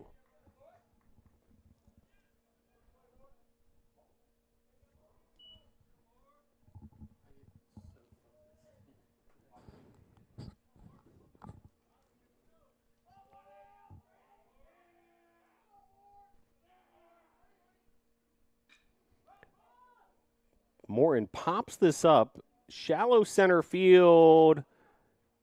It's going to be a base hit, and run will score. Morin ends up on second. Single in second on the throw. Maybe it'll be rolled a double. We'll see what the official score says. But bottom line is it's a run for the Tornadoes.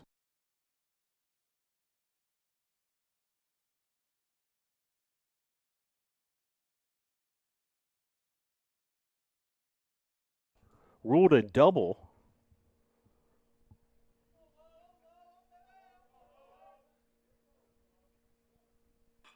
So nice piece of hit in there from Morin. Clark, meanwhile, pops out in foul territory to the first baseman, Sarah,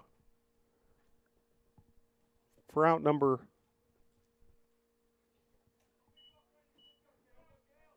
2. I'll bring up Ayler.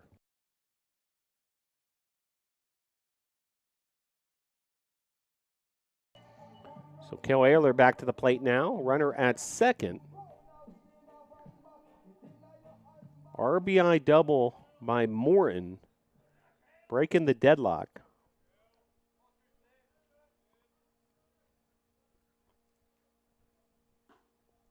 Pitch there, outside, ball 1.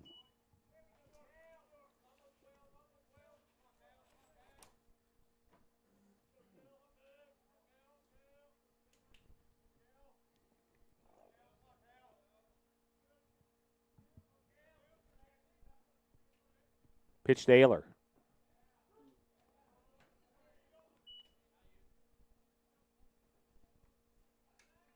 Called strike, 1-1.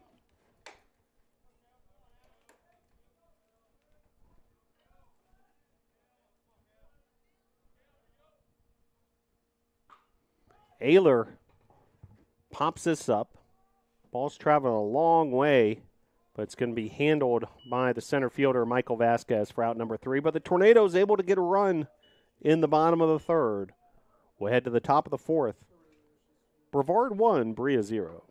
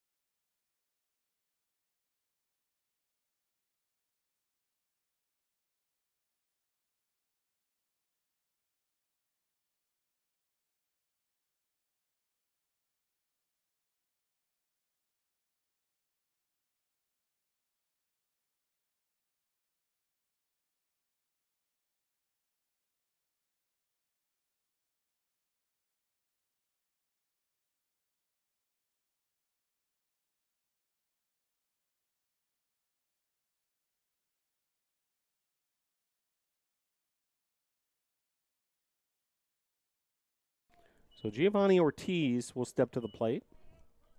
Starting catcher for the Mountaineers. And Blake Altshuler will go back to work his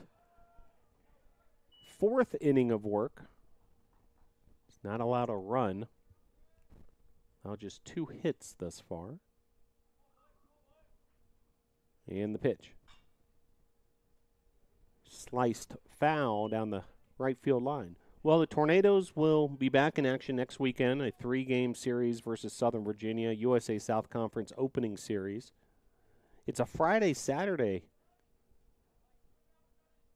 3-game series, 3 o'clock Friday, then a doubleheader Saturday. Saturday, by the way, Little League Day here at Gil Cone Field. And the Tornadoes will really get in their USA South Conference schedule in earnest. At Pfeiffer, the weekend of March 23rd and 24th. At NC Wesleyan, the weekend of the 29th and 30th. And then back home again versus Methodists here at Gil Cone Field on Saturday, April 6th and Sunday, April 7th. As line drive there to right field, a base hit for Ortiz, runner aboard for the Mountaineers.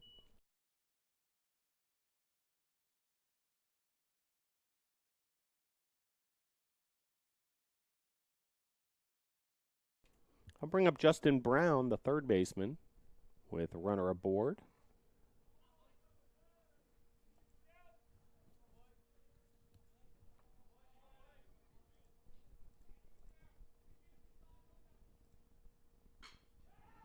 First pitch swinging is Brown, and it's a base hit to left. So back-to-back singles, runners first and second for Berea.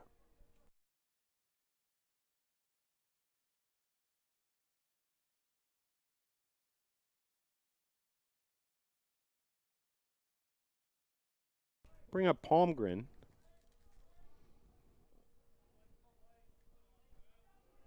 Bats from the left side. Pitch from Altshuler. Blocked by Pridmore.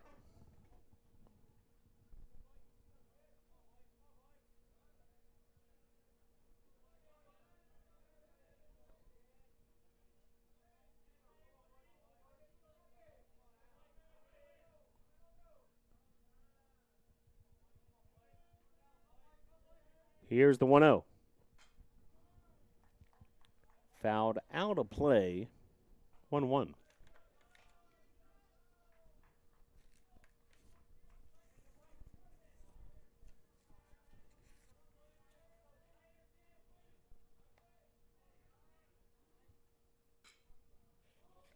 This is lifted shallow left field and able to make the play there, Lucas Granada. Nicely done in the outfield there by Granada. Nice communication between Granada and Morton.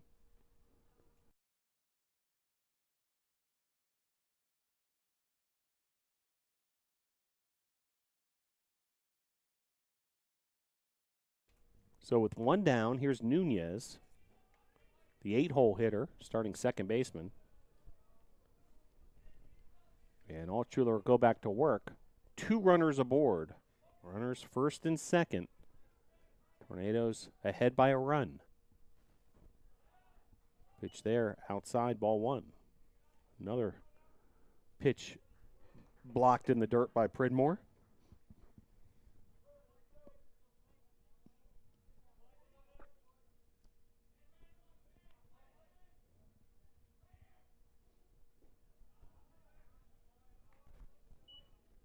(2-0) now the count.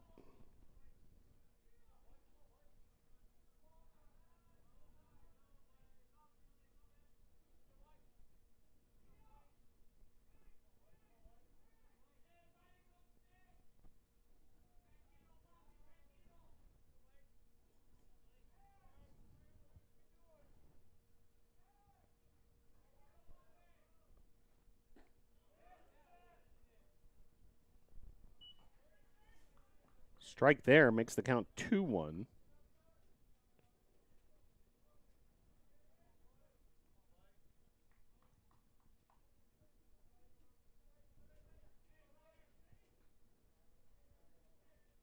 And the pitch.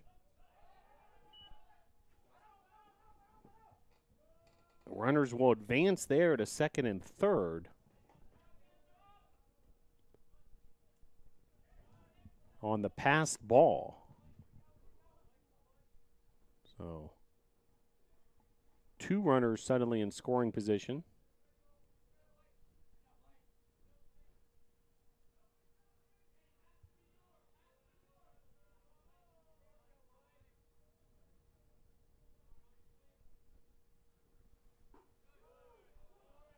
Called strike there, 3-2.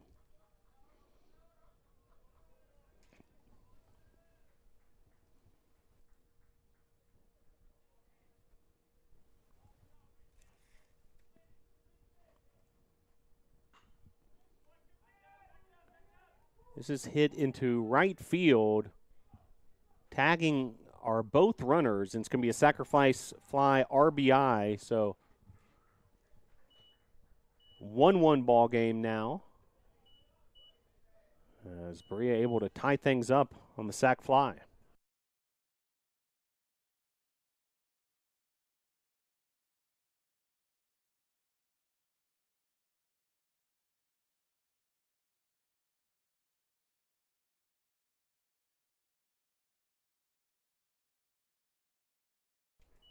So 2 outs now. And all tied up at 1 as Altshuler goes to work here against Wiley.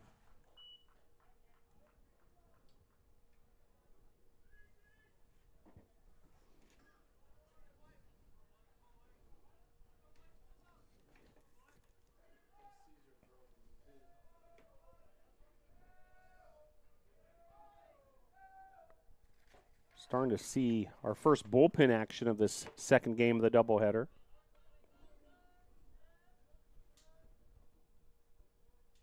Long-awaited potential 2024 debut for Cesar Rodriguez. Pitch there. Gets Wiley looking. It'll be 2-1.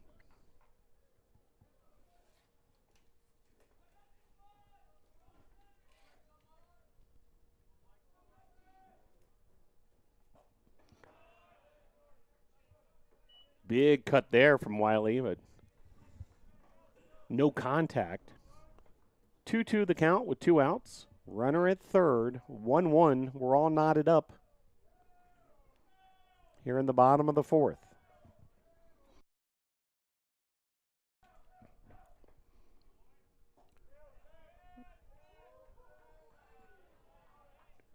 Just missing there, and at the same time, Wiley just held up his swing. Matter of inches whether he was going to be called out on strikes or not.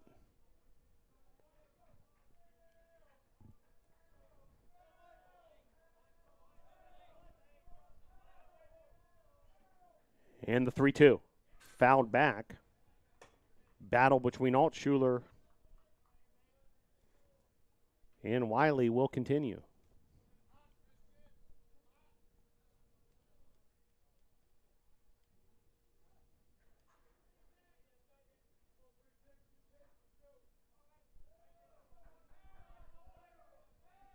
Here's the 3-2. Swing and a miss. Altshuler's got him. And able to strand the runner. Berea does get a run across. We'll head to the top of the 5th. Your score. Check that. Bottom of the 4th. Your score. Berea 1, Brevard 1.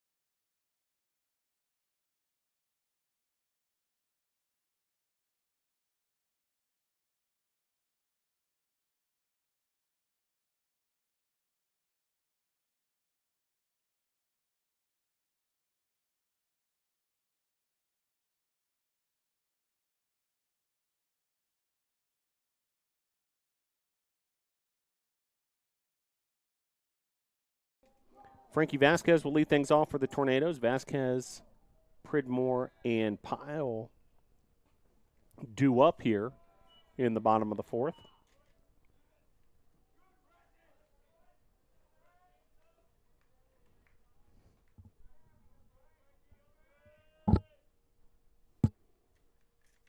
Spencer Blackwell continues his outing.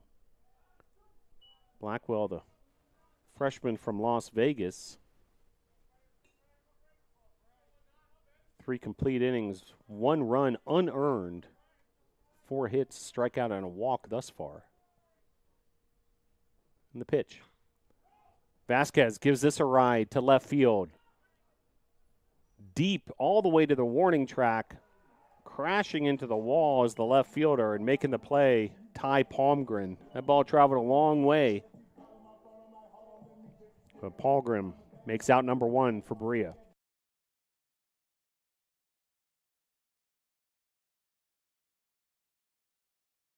I'll bring up Pridmore.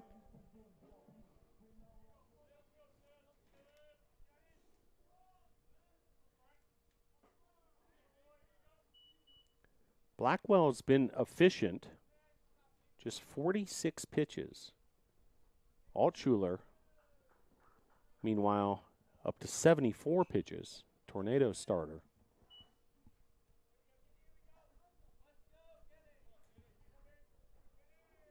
Yet a 1-1 score. Each team 1 run, 4 hits, 1 error.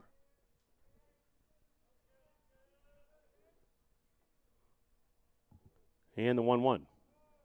Outside, ball 2.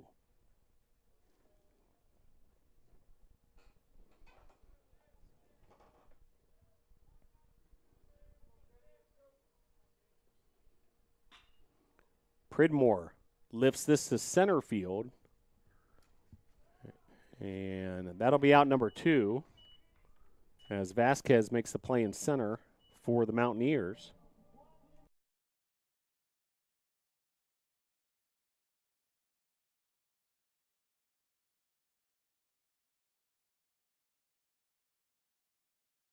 Bring up CP Pyle.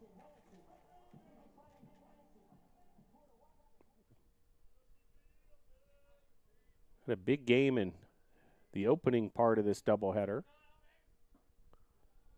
2 for 4, 3 runs scored, and a triple. And scored the game-winning run in the walk-off.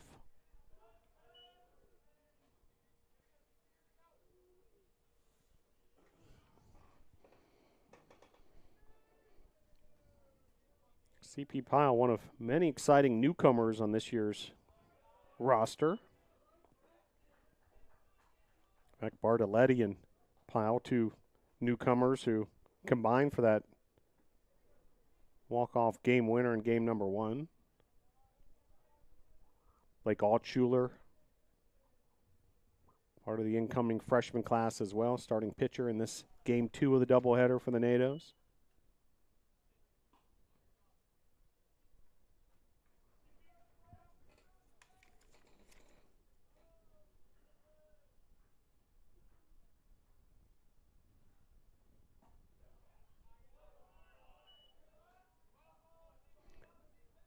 Seen some big contributions this year also from left-handed pitcher Kalen Milstead, part of that freshman class.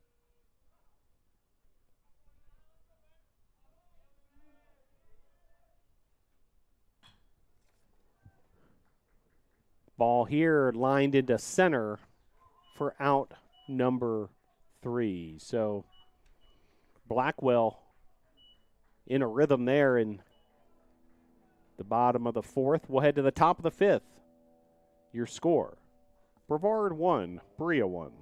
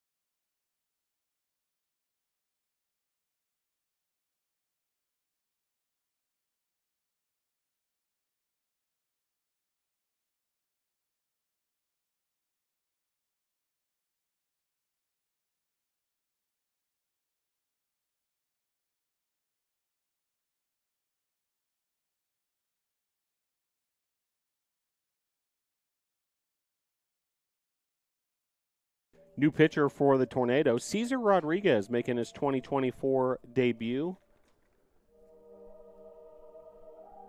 He's come back from a shoulder injury and ready to go here in relief of Blake Altshuler. Altshuler ends up throwing 74 pitches in 4 innings, 1 run unearned on 4 hits. He struck out 3 and walked 2. And Cesar Rodriguez has entered Gilcone Field. Has one of the more unusual walk-up songs that you'll ever hear in the sport of baseball. It's a composition from none other than Wolfgang Amadeus Mozart. That's right. You know, a lot of players go with hard rock or hip-hop, maybe even some country. Not Cesar Rodriguez. Wolfgang Amadeus Mozart.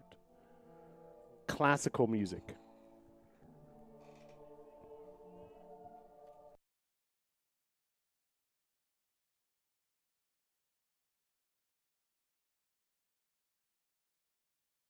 So Cesar Rodriguez ready to make his 2024 debut.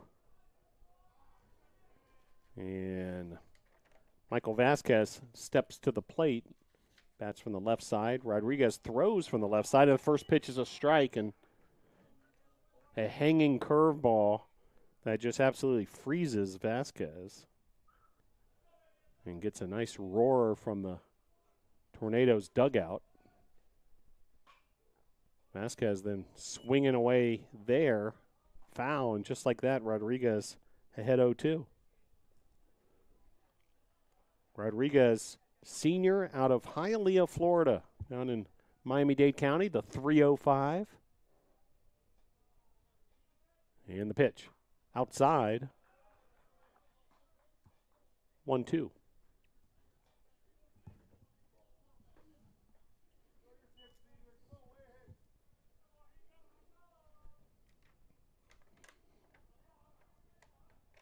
Vasquez, the leadoff hitter for the Mountaineers, and Rodriguez gets him. Strike 3.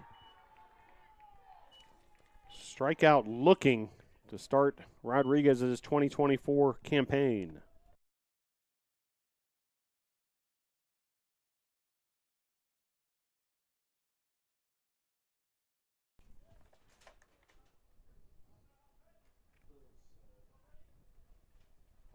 Rivera batting from the right side against Rodriguez. Swing and a miss there.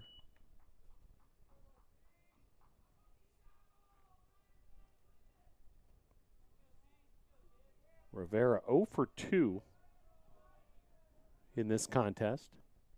The pitch. Inside, 1-1.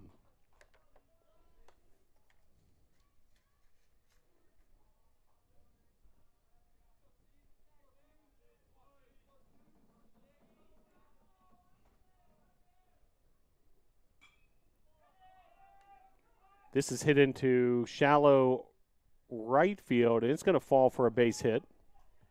So runner aboard for the Mountaineers. That's Rivera.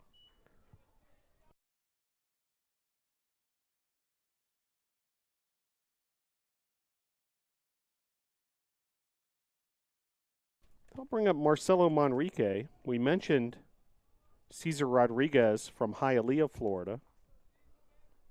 Be curious to know if he's got any sort of history with Manrique, who hails from Miami-Dade County as well. Coral Reef Senior High School, which is down in the southern part of the county. So this is lifted up to right field and making the play there. A little bit of an adventure. Might have got caught in the wind a bit. CP Pyle able to make out number 2.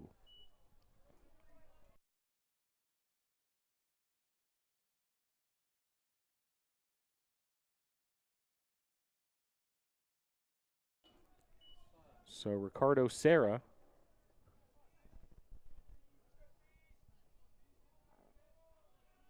will face off against Cesar Rodriguez. Rodriguez, pickoff throw to first. That's where Rivera stands after the base hit.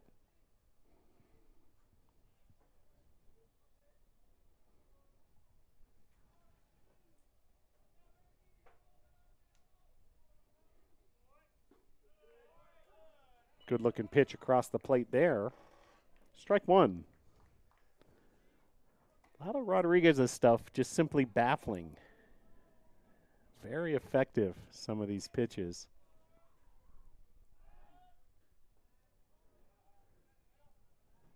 Channeling the genius of Wolfgang Mozart.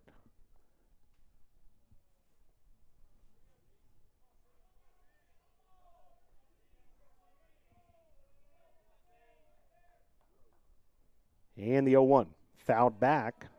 0-2. So Rodriguez getting ahead here of Serra.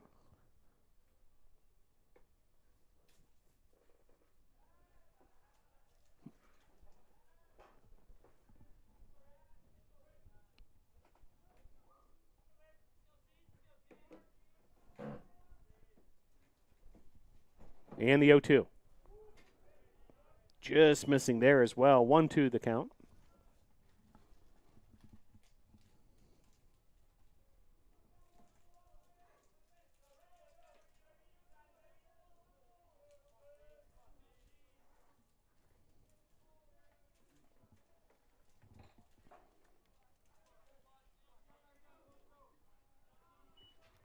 Two with 2 outs, a runner at first. Tornadoes 7-6 on the season after winning game 1 of the doubleheader. Runner going, and it's going to be a misplay defensively.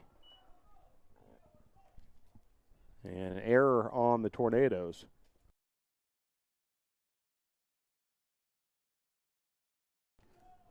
Error on the shortstop.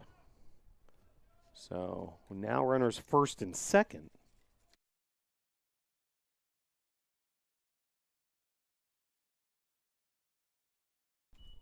So Luke Morton's throw off the mark there. And runners now first and second. It's not like Rodriguez has given up anything substantial. Seeing eye base hit to just the right part of shallow right field. But now a base hit and making the Tornadoes pay. And a go-ahead run for Berea as Ortiz with the single.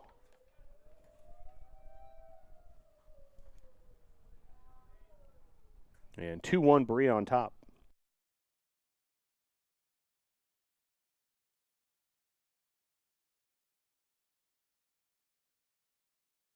So I'll bring up Justin Brown.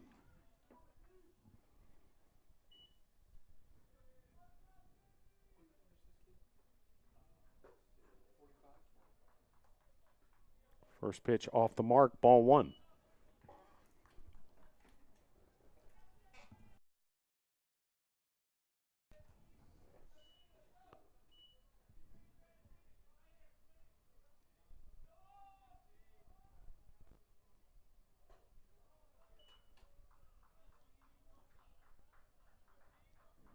Two-0 now the count to Brown.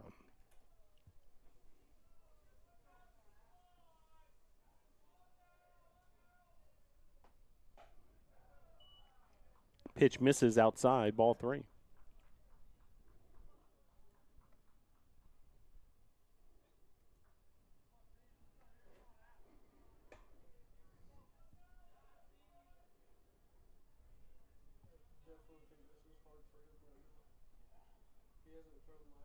And the 3-0.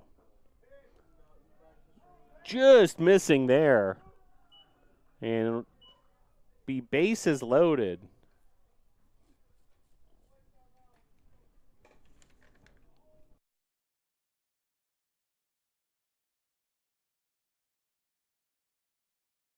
Ty Palmgren, your batter. Tornadoes should have been out of this inning, and an error kept things alive for Berea. Now Berea looking to add on even more after scoring a run to go ahead 2-1. They've got the bases loaded with 2 outs. Palmgren, your batter.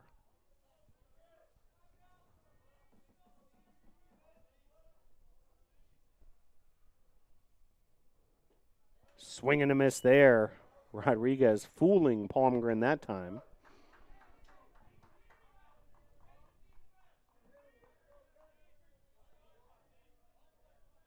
Have some more action in the Tornado bullpen meanwhile.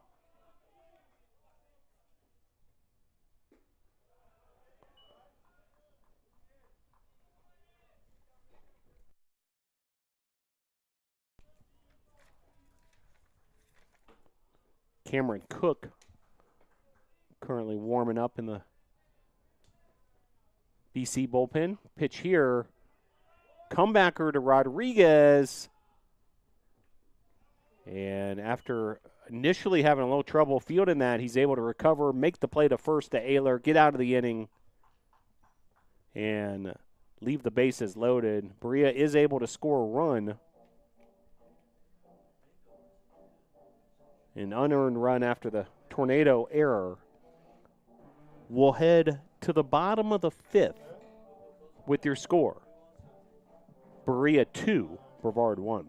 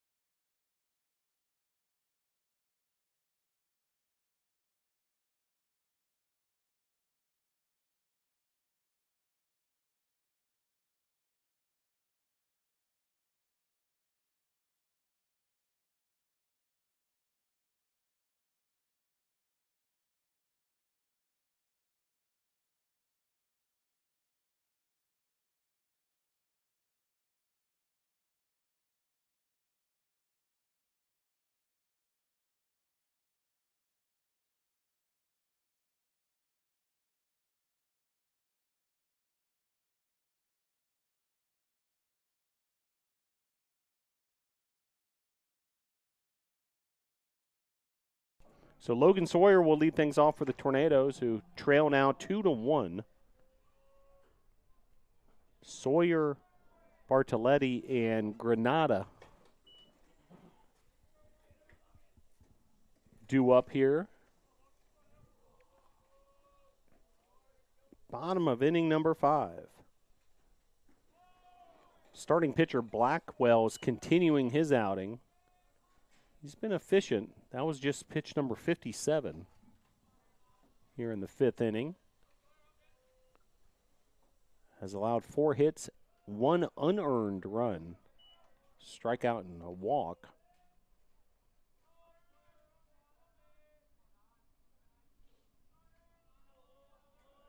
He's elicited 8 flyouts by the Tornadoes. As ground ball there to short. And able to leg it out there was Sawyer. So Sawyer is aboard.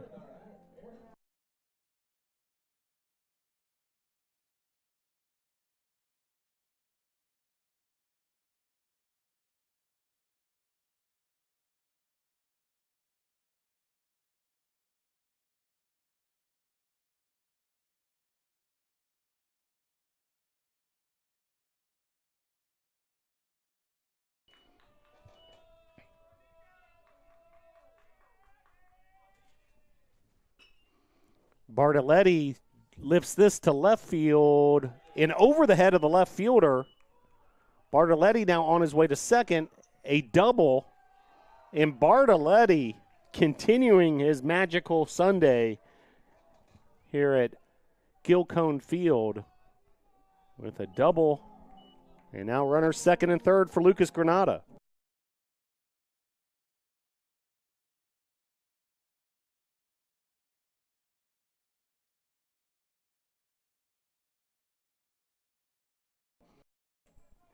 So Granada will step to the plate. Runners second and third. Big opportunity here for the NATOs.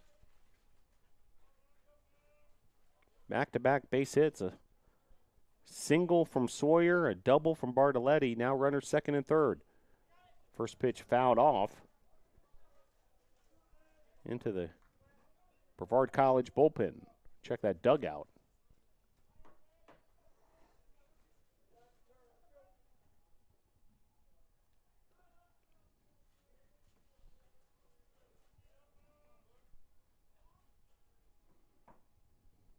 Swing and a miss there. Blackwell versus Granada.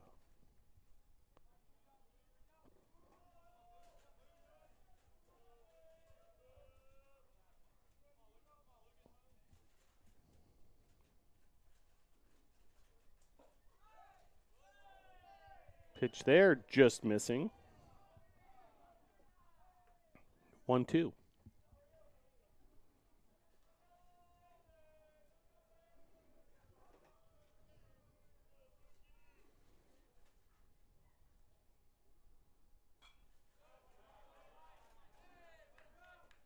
That's fouled back. Count will remain 1-2.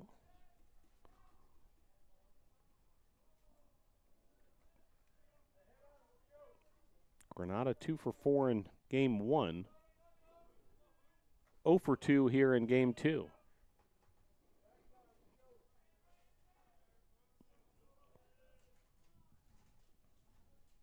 And the pitch.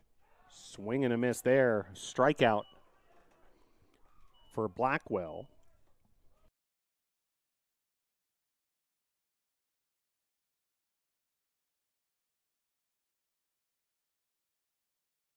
So I'll bring up Luke Morton. Morton with a RBI double. Also has drawn a walk in this contest.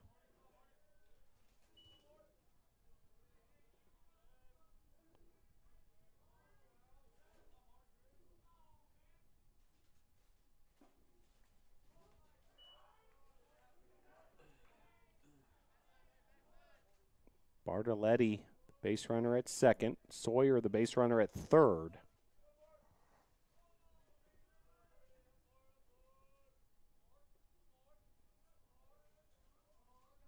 Here's the 0-1. Missing, 1-1.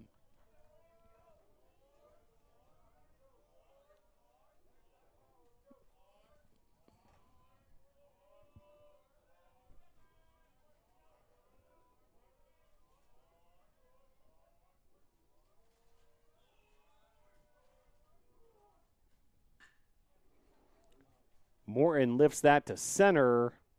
And over the head of the center fielder. 2 runs are going to come around to score. Now Morton trying to stretch it into a triple, and he's thrown out at third. 8-6-5 on the putout. So now 2 outs, but add a run for the Tornadoes. In fact, add 2 of them. Tornadoes go ahead 3-2 in the process.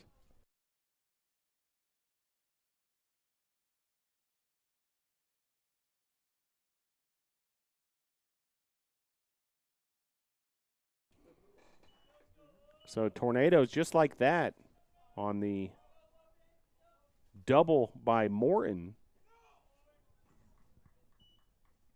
Morton thrown out at third, but drove the 2 runs home.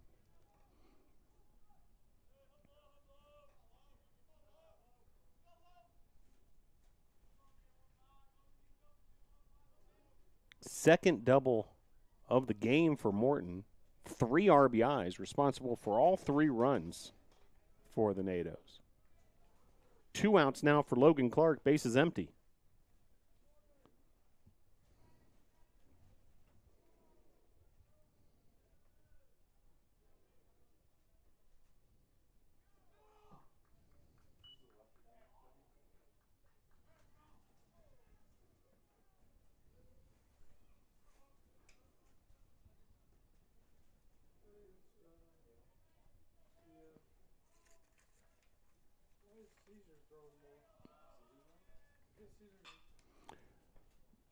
Grounder here from Clark, and that'll be out number 3. But Tornadoes able to get 2 runs back on the 2 RBI double by Luke Morin, scoring Sawyer and Bartoletti. We'll head to the top of the 6th. Your score, Brevard 3, Berea 2.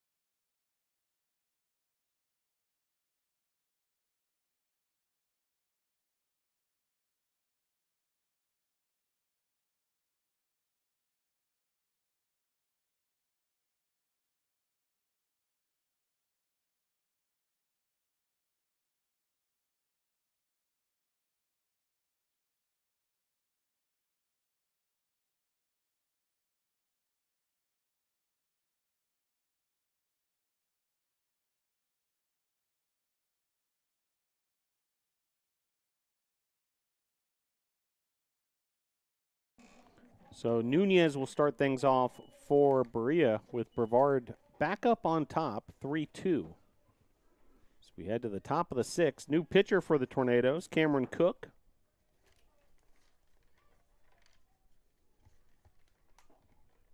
First pitch, a strike from Cook.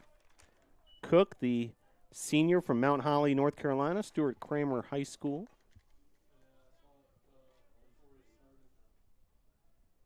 Third pitcher, Blake Altshuler was the starter. We saw Cesar Rodriguez for an inning. Now Cameron Cook has entered the equation. The pitch lifted right center field, and that's going to be a base hit for Nunez.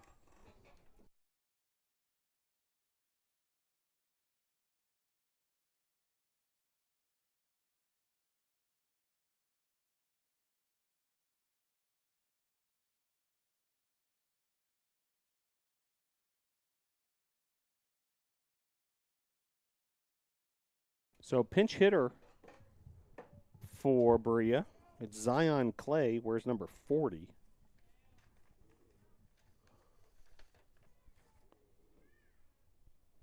He's a junior out of Detroit, Michigan.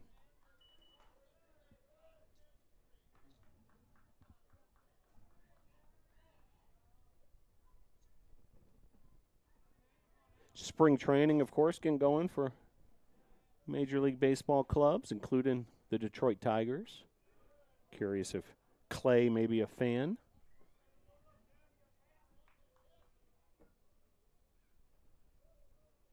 Won't be long until opening day for the majors. Meanwhile, already well into the college baseball season. This is game number 14 of the season for Brevard.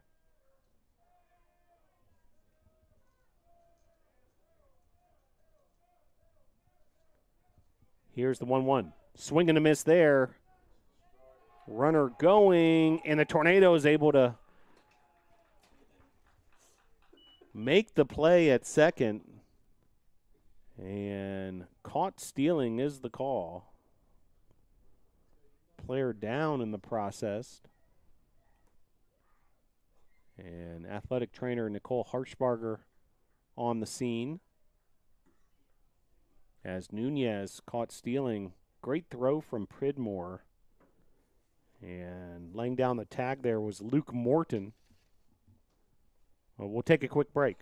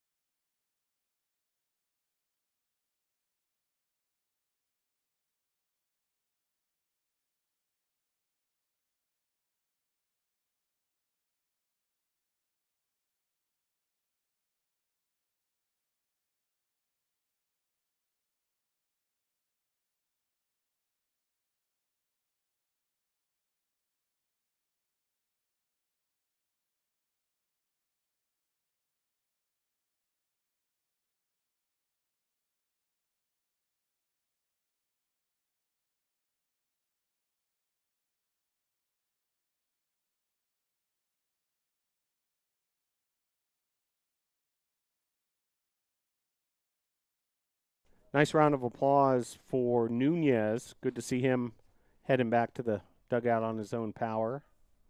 Shaking up on the play there on the caught stealing. Pridmore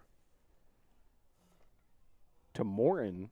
Meanwhile, the at-bats continuing for the pinch hitter Clay.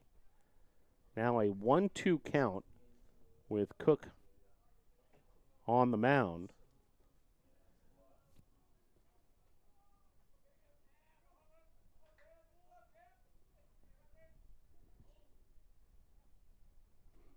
And the 1-2. Outside, 2-2.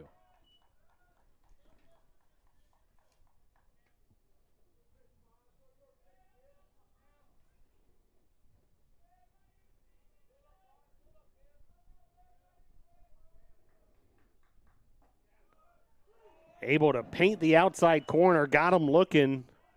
Cook with the strikeout. And now a visit to the mound from Vinny Carone.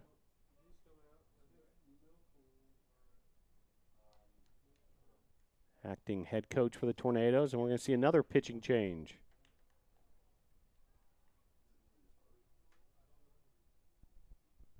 So pitching change coming here with 2 outs. Tell you who the new pitcher is in just a moment. Your score 3-2, Brevard on top.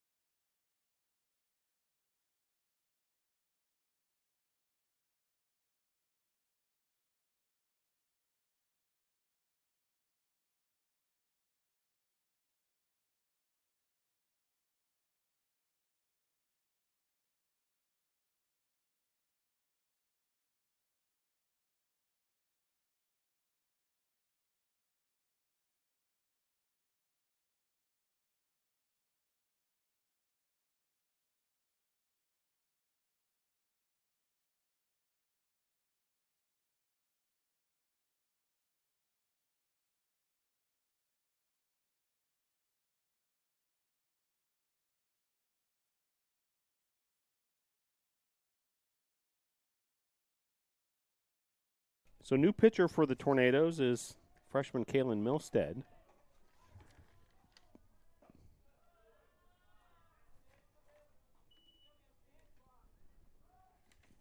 Creates a lefty-lefty situation here, facing off against Vasquez. 4th pitcher of the game for Brevard. They used 4 pitchers in the first game of the doubleheader as well. Then a hit by pitch. Vasquez is going to take first base. So 2 outs, a runner on for the Mountaineers.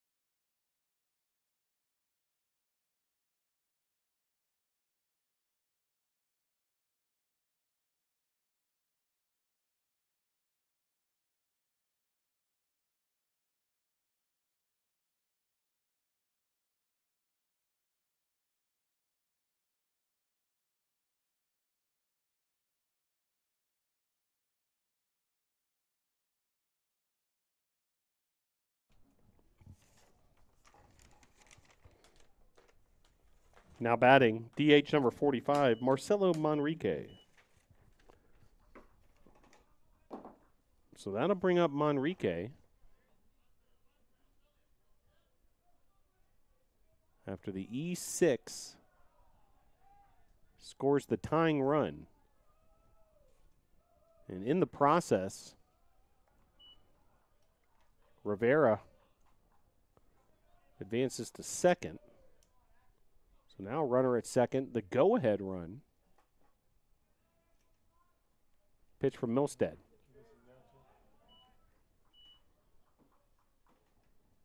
1 ball, 1 strike.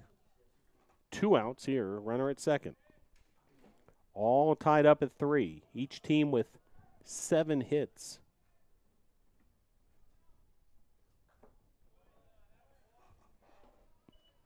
One big difference in this one, 3 errors for the Tornado defense.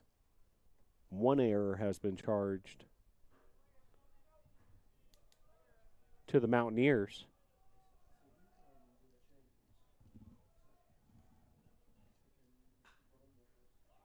This is popped up.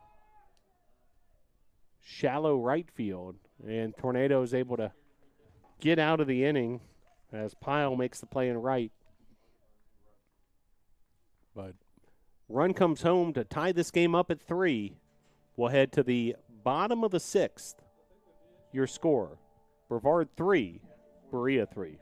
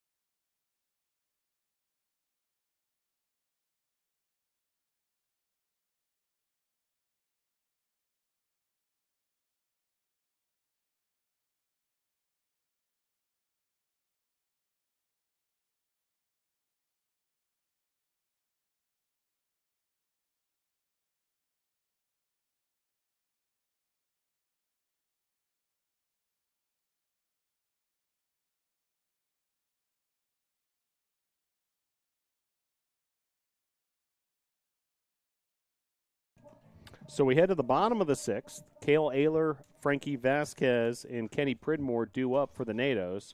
4, 5, 6 hitters. And new pitcher for Berea, Seth Galloway. He's a freshman. A first look at Galloway. Also, new second baseman, Efrain Zambrana. Also a freshman into the game. And Zion Clay, who we saw as a pinch hitter, has remained in the game in right field. Cale Ayler, 2-0 count to deal with here. And he takes another pitch there for ball 3.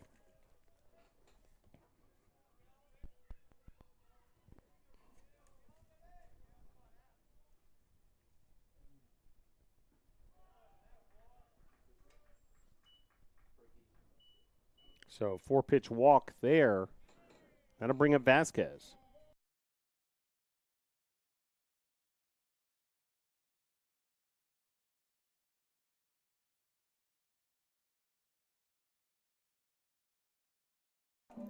So that'll bring up Frankie Vasquez with Ayler at first.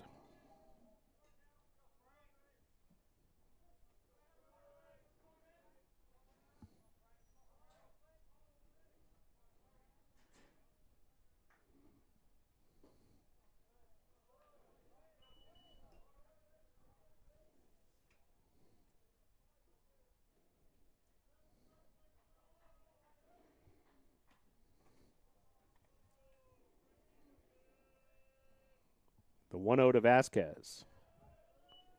Strike there from Galloway.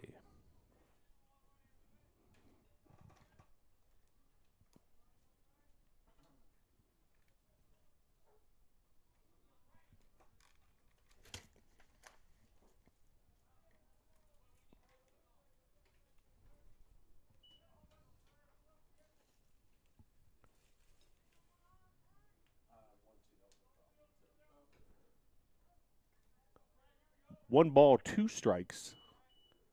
The count, as that was fouled off.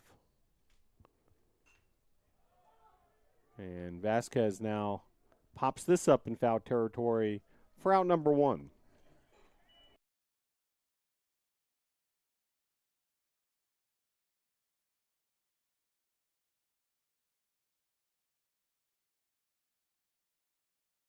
I'll bring up Kenny Pridmore. Yeoman's work today. Catcher for both of these games.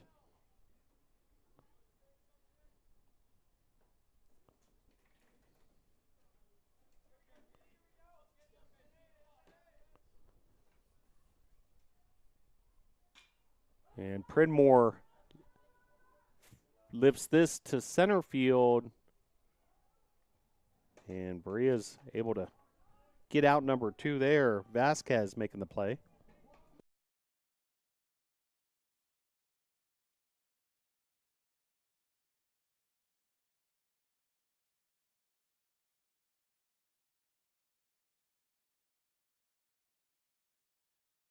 So now bring up CP Pyle. Cale Ayler, your runner at first.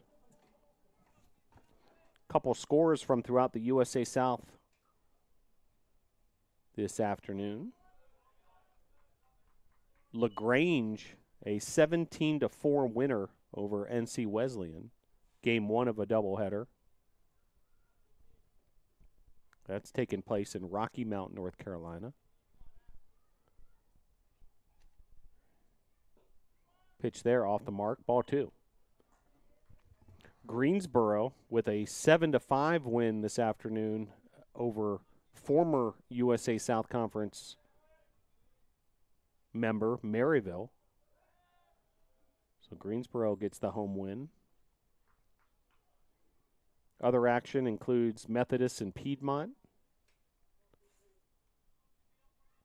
They're playing in a doubleheader today with Game 3 of the series tomorrow. 2-1 now the count to CP Pyle. Pfeiffer swept Allegheny in a doubleheader yesterday by the score of 14-12 in Game 1, 14-10 in Game 2. Non-conference action.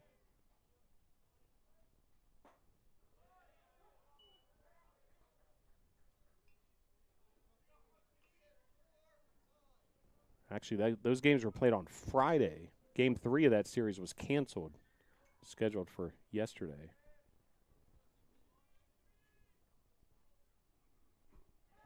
Swing and a miss there, and Pyle goes down swinging as Galloway's able to get the strikeout.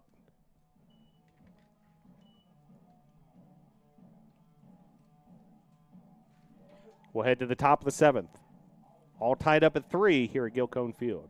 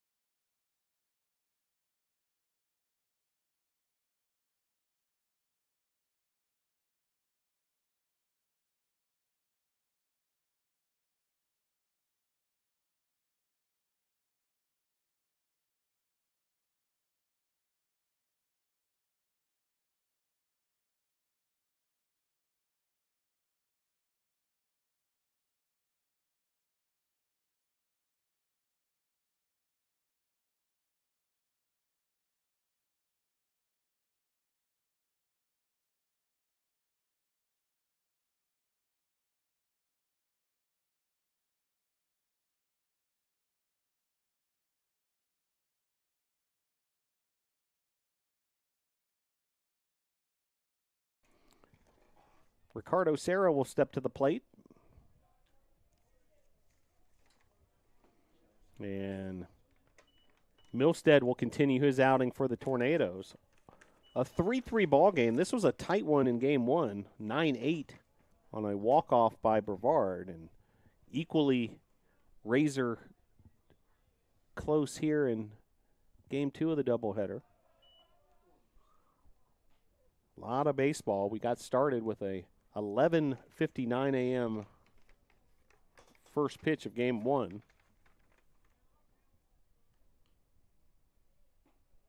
Pitch there locates. 2-1.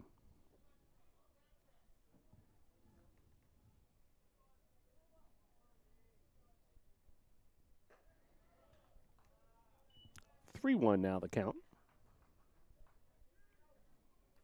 Well, couldn't ask for better weather after a couple days of rain.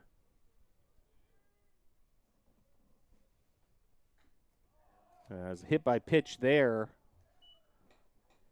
And Pridmore banged up a little bit more in the process too. Runner at first.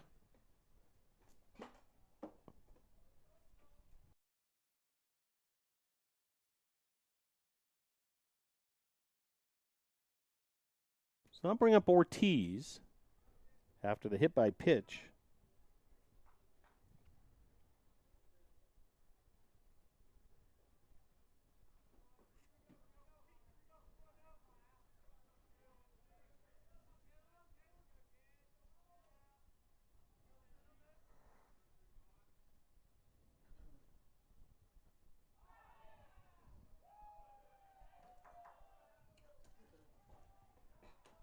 Now runners first and second.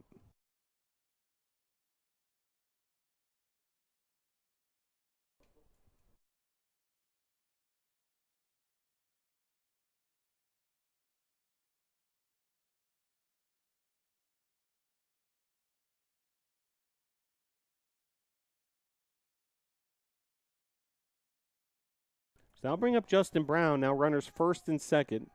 No outs.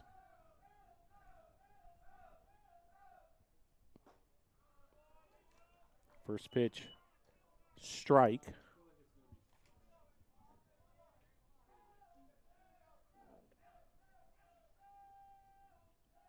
Top of inning number 7, a 3-3 ball game. And the pitch. Missing, 1-1. The wind has picked up a bit. Now blowing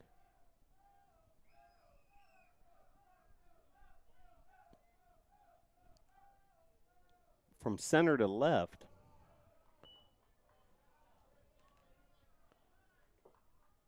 And while we've got sunny blue skies, it is a little bit on the cool side.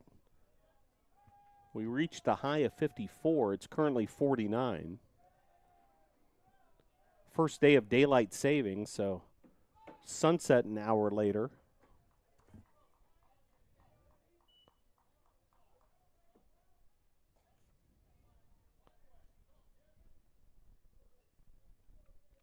(7:34 p.m., the scheduled time of Mother Nature and the sunset.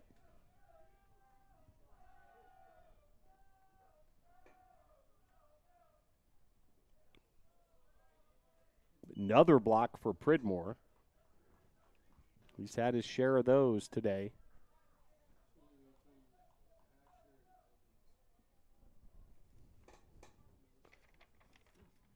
More action, or at least some loosening in the Brevard bullpen.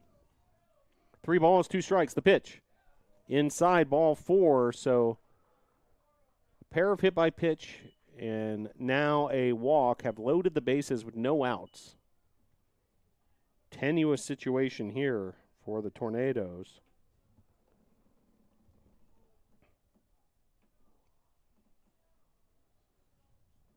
Kalen Milstead talking things over with Kenny Pridmore. Now Cale Ayler has joined the conversation.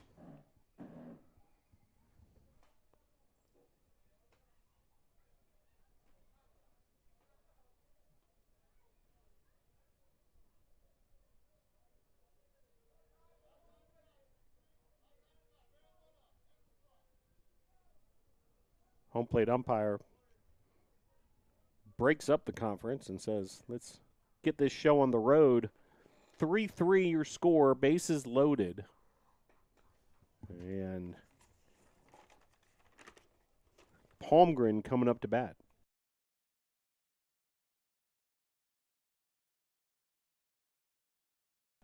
So Palmgren batting from the left side, facing the lefty Milstead. Milstead able to get Palmgren to swing at that offering.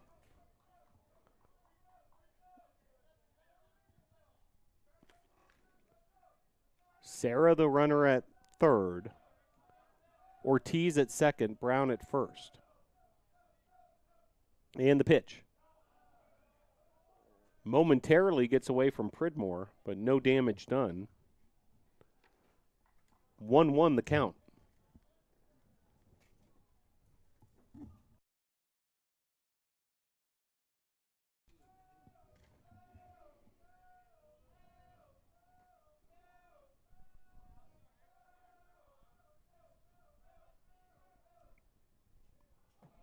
Pitch there is wild. Run's going to come home. And runners advance. Everyone moves up a station. Another run scores. So now 4-3 Berea on top on the wild pitch. So Berea really getting most everything gift wrapped this inning. Hit by pitches, bases on balls, wild pitches.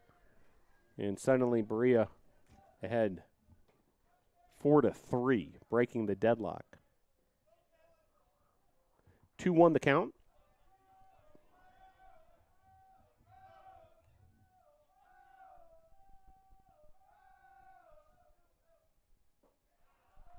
Missing inside, now 3-1.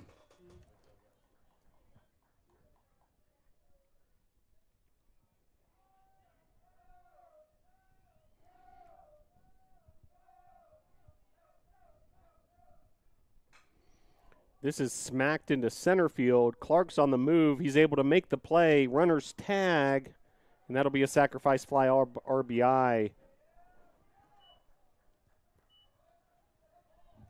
for Palmgren. And lead now 5-3.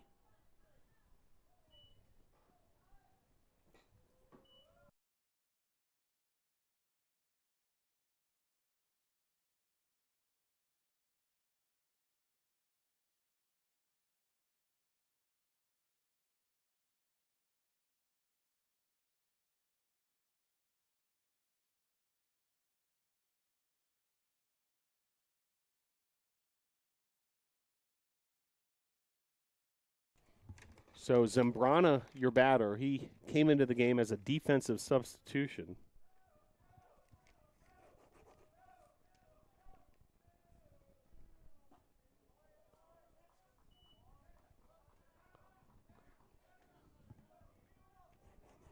On deck, another player that was not part of the starting lineup, Zion Clay.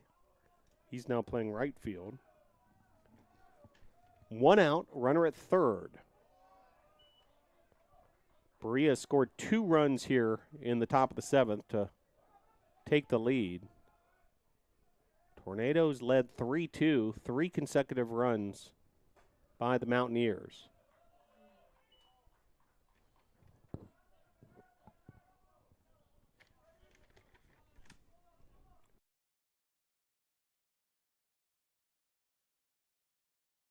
Andy Farringer back in the bullpen. We saw him in game number 1.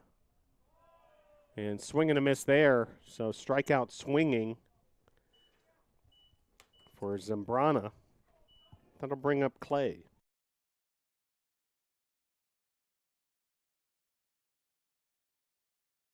Zion Clay, the Detroit native, stepping in against Milstead.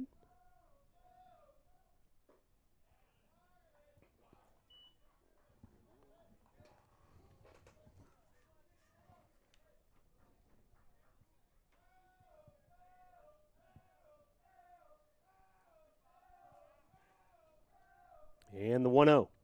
Swing and a miss there, 1-1.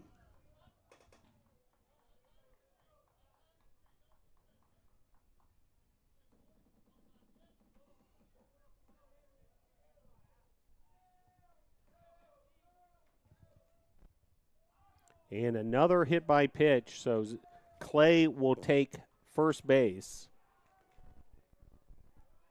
Third hit by pitch this inning.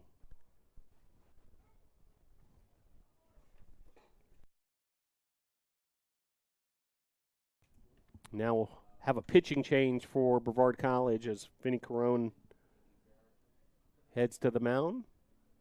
Stick with us. We'll tell you about the new pitcher. Your score here in the top of the 7th inning. Berea 5, Brevard 3.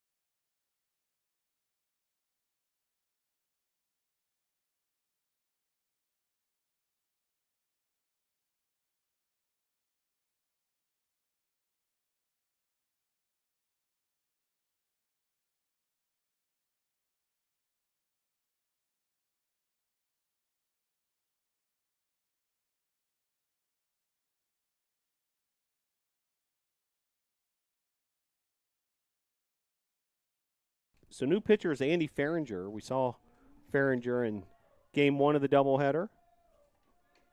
In relief of Connor Crosby, he pitched 2/3 of an inning, allowing no runs on 1 hit. Did have a strikeout, no walks.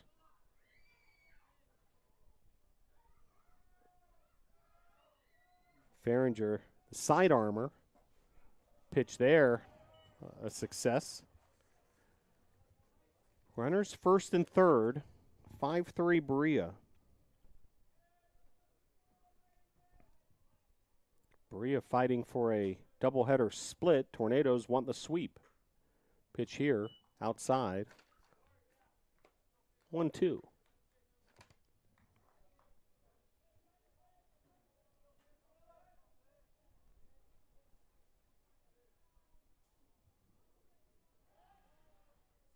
Pickoff throw to first. Clay able to elude the Ayler tag.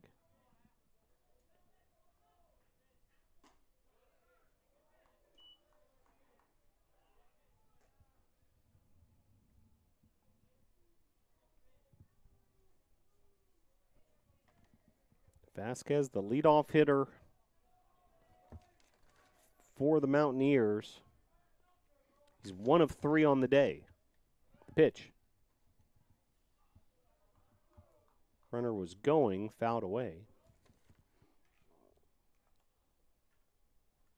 Or I should say 1 of 3 in this contest.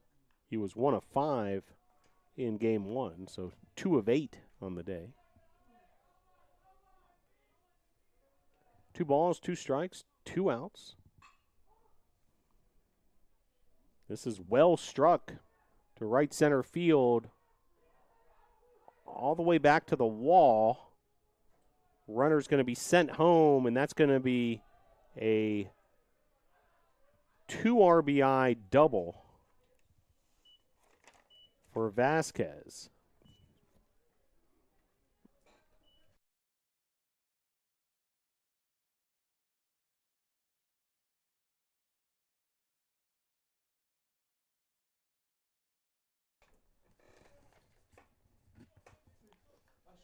So a 7-3 lead. Now 4 runs here in this top of the 7th.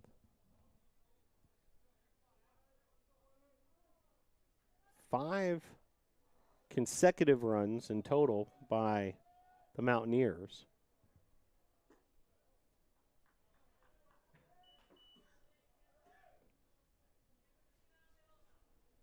Andy Farringer trying to put out the fire and give the Tornado Bats a chance to battle back yet again. But meanwhile, base hit here, runners being sent home. Throw to the plate from Clark is not going to be in time. It's going to be another run on the RBI single for Rivera.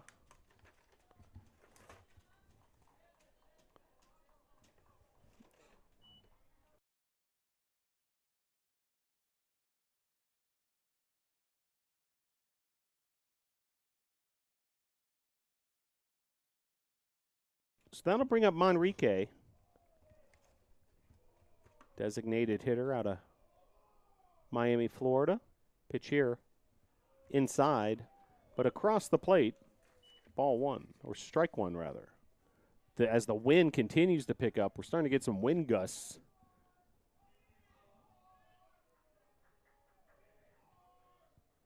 Currently, wind just whipping from right to left field.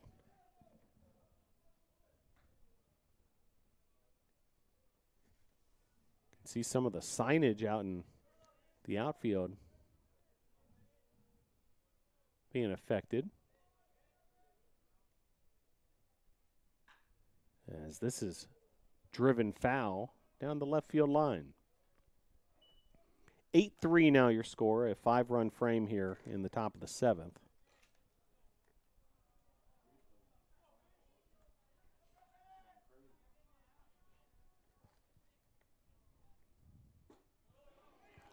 And swing and a miss there. Farringer's able to strand a runner with the strikeout there. We'll head to the 7th inning stretch. Your score, 8-3 Berea.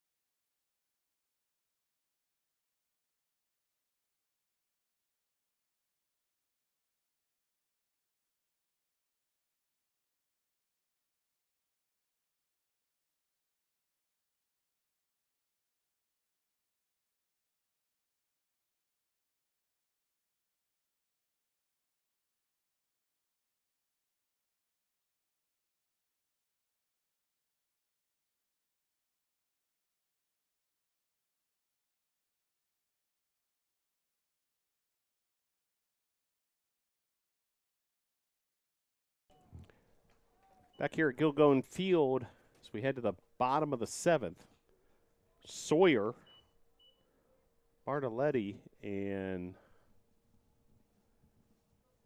Granada due up for the Tornadoes. Sawyer lifts this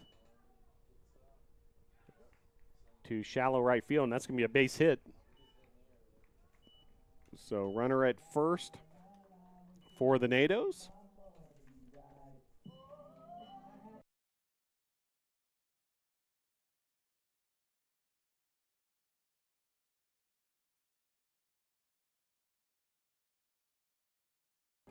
So Nico Bartoletti steps to the plate. What a story he's been today. 2 for 2 in this ball game. 3 consecutive base hits. 2 runs scored. A double. And that walk-off RBI single in the 9th inning of Game 1. As that was well struck to the deepest part of the park, but able to make the play there, the Berea center fielder Vasquez. 1 down.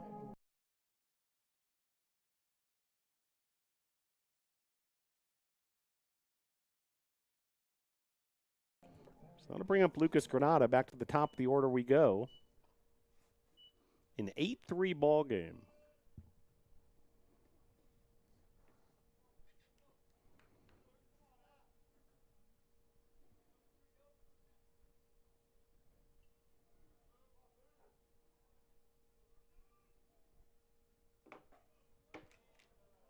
Pitch there misses. Galloway continuing his outing.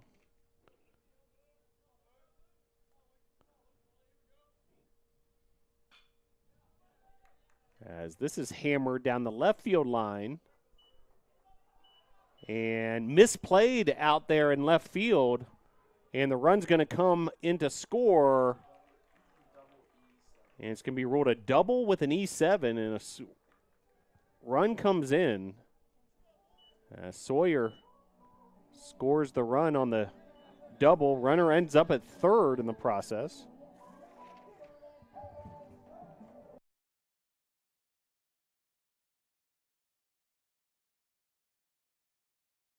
So Morton steps to the plate.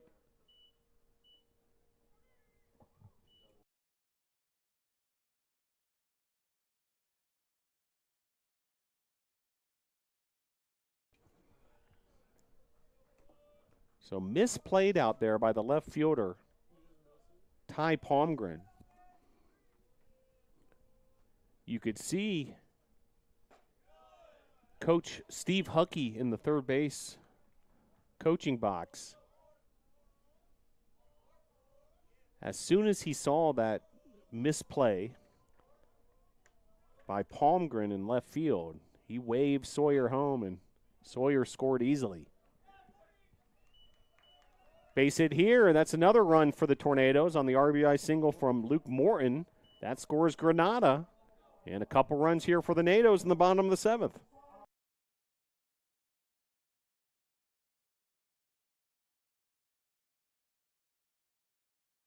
So now bring up Logan Clark.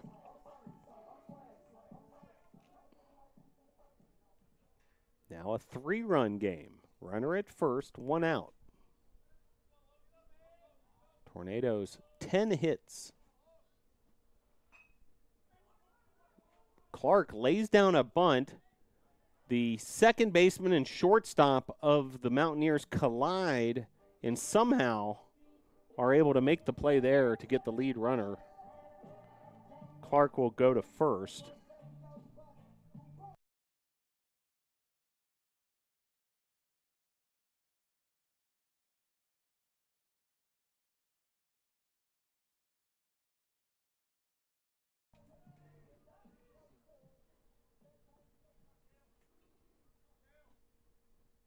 So now 2 outs with Clark at first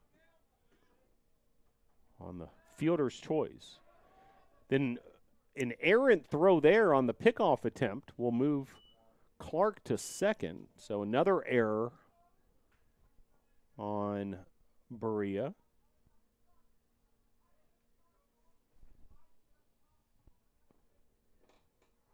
So each team now with 3 errors, 2 errors for the Mountaineers in this inning alone.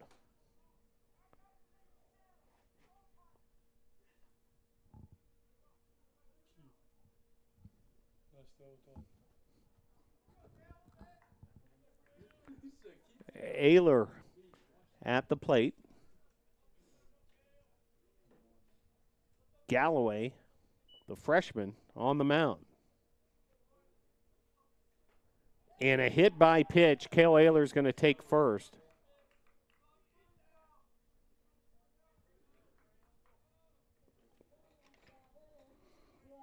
That'll bring up Frankie Vasquez.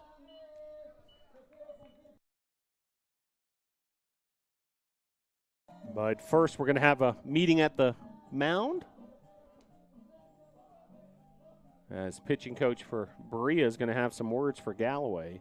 But Frankie Vasquez will be due up. Big opportunity here for the Tornadoes. 2 on with 2 outs, and one of the top hitters in the lineup, Vasquez, coming to the plate.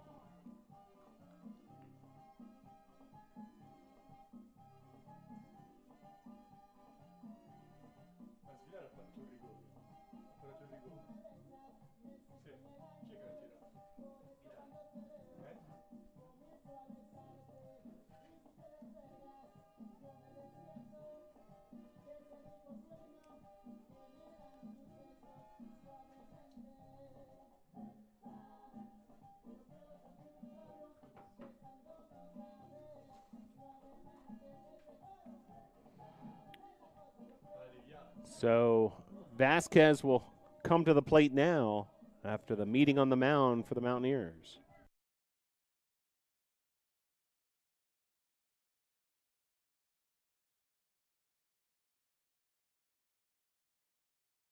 So Vasquez with an opportunity here, runners first and second. Ayler, the base runner, at first. Clark at second.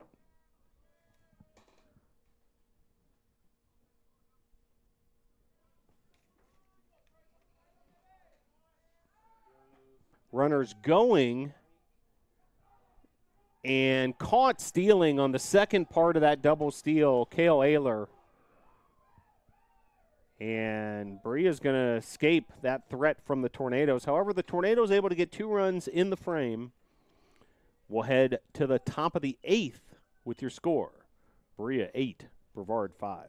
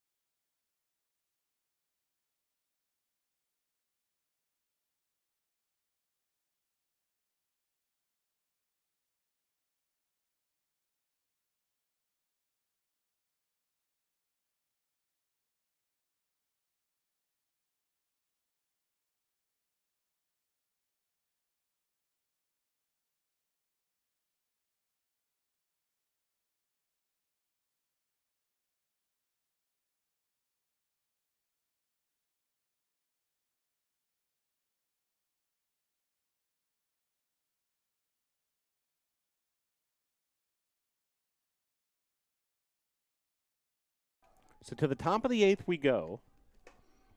8-5, Berea on top.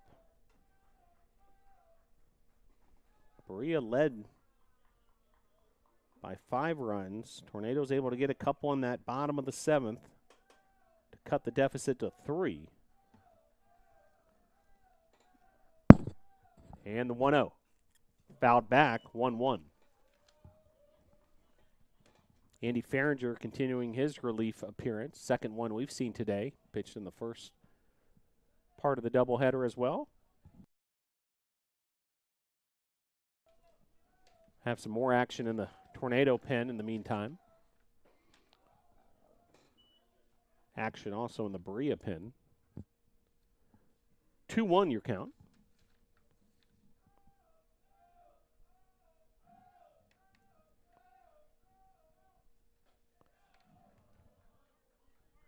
High, ball 3. Cody Southern, the freshman in the Tornadoes bullpen at the moment, righty. Here's the 3-0 from Farringer. Inside, ball 4. Free passes, hit by pitches have been a killer in this one.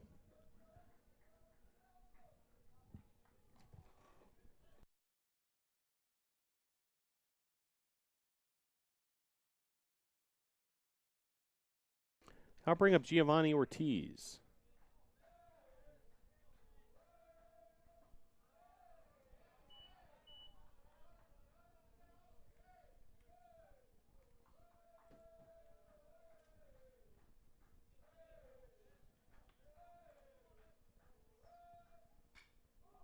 Ortiz smacks this into center field for out number 1.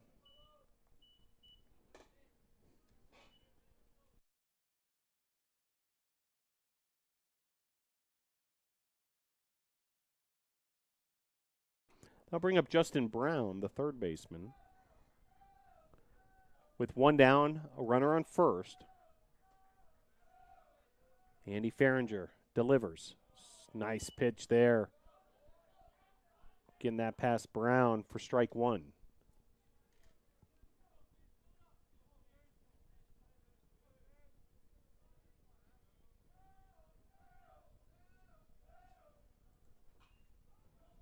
That's fouled away. 0-2 the count.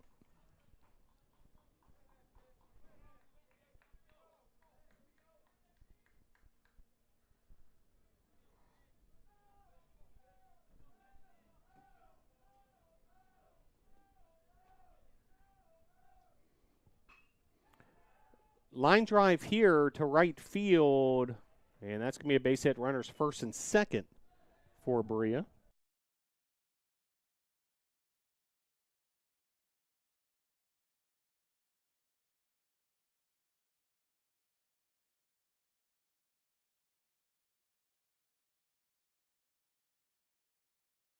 So a pinch hitter for Berea, it's Andrew Daly, junior outfielder from Lancaster, Lancaster, Kentucky, rather.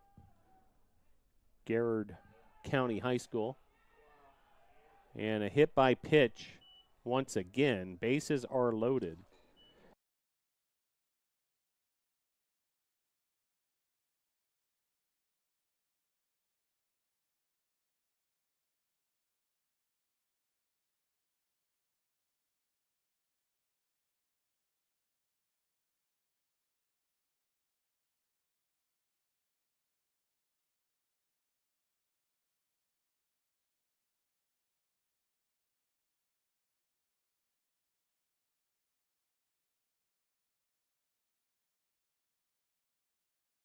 So that'll bring up Zambrana, the second baseman, as this is a pop-up to second base. Tornado's able to make the play there. For out number 2, bases juiced for Zion Clay.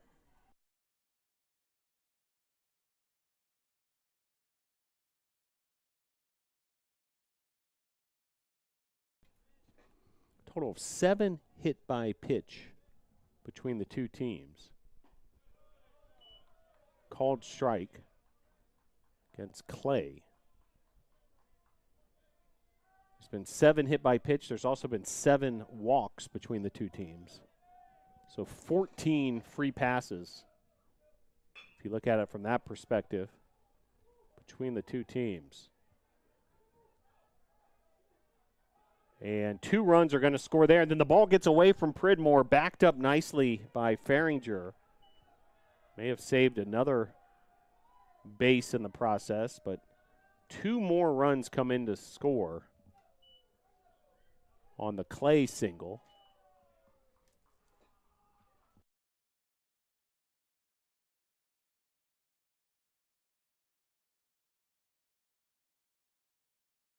That'll bring up Vasquez. So the 2 runs that the Tornado shaved off the Berea lead have just been put back on the board by the Mountaineers, who now lead 10-5.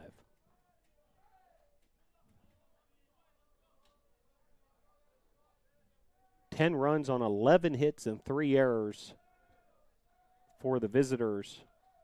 Berea. Brevard, 5 runs, 10 hits, 3 errors. 2-0 the count.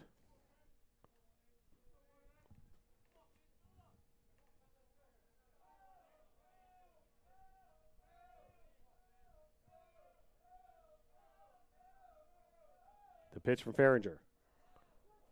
Across the plate, strike 1.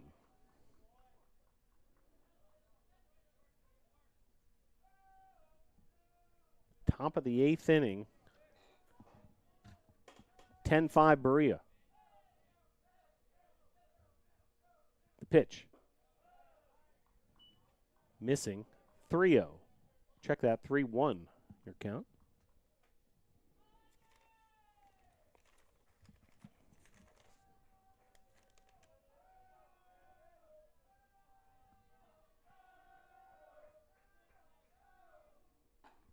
Outside, ball 4. So another walk issued.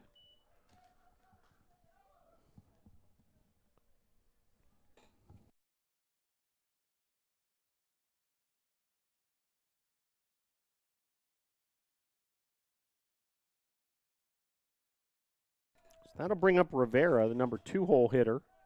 2 of 5 in this contest. Pitch there outside. Bases loaded once again for Berea.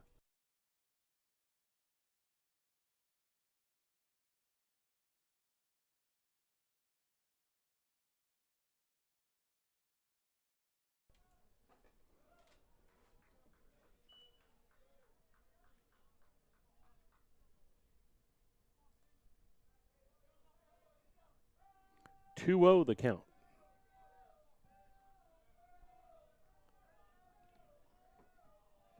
And the pitch. Across the plate, 2-1.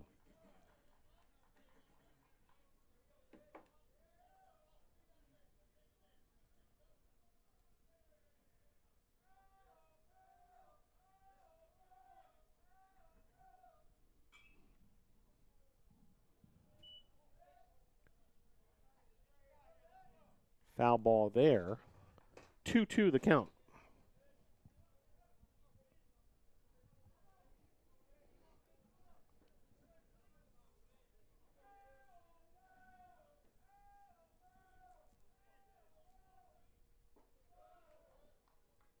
Count runs full.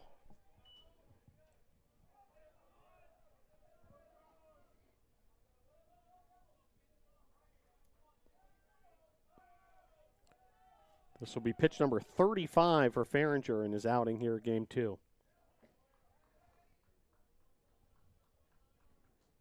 As that's fouled off.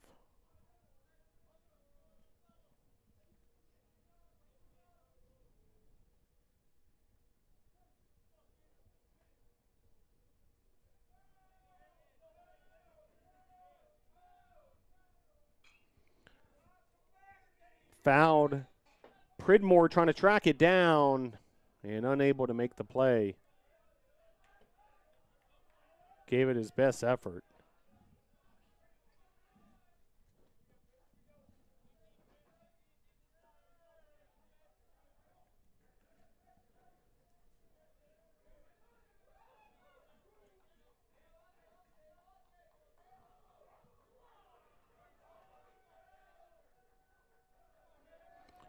Farringer versus Rivera. Bases loaded. 2 outs. The pitch. Grounded to Ayler. Ayler handles it himself and gets out of the inning. Leaves the bases loaded for Berea, but Berea able to get 2 more there in the top of the 8th. We'll head to the bottom of the 8th. Your score, Mountaineers 10, Tornadoes 5.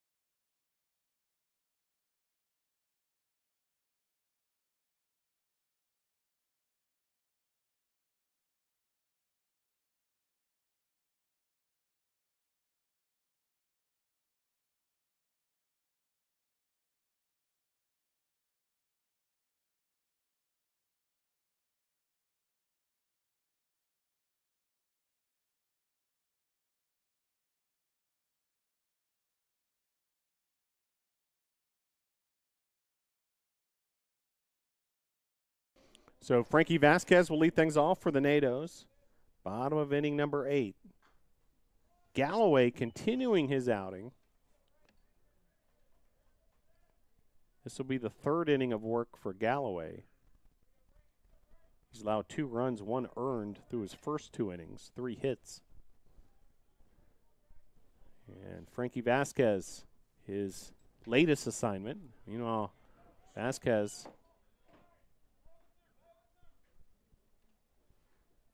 takes a strike there, 0-2.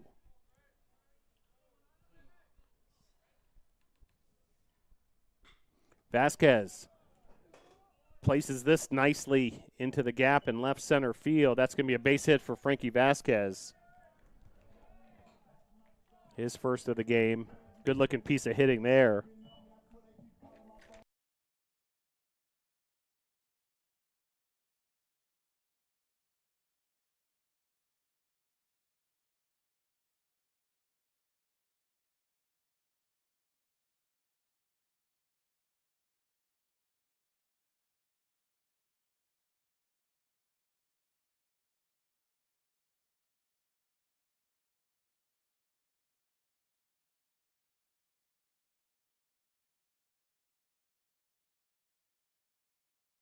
So Kenny Pridmore, your batter, and then something I don't think I've ever seen before. The first base coach just became the pinch runner. Jock Pledger was coaching first base. He's now pinch runner.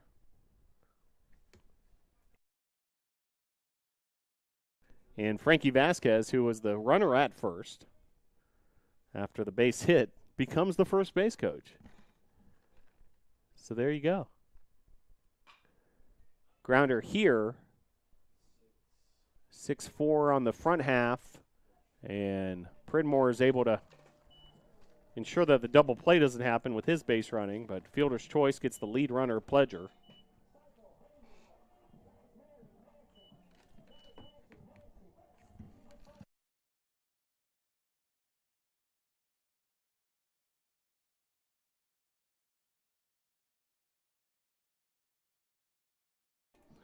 So CP Pyle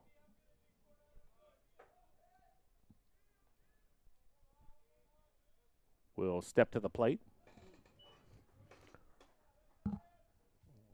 First pitch, strike.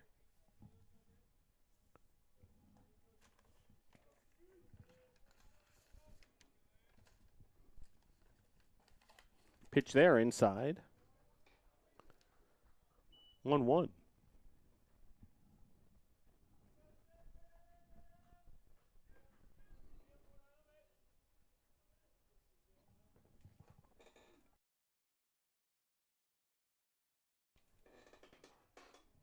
Here's the 1-1. Across the plate, 1-2.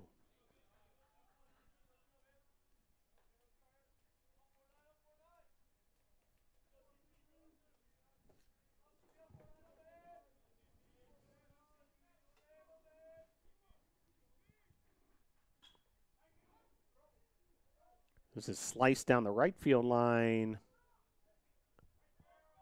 Fair. So that's going to be a base hit for Pyle. Runners first and second. Just fair down that right field line.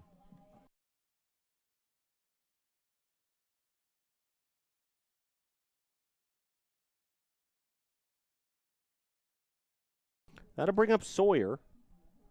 Homered in game number 1. First career home run. With 2 aboard here, runners first and second. Sawyer, first pitch swinging, lifts this to left field. Runner tagging up and successfully finding third base is Pridmore, but 2 outs. Now an appeal whether Pridmore left early. It looks like to no avail.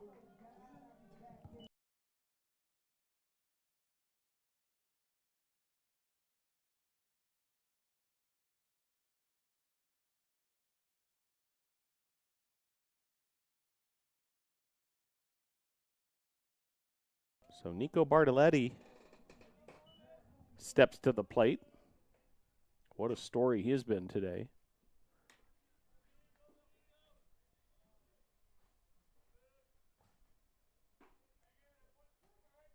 First pitch strike. 2 for 3 here in this second game of the Twin Bill. Double and 2 runs scored. But an unforgettable moment in game number 1. Walk-off. RBI single. Give the Tornadoes the 9-8 win. Tornadoes have some work to do here, however. Just 4 outs to work with here in the bottom of the 8th. 2 down. Runners first and third for Bartoletti.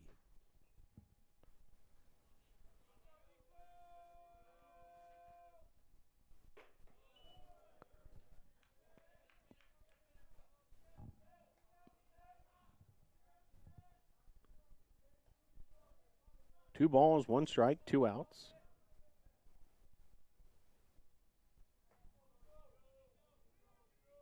And the pitch. Good looking breaking ball there, 2-2.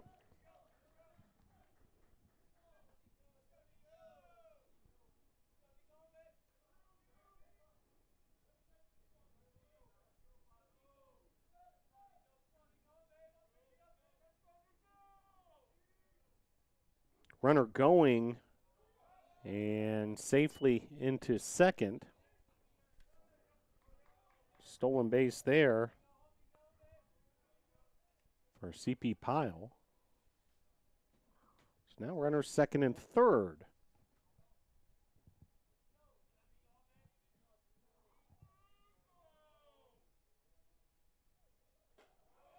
And ball 4, so bases will be loaded. And opportunity here for Lucas Granada.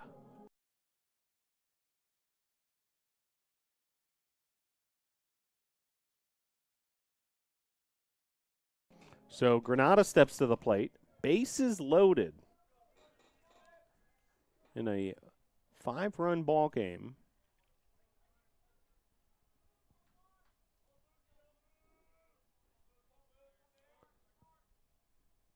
First pitch called strike. Pridmore, the runner at third. Pyle at second. Bartoletti at first.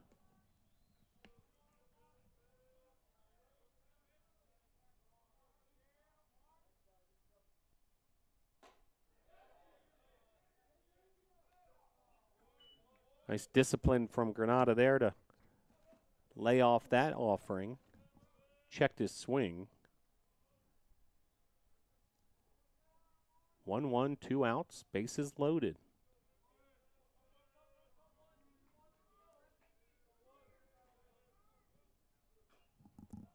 Fouled off. So suddenly, Galloway gets ahead of Granada. If the inning continues, Luke Morton awaits on deck.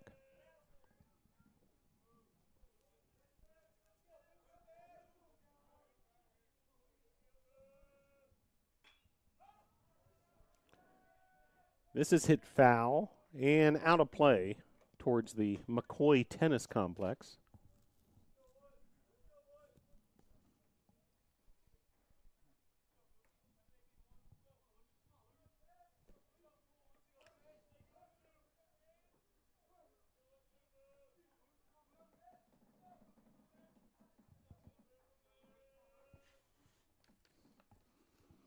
One-two the count with 2 outs. And the pitch. Foul tip for the strikeout, and bases are left loaded. We'll head to the top of the ninth. Your score, Mountaineers 10, Tornadoes 5.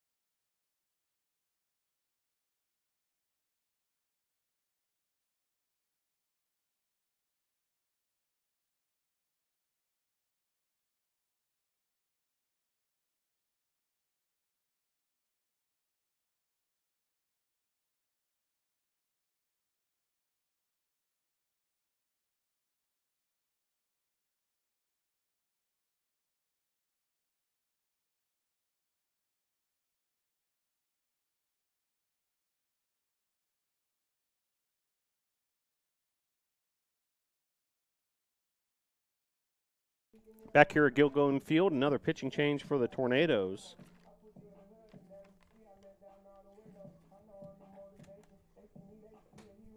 Freshman Cody Southern, righty from Greer, South Carolina, Greer High School. As we head to the ninth inning here at Gilcone Field, Berea leading 10-5.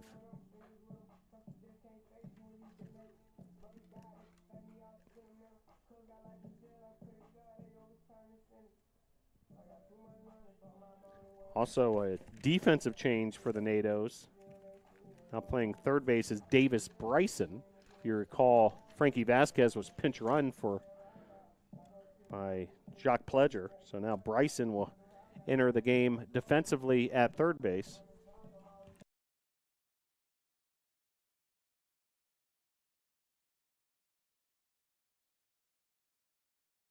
So I'll bring up Manrique, taking on Cody Southern. First pitch swinging, foul.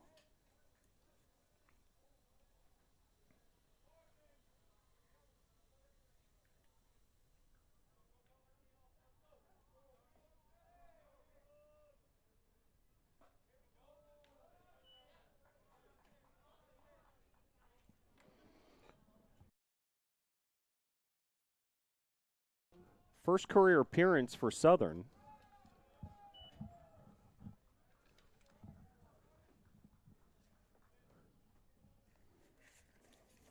he has the assignment of the 3, 4, 5 hitters here in the top of the ninth. It's good velocity there as Manrique swings through that. 2-2 the count.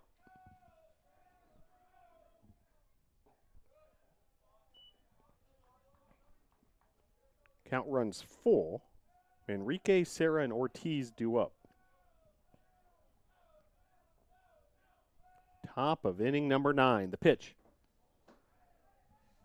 This is traveling a long way, deepest part of the field, and a home run. Over 400 feet of distance there. And Marcelo Manrique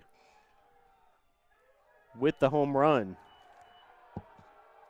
And celebration ensues for Berea.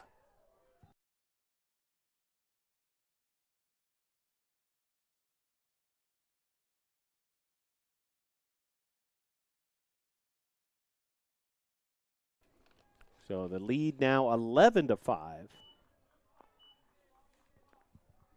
That ball traveled a long way. And wind is, in some senses at least, blowing in.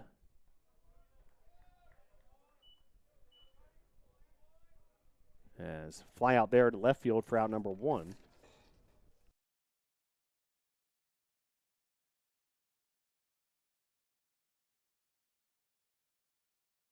So I'll bring up Ortiz,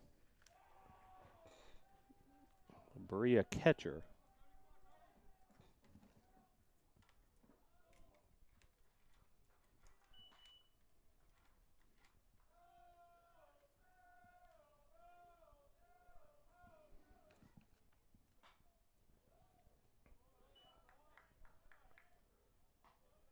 Speaking with the Berea College head coach earlier,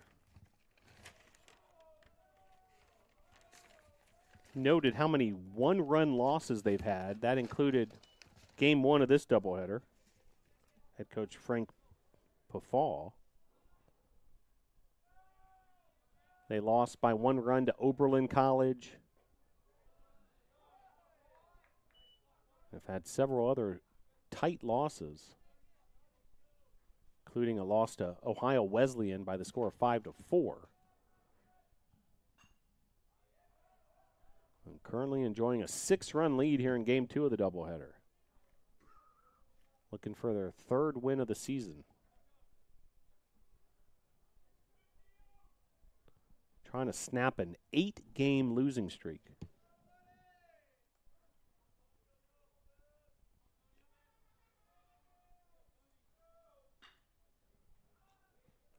Hard hit ground ball there, handled by Bryson. And then nice job by Ayler on the receiving end for out number 2.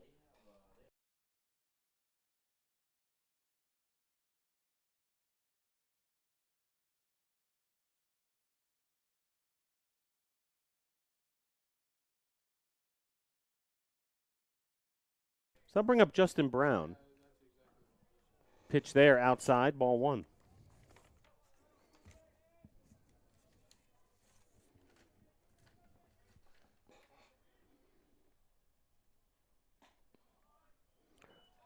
Brevard, meanwhile, 7-6 on the season.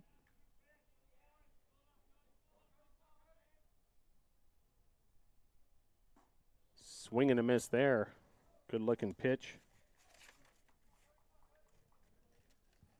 Cody Southern.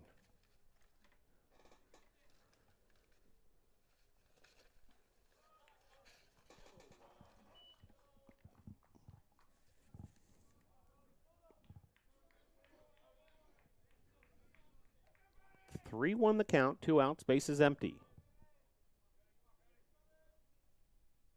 And the pitch. Low, ball 4.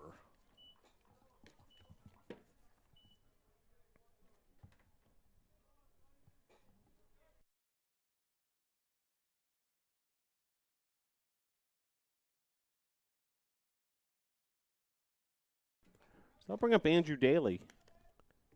Enter the contest in left field out of Lancaster, Kentucky. Wild pitch there in a game that, for both sides, hit by pitch, walks, and wild pitches have just been an epidemic.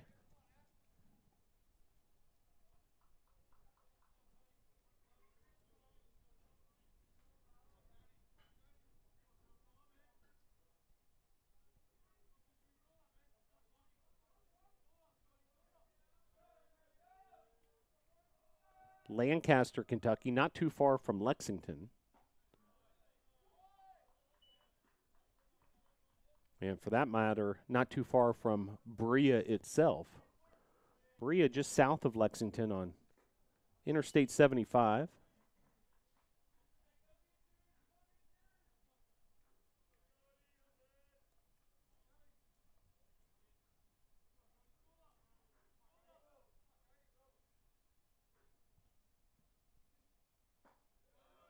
Pitch there, a beauty, 2-2.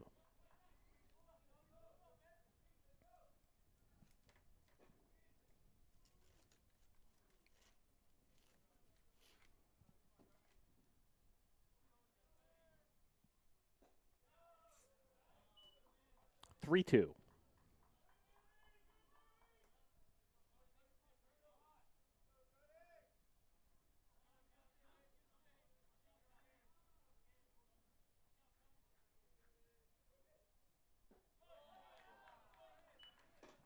And strikeout there for Southern in his first career appearance. Nicely done. Led to the bottom of the ninth with your score. Berea 11, Brevard 5.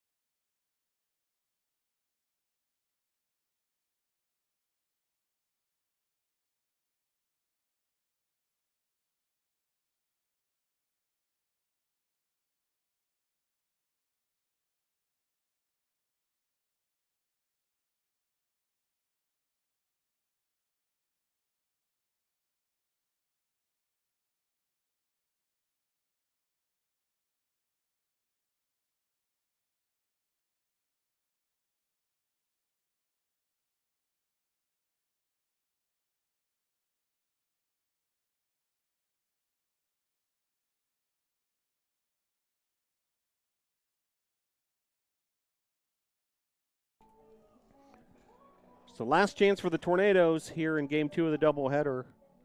Trailing by 6 runs. Morton, Clark, and Ayler due up as Galloway continues his relief appearance. By the way, Galloway has been awfully solid in this relief appearance, allowing just 5 hits, 2 runs, 1 earned. That was pitch number 45 for Galloway.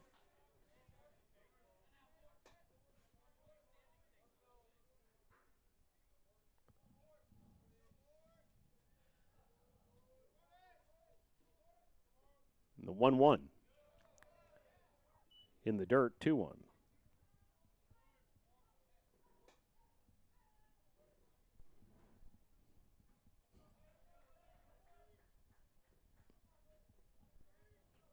And the pitch. Inside, 3-1.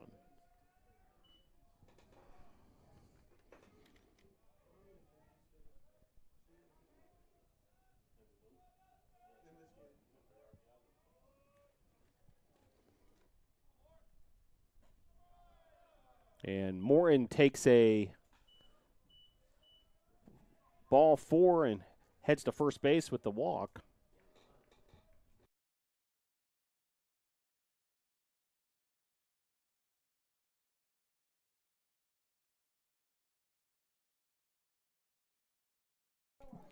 So that'll bring up Logan Clark. Luke Morin, by the way, reaching base again. He has 2 walks. He was 3 for 3 in this game, 4 RBIs and 2 doubles.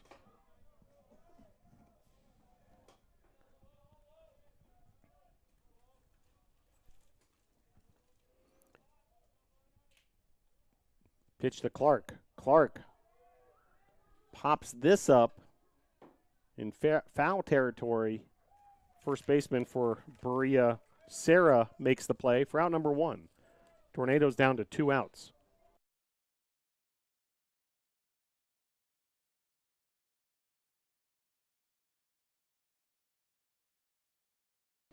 So Cale Ayler will step to the plate. He's got a walk and a hit by pitch in game 2 here. He had the towering home run in game number 1. We've eclipsed the 3-hour mark here in game number 2.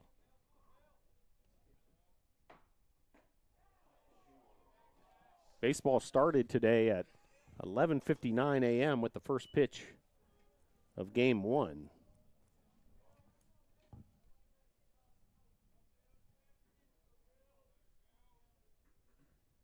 And the 0-1. Inside, 1-1.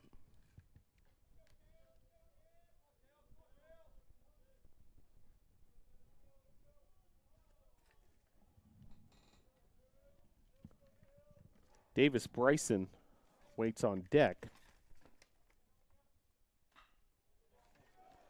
as this is driven to right. And a double for Cale Ayler. Runner advances to third in the process. So runner second and third for Davis Bryson.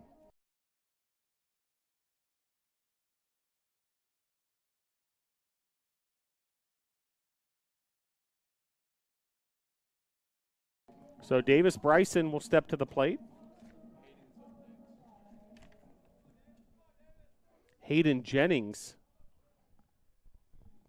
pinch hitter, on deck.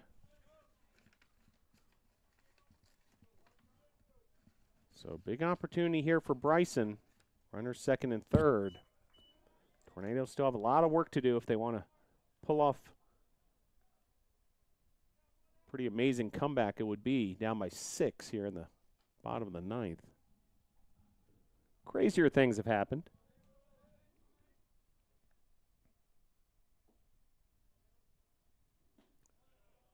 Just missing there, 1-1.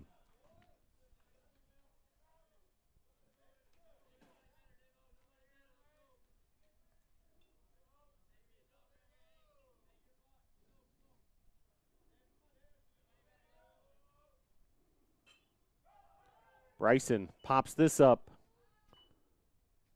to first, and that's going to be out number 2. So Tornadoes down to their final out.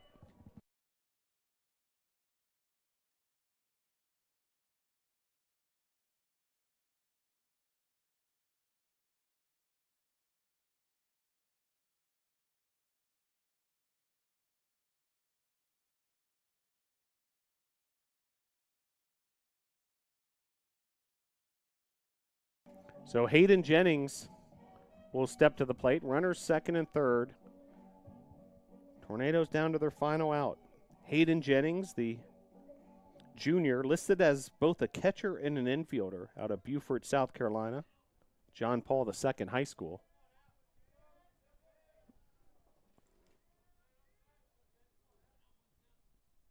And Galloway deals strike 1. Hayden Jennings has seen action in now 7 games this season. This is his 12th at bat. Hitting .364 on the year.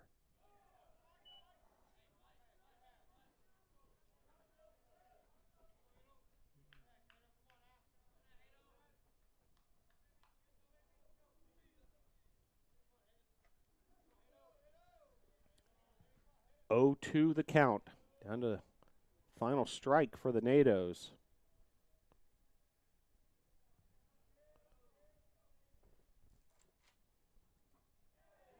And that'll be strike number 3 there. Out number 3. Berea is going to earn the 11-5 win over the Tornadoes. Stick with us. We'll have the final stats in just a moment.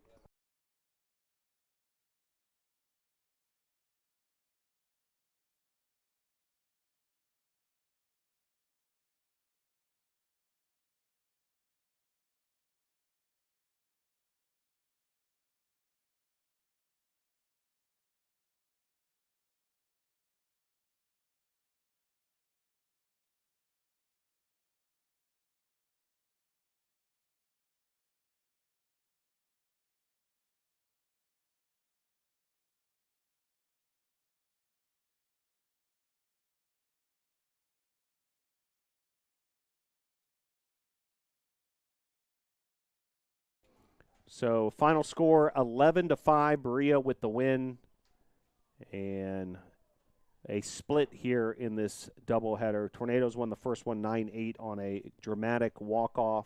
Berea gets their revenge with an 11-5 win here, really aided by that big 5-run 7th inning. Tornadoes offensively, Luke Morin 3 for 3, 4 RBIs. Sawyer and Bartoletti each with 2 runs scored. 2 hits as well for each of them. 5 doubles in the contest. Granada, Morton, Ayler, Pyle, and Bartoletti. Manrique had a home run to lead Berea, and Vasquez a double on the offensive end. Galloway pitched the last 4 innings of this one to get the win. Blackwell was the starter for Berea, and 6 different pitchers for the Tornadoes: Altshuler, Rodriguez, Cook, Milstead, Farringer, and Southern. Well, the Tornadoes will regroup. They'll have a weekend trip to Southern Virginia to start the USA South Conference schedule, and come away from this one with the doubleheader split. Appreciate all those who helped us behind the scenes for this edition of Brevard College Tornado Baseball on YouTube. Appreciate you for tuning in as well. Sports Information Director Joseph Marvin. Our producer today was Enrico Lozito, and we had DJ Tommaso Fioravanti once again. Seeing him all over campus, handling the music for the stadium. Well, appreciate you for tuning in for this edition of Brevard College Tornadoes Baseball. Hope to see you at lacrosse tomorrow. Noon start at Eyes Lamel Family Field. We'll also have that action right here on the YouTube channel. For all of us at Brevard College, have a very pleasant rest of your Sunday evening. Go Tornadoes!